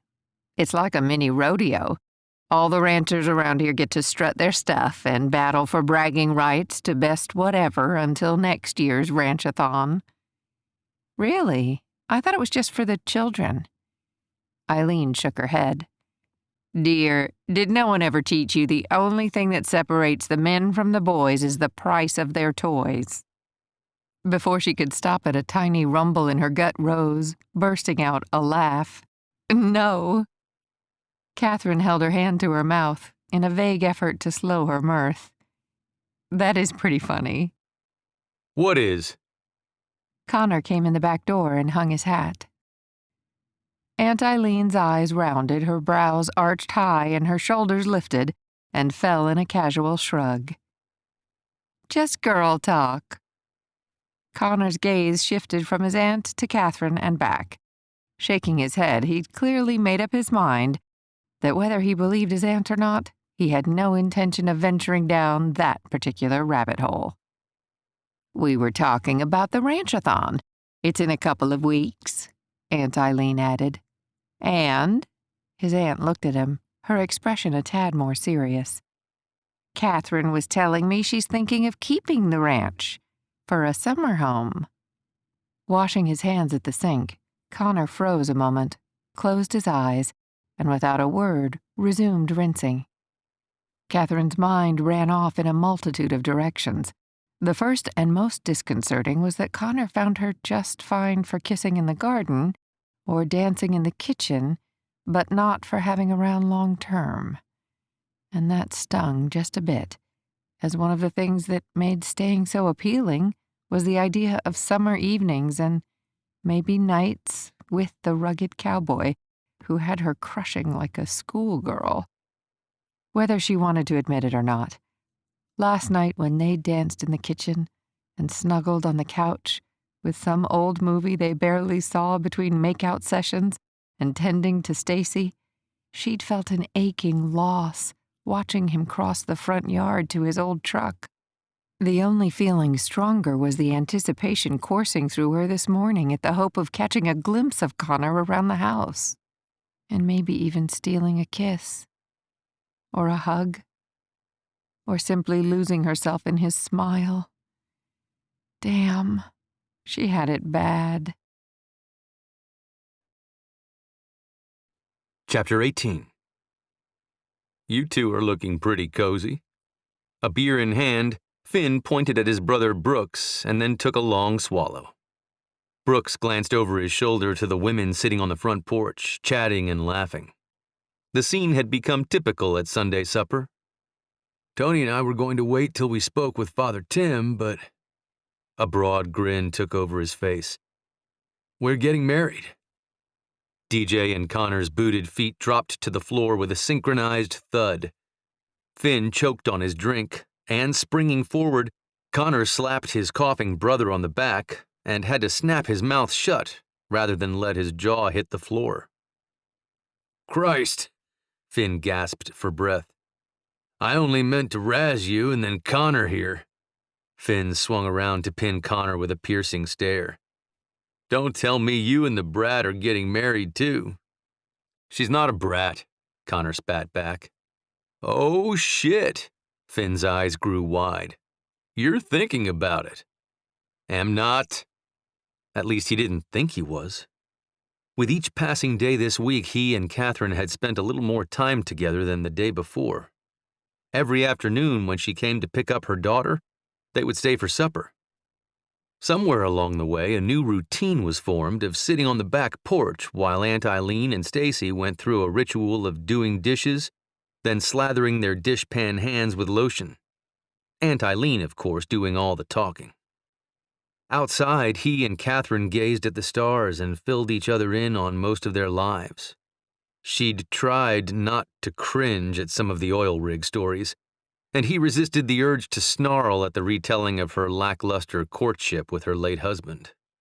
They'd gone from her sitting in a rocker and him resting against the railing to sitting side by side. Last night, they'd actually held hands like a couple of bashful preteens. He'd loved every second of it. Even the times when not a word had been said, everything around him seemed better just because she was a part of it. So maybe, yeah, he had thought about how it would be to make these changes more permanent. Maybe he had thought about how good ranch life was for Stacy. And maybe he had thought he was a little crazy to be thinking long-term with a woman he'd spent so little time with. But so had his brothers, which brought the conversation full circle. Leaning back, he turned to Brooks. A little quick on the draw, getting married so soon, don't you think? Still grinning, Brooks shook his head. I knew she was special the second I saw her hovering over that stupid dog. Sporting a knowing grin, Adam nodded, as did their dad. The two men appeared to be the only ones in the room not surprised by Brooks' announcement. We know to a lot of people it will seem inappropriate so soon after William's death, but we both know that marriage was over almost as soon as it began. Finn set his beer bottle on the side table and, shaking his head, pinned his brother with a hard glare. There's going to be talk. Why don't you wait? It's not like you got her pregnant. Chair and all, Connor almost scooted back to avoid the icy glare Brooks bestowed on the youngest Farraday brother. Watch it. Brooks' chilling stare remained pinned on Finn another long minute before he eased back into his seat. William's family were barely polite to Tony. I know they were grieving, but anyone could see they'd never considered her a daughter. Part of the family. When the family stood in line to greet the mourners, it was the funeral director who asked for the wife of the deceased, and then he had to physically move William's sister out of the way so Tony could stand with the family. We get it. The acorn doesn't fall far from the tree. William's family are no better than he was, but that doesn't explain what's the hurry. Finn turned his hands palm up in a questioning gesture. If Tony and I are married when the baby is born, you'd be the legal father, Adam finished. Exactly. Still, Finn let the word hang. I know. Brooks acknowledged his brother's concern. That's why we thought a small service in the church garden, only family. Nothing fancy. She's already had the big hoopla wedding, and all I care about is having her and God in attendance. The good padre is just a legal technicality. Technicality, Finn mumbled. If Father Tim is agreeable, we were thinking Sunday after the ranchathon. That's 1 week. Connor knew his brother was smart and practical, but right now he had to wonder if he hadn't lost at least part of his mind. Brooks nodded. And you're sure? Absolutely. Taking a long, hard look at his brother, Connor could see the determination in Brooks' eyes. He also spotted the softness that glistened every time his attention shifted to Tony talking with the other women on the front porch. Connor bobbed his head. I see. And he did. It is what it is. No sense in waiting. Brooks stood. I'd hoped my brothers would understand, stand with me. Adam pushed to his feet. You don't have to sell me. Been there, done that, bought the t-shirt. Love doesn't need a timetable. When it's the right person, it's just right. The tension in Brooks' shoulders eased. Thank you. Finn was next to stand. The kid who had always handled the family as though he were the eldest, not youngest, nodded.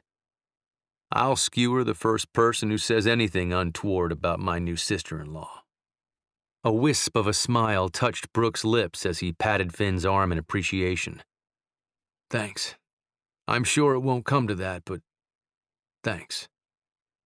And that left Connor. He approached his huddle of brothers, slapping Brooks on the back. He nodded too. I'm in. If marrying Tony next week is what you want, then I'll be there with bells on, standing in line with Finn to protect my new sister-in-law. First Adam, now Brooks. Both brothers had tumbled head over boot heels in love in no time at all. When it's right, it's right. Maybe thinking long-term about Catherine wasn't that crazy after all. From her seat on the front porch, Catherine had a clear view of the men gathered in the living room. From the way DJ's chair was tilting forward, Connor sprang to his feet, and Finn coughed up a lungful of air. She'd easily wager that Brooks had just dropped the same bombshell on the men in his family as Tony had sprung on Meg and Aunt Eileen. For an older lady, Aunt Eileen bolted out of that chair and had her arms around Tony long before Meg had a chance to process the information. A tiny pang of regret tapped at Catherine's heart. Her and David's decision to marry had been so matter-of-fact, so expected. There had been little fanfare from friends and family. Yes, there'd been the engagement parties and showers, but no bubbling exuberance or rib-crushing embraces with squeals of delight from their parents. Her father had merely insisted on approving the date to allow for an optimal number of friends and clients to be able to attend. Catherine had known only a fraction of the 500 guests, and even then only because she and David worked at the firm. "A week!" Aunt Eileen screeched, catching Catherine's attention. "Lord, woman, I may be good, but I'm not that good. Maybe if it weren't the day after the ranchathon." "We don't want to fuss," Tony cut her off. "Fuss?" Aunt Eileen eased back a step and, still grinning, shook her head. "Honey, a wedding is a thing to be celebrated. Lord knows it hasn't been easy for my boys to find a good woman willing to take them on." Meg frowned. "How about bad ones?" Aunt Eileen merely rolled her eyes, and Meg did a pitiful job of biting back a laugh. "Under the circumstances," Tony started. "Circumstances, schmircumstances. No Farraday is going to sneak off and get married because your bastard, God rest his soul, of a late husband got what he deserved." Laughter gone, Meg gave her friend a stern look and an agreeing nod. Catherine couldn't imagine what would have happened in Chicago had she up and decided to marry Connor only a month after David. Marry Connor? Where the hell had that? Turning her attention back to the men now slapping each other on the back, laughing and raising their drinks to each other, her gaze locked with Connor's. Galloping at the same speed as Pharaoh that first day in the empty field that separated her two homesteads, her heart slammed hard into her ribs. Rooted in place, their eyes remained fixed on each other. The intensity nearly overwhelming. The need to break away, rush into the house, and fall into Connor's arms was so strong. She physically ached. Dear God, she'd fallen in love with a horseman. Chapter 19. Is everything all set up? Aunt Eileen carried another frozen, baked dish from the extra freezer. Still at the back door, Connor kicked the dust from his boots before crossing into the kitchen. Yep, Finn's a slave driver. Tents up, tables and chairs are out, food tables have tablecloths, bleachers are up, the Kennedys are unloading the goats, Ramsey's brought the sheep early this morning, calves have ribbons on their tails, bulls. Aunt Eileen set the dish on the counter beside her and raised her hand to him, palm out. A simple yes would have done. Connor stopped mid-stride and stared at his aunt. Since when had a simple yes been enough? His entire life, a checklist had been standard operating procedures when reporting on completed chores. Granted, the annual ranchathon wasn't exactly a chore, but still. Plate in hand again, she breezed by him. Also, Catherine is on her way over with Stacy. I thought now might be a good time to let her know what's going on around here. Before he could answer, the screen door had slammed shut behind her. With the town folks due to start arriving shortly, his aunt had just about finished piling the last load of food into the bed of the truck. For the better part of the week, he'd practiced in his head how to explain to Catherine that her daughter would be competing in some of the children's events. Though he didn't think she'd be too upset with the gunny sack races, he'd had a nightmare or two over how she would react to anything involving cattle and horses. He didn't have a clue how Catherine felt about sheep, and frankly, at this point, he was delighted to have at least one event for which he could draw on plausible deniability. Why do you look like someone took the sugar out of your cake? Just thinking. About Catherine. It wasn't a question, really. Connor nodded. She paused to study his face. Most times he didn't mind, but if there'd been a time one of the kids had something to hide, the woman always seemed to be able to read it on his or her face. Can't tell if you're wavering on how to tell her you've been encouraging Stacy on the animals her mama is terrified of, or whether it's too soon to ask her to marry you. Connor felt his eyeballs strain from their sockets. Put your eyes back in your head. You can't hide your feelings any more than Adam or Brooks could. I swear this last week, every time the two of you walked into a room together, your father and I were waiting for y'all to self-combust. Words stuck in his throat. More than once this week, he'd wished he had his own place on the ranch, or that Stacy had some little friend she could spend the night with. Working on a ranch from before sunup till after sundown and surrounded by family 24/7 didn't allow much time for stealing kisses. At least, not the kind he'd wanted to share. He'd already made up his mind. After tonight, if Catherine didn't kill him first, he was going to lay his cards on the line. Find out if this thing between them was destined to burn out before she turned tail and ran home, or if she'd be willing to take a chance on a former oil rig worker and a startup stable. How do you do that?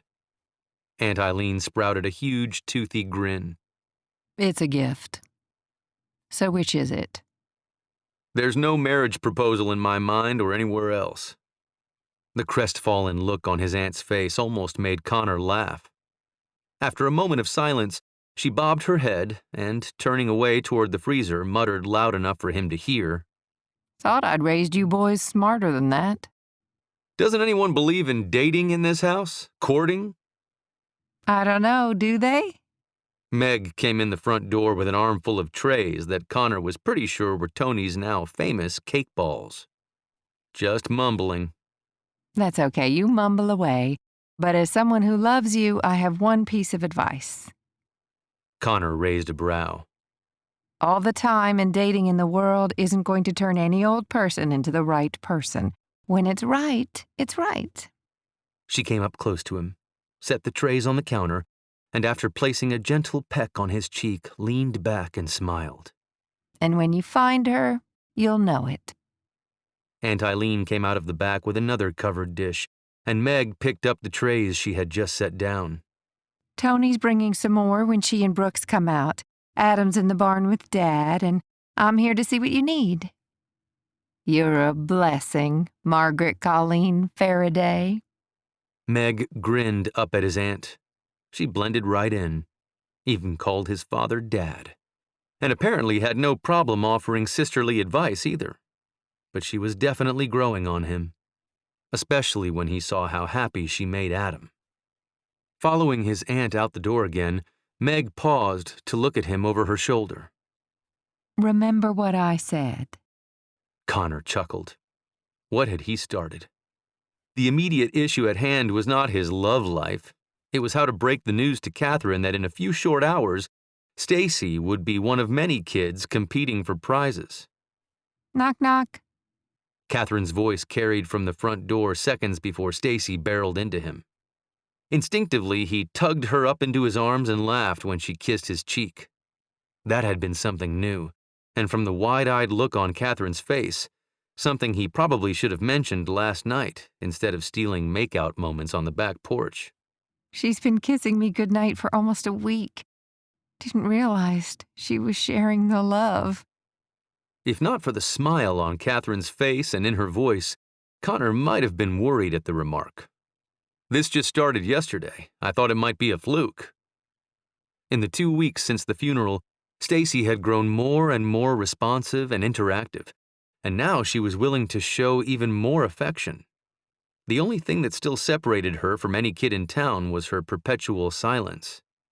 Though he had caught her humming with the horses more often, still no words. Catherine smiled at Stacy. We almost didn't come. Why? He set Stacy back on the floor. Catherine shrugged. I know it's perfectly safe to be watching everything from a distance. I keep telling myself this is just a glorified Texas picnic with innocuous events like three-legged races, but it still gives me the heebie-jeebies. Connor patted Stacy's shoulder. Aunt Eileen is by the truck with Miss Meg. Without a moment's hesitation, Stacy turned, racing to join the two women. The screen door slammed shut, and Connor turned back to Catherine. But you came anyway. Nodding, Catherine blew out a sigh. If you'd seen the devastation on Stacy's face when I suggested we stay home and bake cookies for Aunt Eileen instead. Connor's stomach twisted into a knot. He knew how much the little girl had been looking forward to today, and for how long. The idea that she would have had even a moment's disappointment over not coming made his heart hurt. I'm glad you decided to come. She nodded again. Me too. And sadly, no matter what his aunt's advice or his father's or anyone else on the ranch, Connor had no choice but to start praying that begging forgiveness worked just one more time. Can I look yet? Catherine had her face buried in her hands. She knew she was being ridiculous. She'd gotten better about watching the men for at least a few seconds when the bulls first came out of the chutes. But her heart couldn't take it when one fell off, and then that tromping bull came so close to stomping on the poor man. So for the better part of the bull riding event, she'd kept her eyes closed.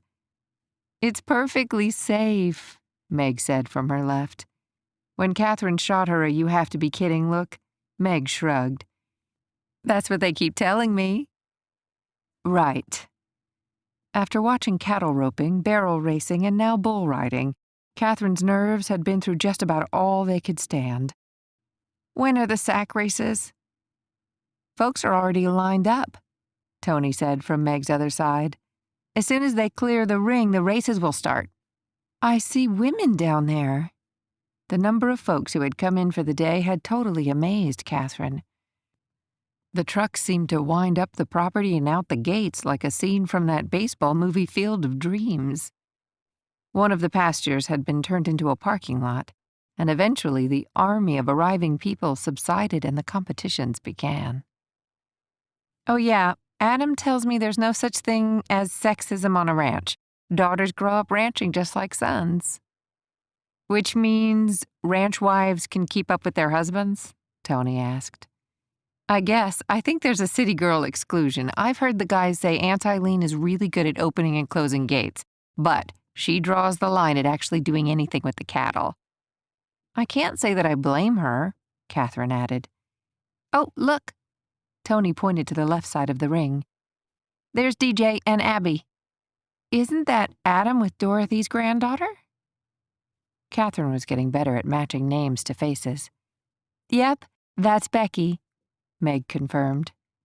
Catherine pointed to the couple beside them. Who's that with Finn? Shading her eyes with her hand, Meg stared a few seconds before announcing, Kelly, Adam's receptionist.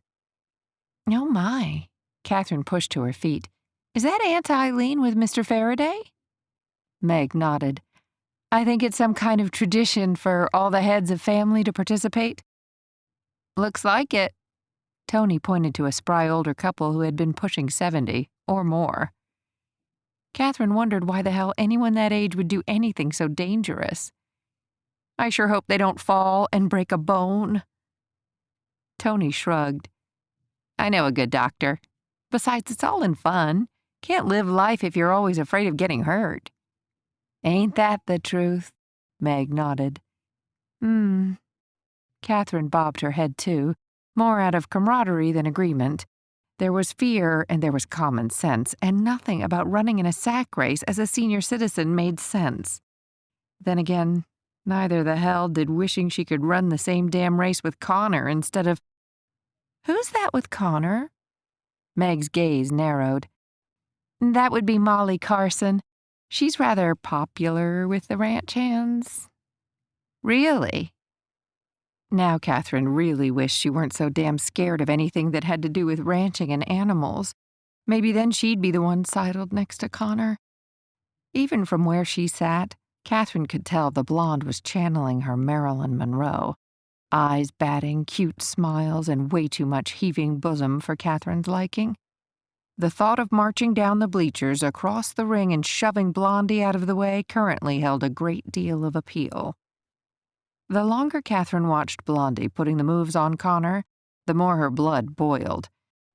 If she was going to be staying in Tucker's Bluff, even for just the summer, they were going to have to come to some kind of a more solid agreement. Yes, that made perfect sense.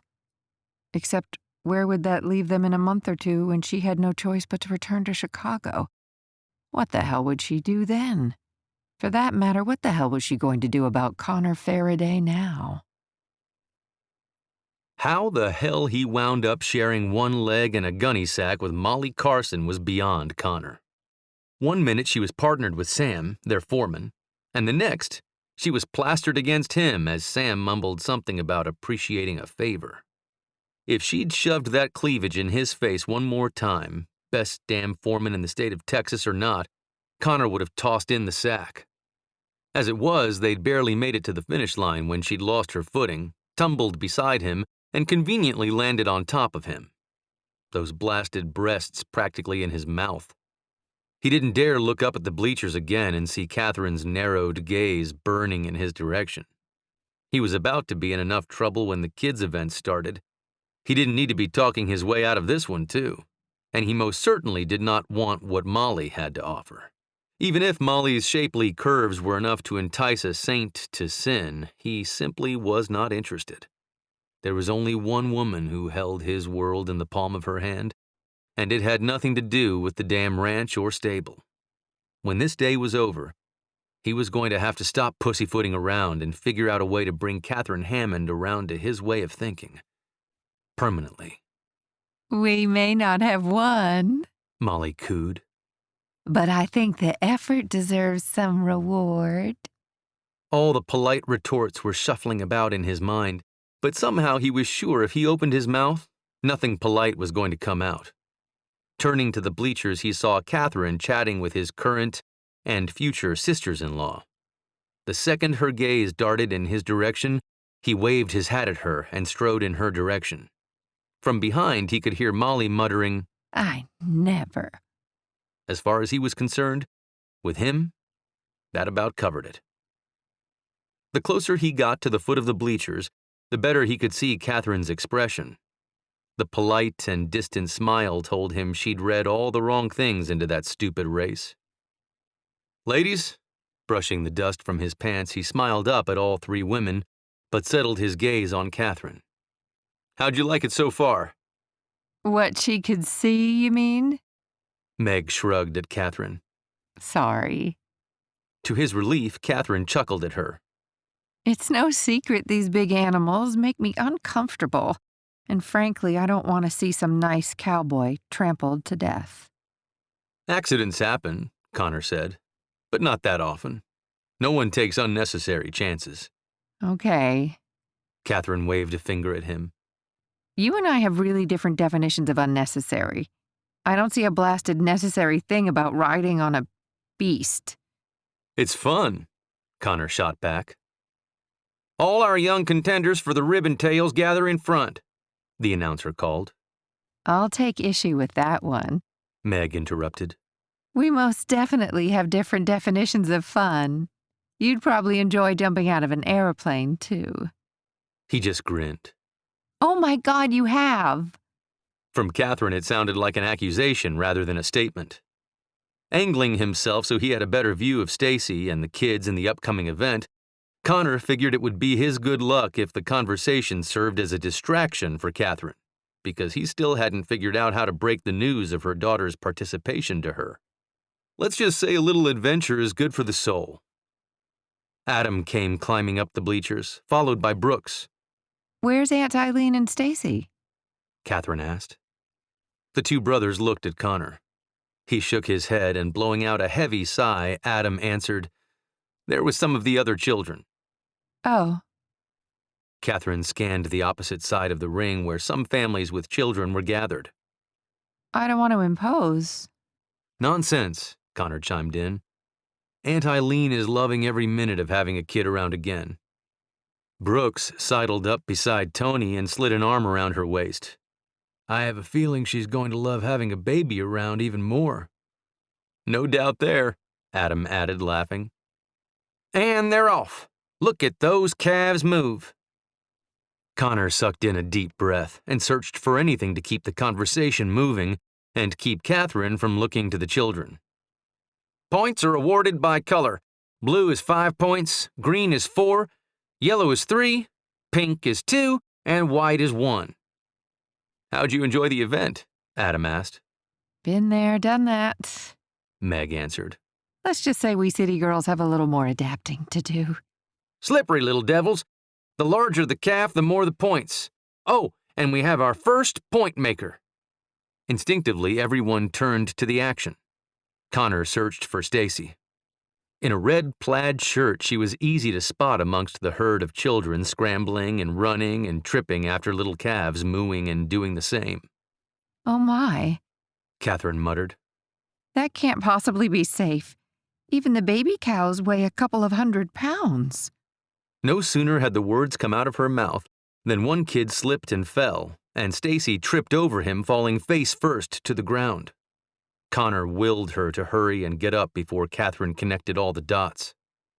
Had she been looking at his brothers instead of the huddle of children and calves, Catherine would have seen that same silent urging on both Adam and Brooks's faces. Connor almost fisted a cheer when Stacy scrambled to her feet and took off running after one of the yellow-tailed calves.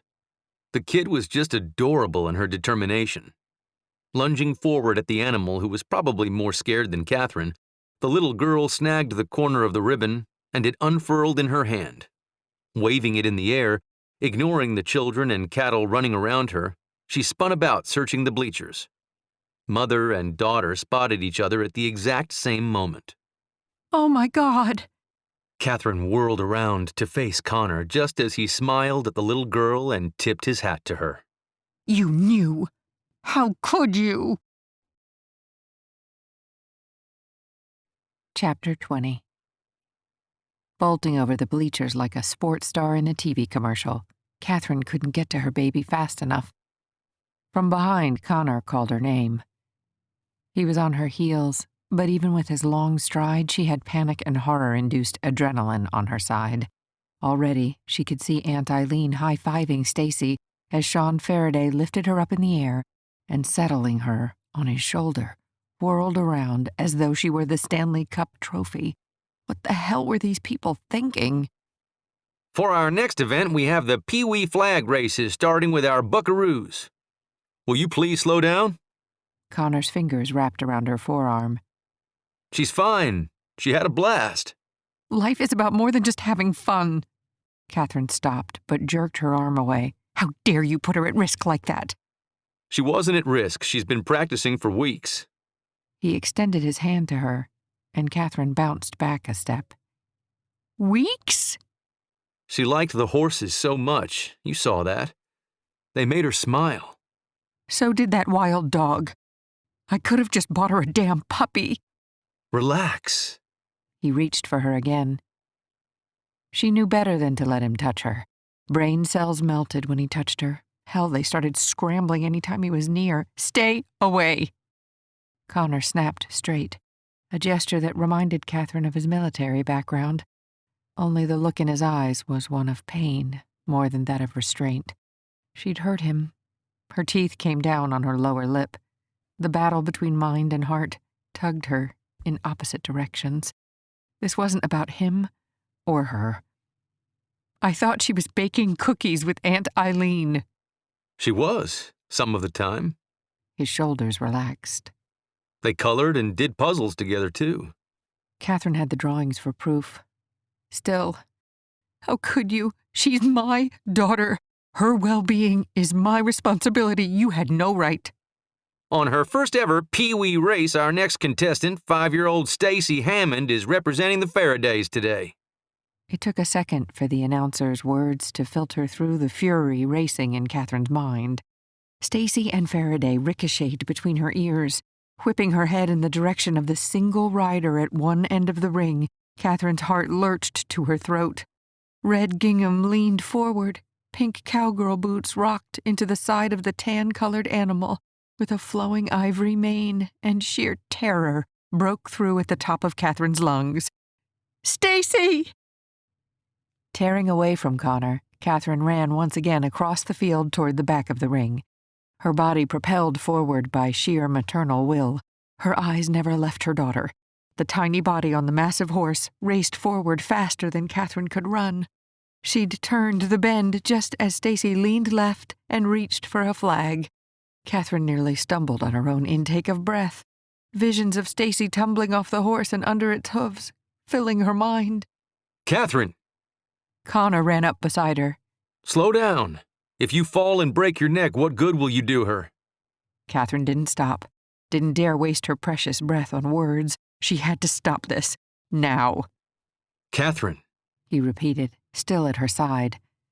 Moving ahead, Stacy slowed to stab the flag into another large barrel and hurried forward once again.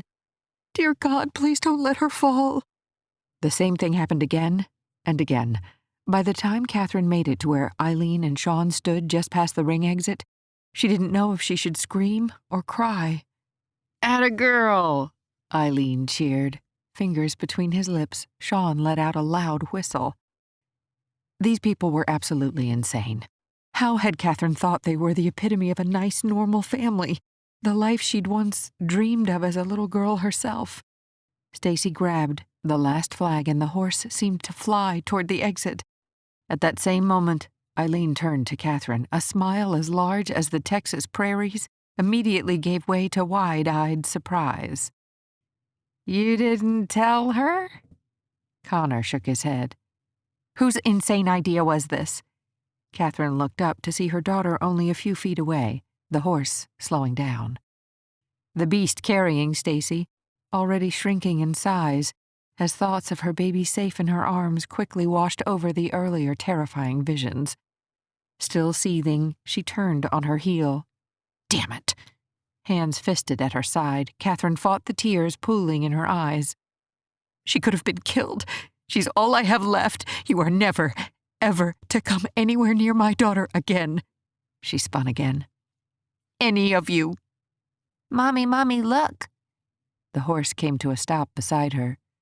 Stacy waving the flag. I did it. Sean grabbed the reins and walked the animal a few steps to a side area. A step stool appeared and, looking as though she'd done this her entire life, Stacy tossed her leg over and climbed down from the horse, then threw her arms around her mother's waist. There was no holding back the tears. Catherine's baby spoke. called her name, was happy. As quickly as she'd thrown herself at her mother, she pulled away and ran up to Connor. "Did I win?" You did in my book, sport. Come on, Stacy. Sean stuck his hand out to her. We need to take Princess to the cool-down area. "Okay." Stacy eagerly took Sean's hand and followed him and the horse down the walkway out of sight. Eileen opened her mouth as if to speak, and then looking over Catherine's shoulder to Connor, snapped her mouth shut and turned to follow her brother-in-law. Connor's hand fell on Catherine's shoulder.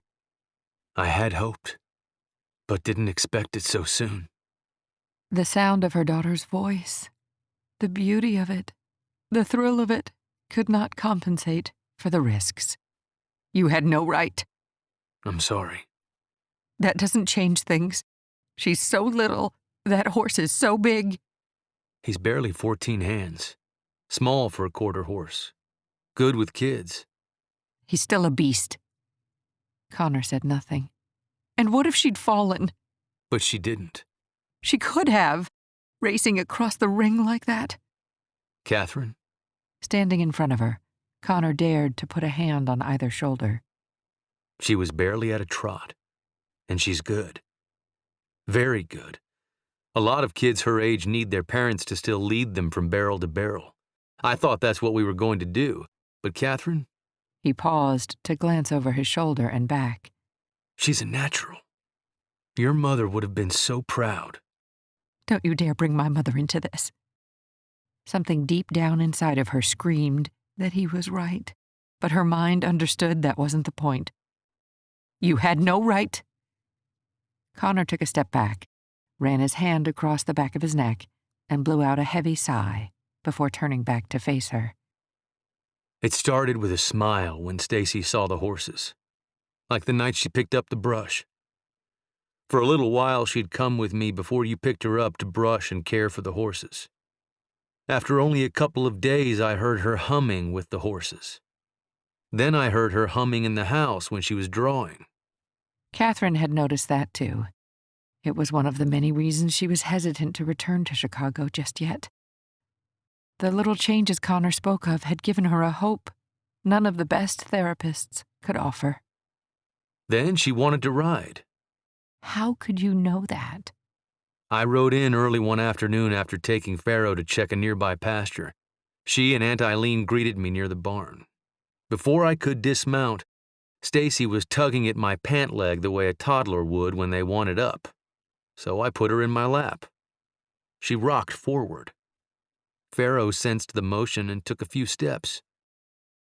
The grin that broke out on her face was amazing. Tears threatened to spill over once again. All of this was so damn far out of her skill set. Horses and cows were big and bad and dangerous, and she was supposed to protect her little girl. But because of the big, bad horse, her little girl called her Mommy again. Catherine. He inched forward and brushed a hand down her arm. I only wanted to make things better. We don't have any horse therapists around here, but I did some research. They're amazing animals for dealing with trauma victims. More and more returning veterans are receiving equine therapy for PTSD. I knew it was the right thing for Stacy. I just didn't know how to make you see it. I'm sorry I didn't handle this better. But not sorry you went behind my back.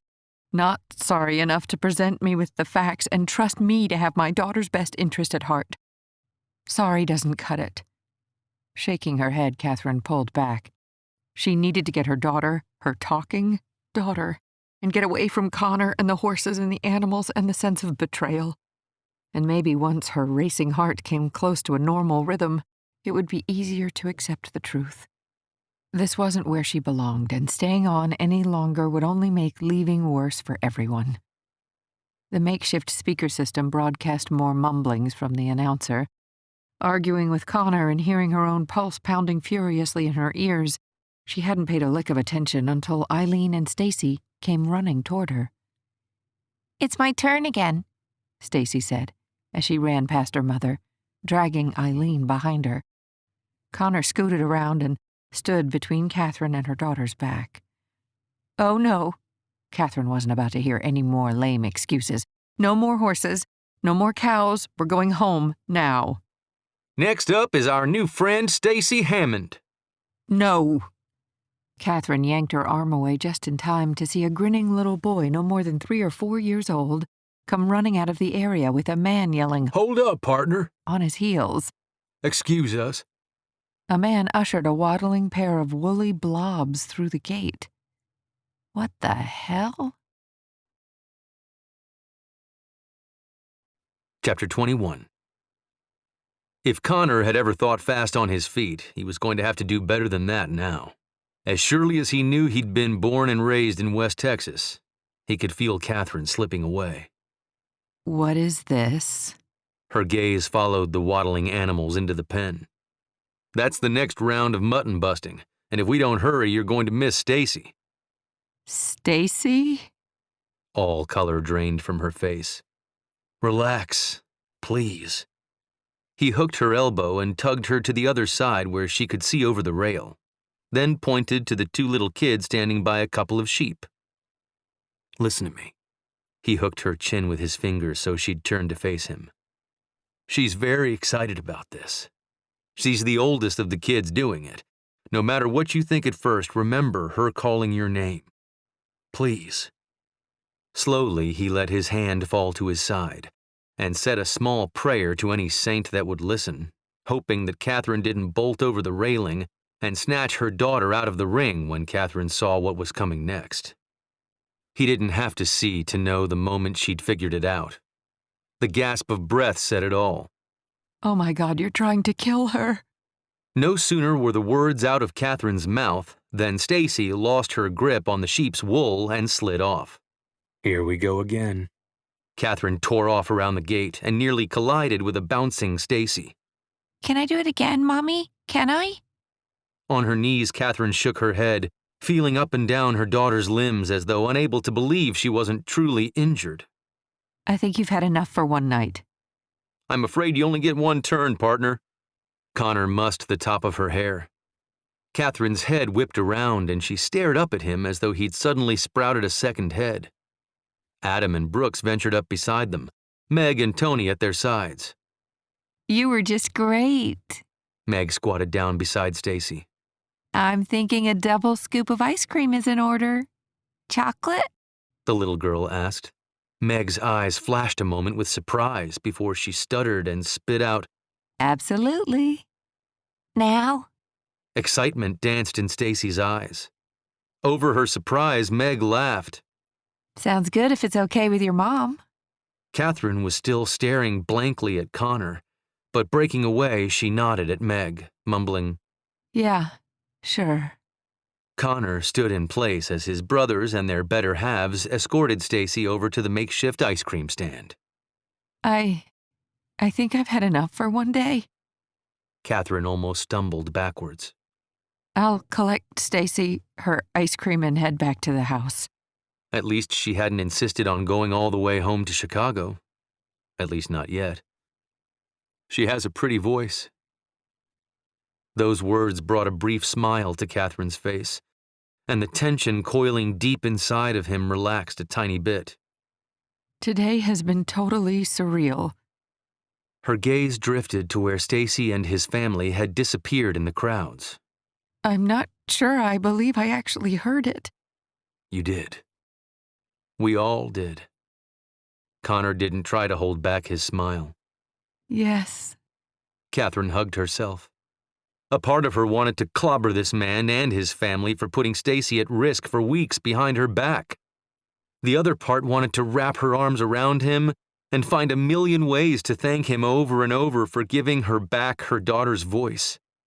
She needed to get away, to think, to make sense of the cascading emotions swirling inside her. I have to go. There's a lot left of the day. There's tons more food coming, and there will be games for the kids. Games? Games. Roping and horseshoes and, well, I suppose the goat milking might not be a game exactly. Catherine rolled her eyes and then glared at him. You're not kidding, are you? He shook his head. Has she been practicing that too? Again, his head moved from side to side. No, and she doesn't expect to participate, but we did think she'd have fun learning. All the kids do. I just bet. Catherine took a moment to survey the area. The children running around, the sheep bleating, the cows mooing, people leading their horses to and from trailers. Her gaze stopping at the ice cream stand. Without saying a word to him, she walked away. Growing up with a strong-willed father and without a mother, Catherine had developed a thick skin at an early age and a will of iron soon after. Her entire life had been mapped out, and she'd followed the plan religiously, right down to her choice of husband and career. Now the world as she knew it was totally upended. A few feet ahead, her daughter sat with most of the Farraday clan, licking away at her double-scoop chocolate cone. The scene was so normal, so typical of a day at a fair, and so not what her life had been the last 2 years. Her heart danced with sheer joy. "Looks good." Stacy nodded, her mouth and hands covered in dripping ice cream. "Soon as you're done with that, we'll head home. Clean you up." The little girl stopped and raised her head. "Then we'll come back?" A pang of guilt at dragging her daughter away from all the fun pricked a hole in Catherine's plan. "Afraid not, sweetie." "But, Mommy, I don't want to leave yet." She'd abandoned any effort of catching the melting drips. "It's been a long day." "No one else is going home."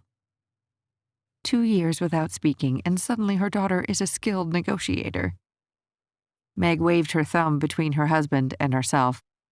"We can see that she gets home later." "Yeah," Tony added.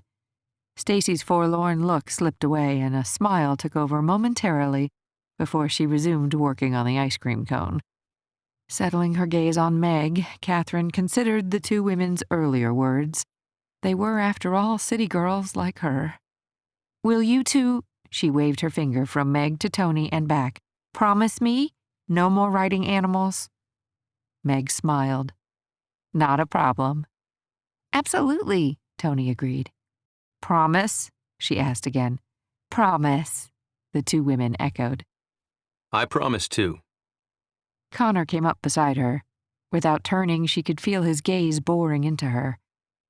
"Mommy says I can stay." Stacy tugged on Connor's sleeve with one hand. Without hesitating, he hefted her up, ignoring the chocolate dribbles, and kissed her cheek. What do you say? Can I have a taste? Stacy's head bobbed up and down quickly, and she shoved the ice cream at him. Rather than take a bite off the top, he ran his tongue around the edges, cleaning up the drips. Thanks, partner. There was that word again. Catherine closed her eyes and took a side step to kiss her daughter's sticky cheek. "See you later, baby. Love you." "Love you too." Turning quickly to hide the tears welling in her eyes, Catherine relished the sound of the 3 little words. Desperately needing to focus and think, she took the shortcut across the old path back to her grandfather's house. The 20-minute walk had been the same route the original Farraday and Brennan wives had used to visit with each other when the barren West Texas life became too much for the city women to deal with alone. Nowhere near as isolated as those women must have been, Catherine understood what it meant to be totally out of her element. The sounds of the ranchathon followed her a long way before they melted into the silence of nothing but earth and sky, clean air and quiet breezes. She could actually hear herself breathe. So different from the hectic, noisy world waiting for her in Chicago, and yet so normal for Connor Farraday and his family. Not a single day in her life could she remember being so unsure of the right thing to do, so completely torn as which direction to take, what to think, who to believe. Her instincts had never failed her before, but had they now? Nearly to the house, calm from the fresh air and exercise, she could examine the facts more impartially, without bias. Yes, Connor had gone behind her back to teach Stacy how to ride a horse. And yes, this seemed to be what she needed to come out of herself again. But did the end justify the means?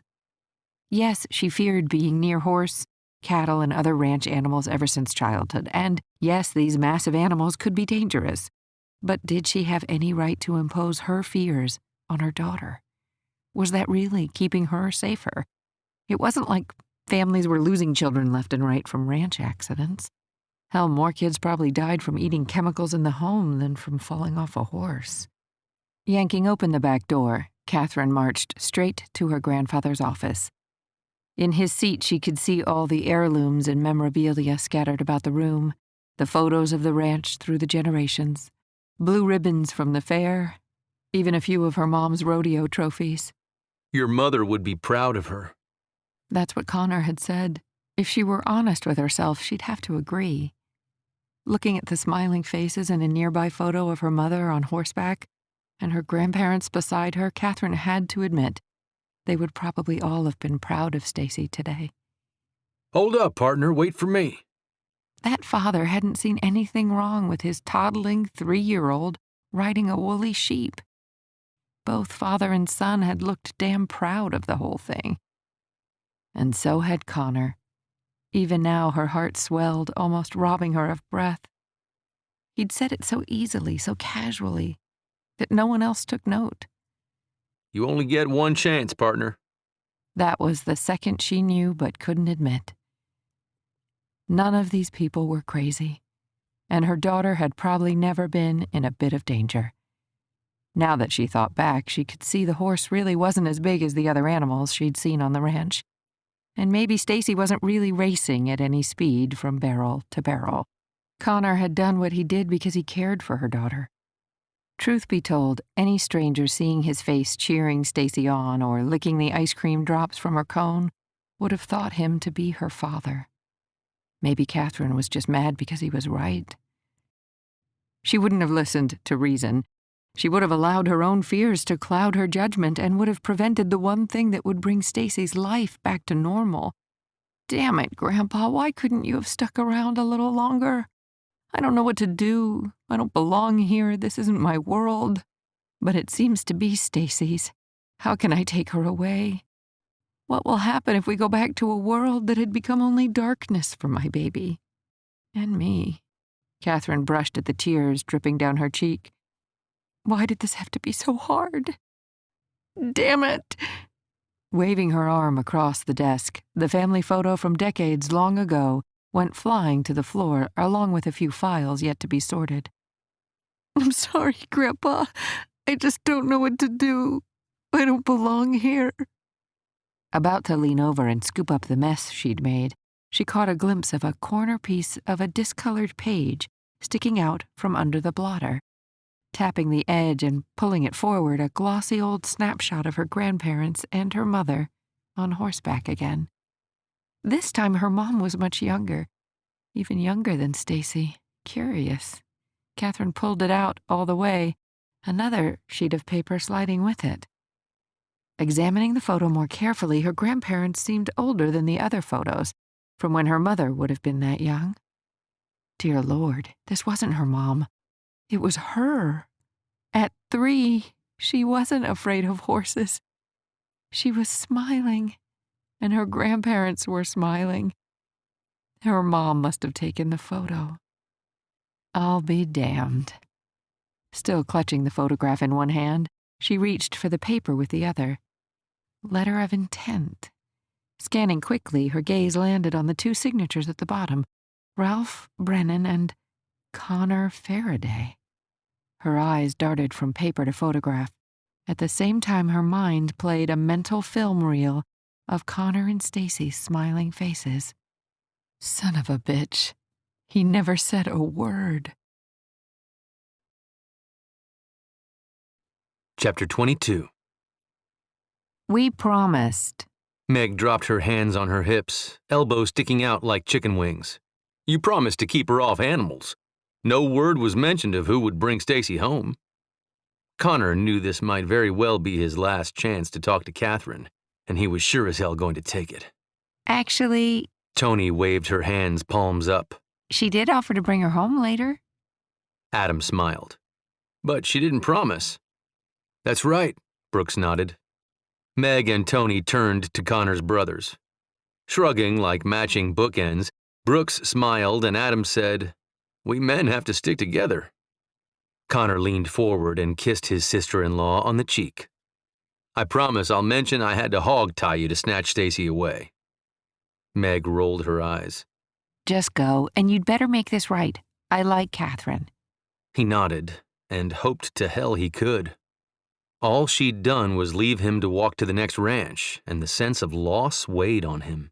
The mere possibility that her next step would be to pack up and go home to Chicago was enough to gut him hollow, leaving nothing but a worthless shell in her wake. If there'd been any doubt in his mind before that Catherine was the woman for him, it was completely gone. "Ready, Princess?" Connor called to Stacy, playing in the dirt with some of the other children. Okay. She stood up and brushed the dirt from her jeans, then waved to the boys intent on their game. At his side, she stuck her hand out to him. Can I have a hat like yours? "Well, it might be a little big, don't you think?" She pondered that a second, then shook her head. No, silly. My size. "Sure." Walking to the car, he shortened his stride to match hers, and hoped to hell they'd be here long enough for him to get her a hat. The drive to the Brennan Ranch normally took only a few minutes, but weaving around the parking lot of cars still on the property and the folks backing out and leaving added a few more to the ride. Never one to put off a challenge, he forced himself to stay calm and patient, and then, when he pulled up to Catherine's door, wondered if maybe a little more planning might not have been in order.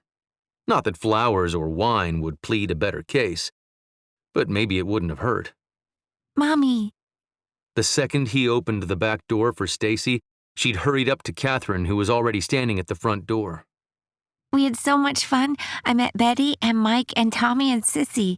We played with the bunnies and stick horses and we tied calves. Catherine's eyes shot upward at him. "Fake ones," he said quickly. "For roping contests, for the older kids." Sounds like fun, sweetie. It was. Go on inside and wash up. Bubbling with excitement, Stacy tore off into the house. And change your clothes, too. Catherine called after her daughter, then leveled her gaze with his. I thought Meg was bringing her home. "I had to hog-tie her to steal Stacy." You did. He nodded. "Can we talk a minute?" Actually, I have something to say, too. Catherine stepped back and opened the door wider. Come on in. Sucking in a deep breath, Connor took his hat off, wiped his shoes, and stepped inside. Leading the way, but rather than going into the living room or kitchen the way he would have expected, Catherine went straight to her grandfather's office. Take a seat.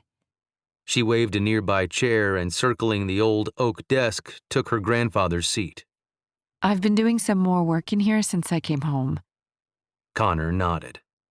The ranch is no longer the operation it once was. She looked up and waited for his confirmation. I'm a city girl. I don't know anything about running a ranch, nor do I have any interest in doing so. Connor dipped his chin, but none of his instincts liked the way this conversation was going. Seems there are a lot of people who want to buy this ranch. She held out a stack of papers. Some pretty nice offers, too. She set the stack aside and kept one page in her hand. I thought of negotiating this one. Now would be a good time to mention his deal with her grandfather, but on the other hand, he didn't want any misunderstanding about his intentions. He wanted Catherine and Stacy to be a part of his life, with or without the ranch. It might be a mistake, but he kept his mouth shut. Catherine eyed him carefully, pushed to her feet, and walking around, leaned one hip on the corner of the desk in front of him. Your brother's been leasing this land a while. Connor nodded. Words were not his friend right now. Think you'd be interested in buying the land if it doesn't come with the house? Why not the house? Okay, maybe some words. I thought it would be nice to keep the house. Family ranch and all. Maybe a summer home. Connor didn't know if that was a good or bad thing. His mind wasn't processing business now. His heart was too busy getting in the way.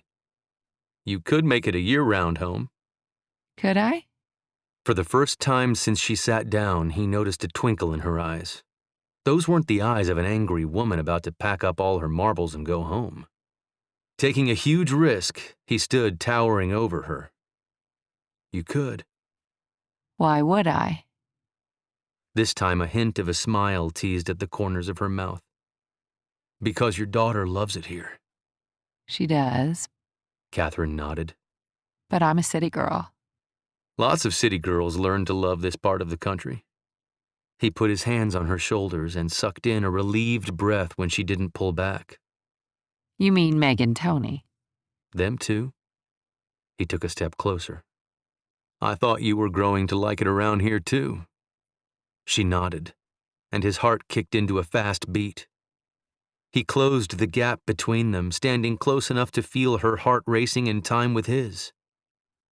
Maybe, with a little more time, I could convince you to give us another try.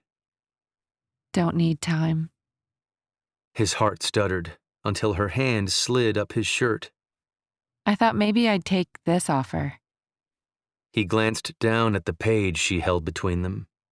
From this angle, he could barely make out the words, but he could see the Farraday letterhead and smiled.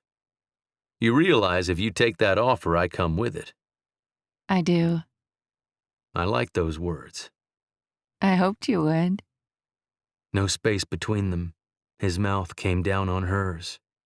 The rest of his life wouldn't be long enough to have this woman in his arms. Mommy? Stacy came rushing into the room. Connor pulled back, surprised when Catherine's hands remained draped around his neck. Yes, baby? Can I have my own horse? Catherine raised a brow at him, and, gazes locked, Connor waited a beat to answer. I think I'm negotiating that now, partner. Chapter 23, Epilogue. Talk about life happening while we're busy making other plans. Tell me about it. Connor shook his head and smiled. Marriage and settling down was the last thing on my mind when I came home. And now it's more than just on your mind. DJ watched his brother's face light up as he bobbed his head. By the end of the day, 2 of DJ's brothers would be happily married, and from the looks of it, in the blink of an eye, Connor would be joining the ranks of not only husband, but like Brooks, father. The tiny garden in the back of the old church had to be the most peaceful place on earth. When they were all kids, catching frogs or swimming in the creek after rainy season was the only place the boys wanted to be. All grown up, riding the far pastures on a breezy spring day always helped remind DJ of what was important in life. Here, on Brooks' wedding day, the green grass, colorful blooms, and his mom's bench reminded him he was damn lucky to be a Farraday. His only regret? That his mother wasn't here to see her 3 sons find the loves of their life. I bet I know what you're thinking, Declan James Farraday. The only time Aunt Eileen called him by his full given name was if he was in trouble. Big trouble. Whatever it is, I didn't do it. Well, Declan? Beside him, Connor chuckled and stepped aside. This is my cue to see what's keeping our big brother. Rolling her eyes, Aunt Eileen shook her head. It's a nice name. I'm sorry we didn't call you that more often. DJ nodded. In the Marines, he'd been known by most as Declan. In Dallas, too. At home in Tucker's Bluff, he was DJ to anyone and everyone. Your mama and daddy couldn't agree on a boy's D name for all the tea in China. Aunt Eileen kept her gaze on the vine-covered arbor in the corner of the garden. The one Brooks and Tony would be standing under shortly. Since Daniel was out of the question on account of the 7 Brides for 7 Brothers movie, it finally came down to David or Dylan. Cocking his head, DJ glanced at his aunt. Not once did he remember ever being told that his parents had considered any other name for him. Your mama favored David. Sean liked Dylan. Helen insisted it was because of Gunsmoke. DJ had to laugh. That did sound like his father. The day you were born, they still hadn't agreed on a name. I remember it so clearly. Sean was at one side of the bed holding your mother's hand, and I was on her other side. The nurse brought you in all wrapped up in a blue blanket like a silkworm in a cocoon. Aunt Eileen continued to look ahead and smiled. Helen unwrapped you slowly. As soon as your arm was free, you snatched her finger in your hand. Sean grinned as though you'd ridden a prize bull. My sister nodded, looked up at us, and said, "Declan James." To this day, I have no idea where she came up with that name. All she'd say was one look at you, and she knew. "What are you two jawing about?"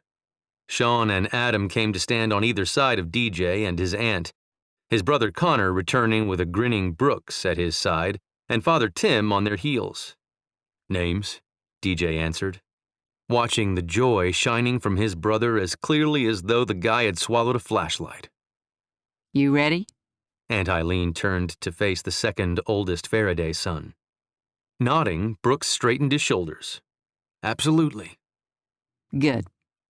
Eileen dipped her chin. That's what I want to hear. She turned to face her brother-in-law. I'm guessing you've taken the time for that man-to-man talk? The senior Faraday's brows buckled momentarily in confusion before breaking into a low, rumbling laugh. "At this point, I think my sons could teach me a thing or two." Two deep lines formed at the bridge of Aunt Eileen's nose, and smothering their own laughter, all the brothers took a single step back. "Yes, Eileen," their father quickly corrected, a stern expression on his face. "We had a nice long talk." Connor leaned into DJ and whispered, "About 20 years ago." "Do you think she's kidding?" DJ asked softly. Turning his head to see his aunt and father laughing, Connor shrugged. "I honestly don't know." Brooks stepped around his father and came up to his brothers at the same moment the youngest Faraday brother came through the church doors.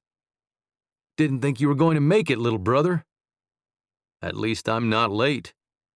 Finn slapped Brooks on the shoulder and glanced around. "Always a good sign when I can get to the church before the bride. They should be coming out any second." Connor's gaze darted to the doors and back. DJ wasn't sure what to blame for his three older brothers falling head over boot heels in love, one right after the other. Late last night, they'd all teased something was in the beer.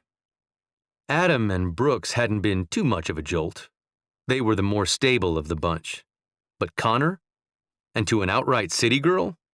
One terrified of horses to boot. Brooks glanced down at his watch, then up at the doors and over to where his father, aunt, best man, and the priest were chatting. Brooks looked as nervous as a long-tailed cat in the proverbial roomful of rockers. "Not to be too difficult or anything," DJ dared to ask, "but are you sure you want to do this?" Staring at his brother with enough intensity to melt steel, Brooks didn't nod or shift, but merely kept his gaze on his brother. "I'm only going to say this to you once. Ask again and you'll be spitting teeth." Fair enough. DJ nodded. "I can't imagine another day in my life without her in it. I don't want to imagine any day without Tony." DJ nodded again, and his brother's sappy grin reappeared. There was no need for DJ to turn and see what had brought the smile to Brooks' face so quickly. The answer was obvious, but DJ looked anyhow. Tony stood by the French doors, Meg and Catherine at her side, little Stacy in front.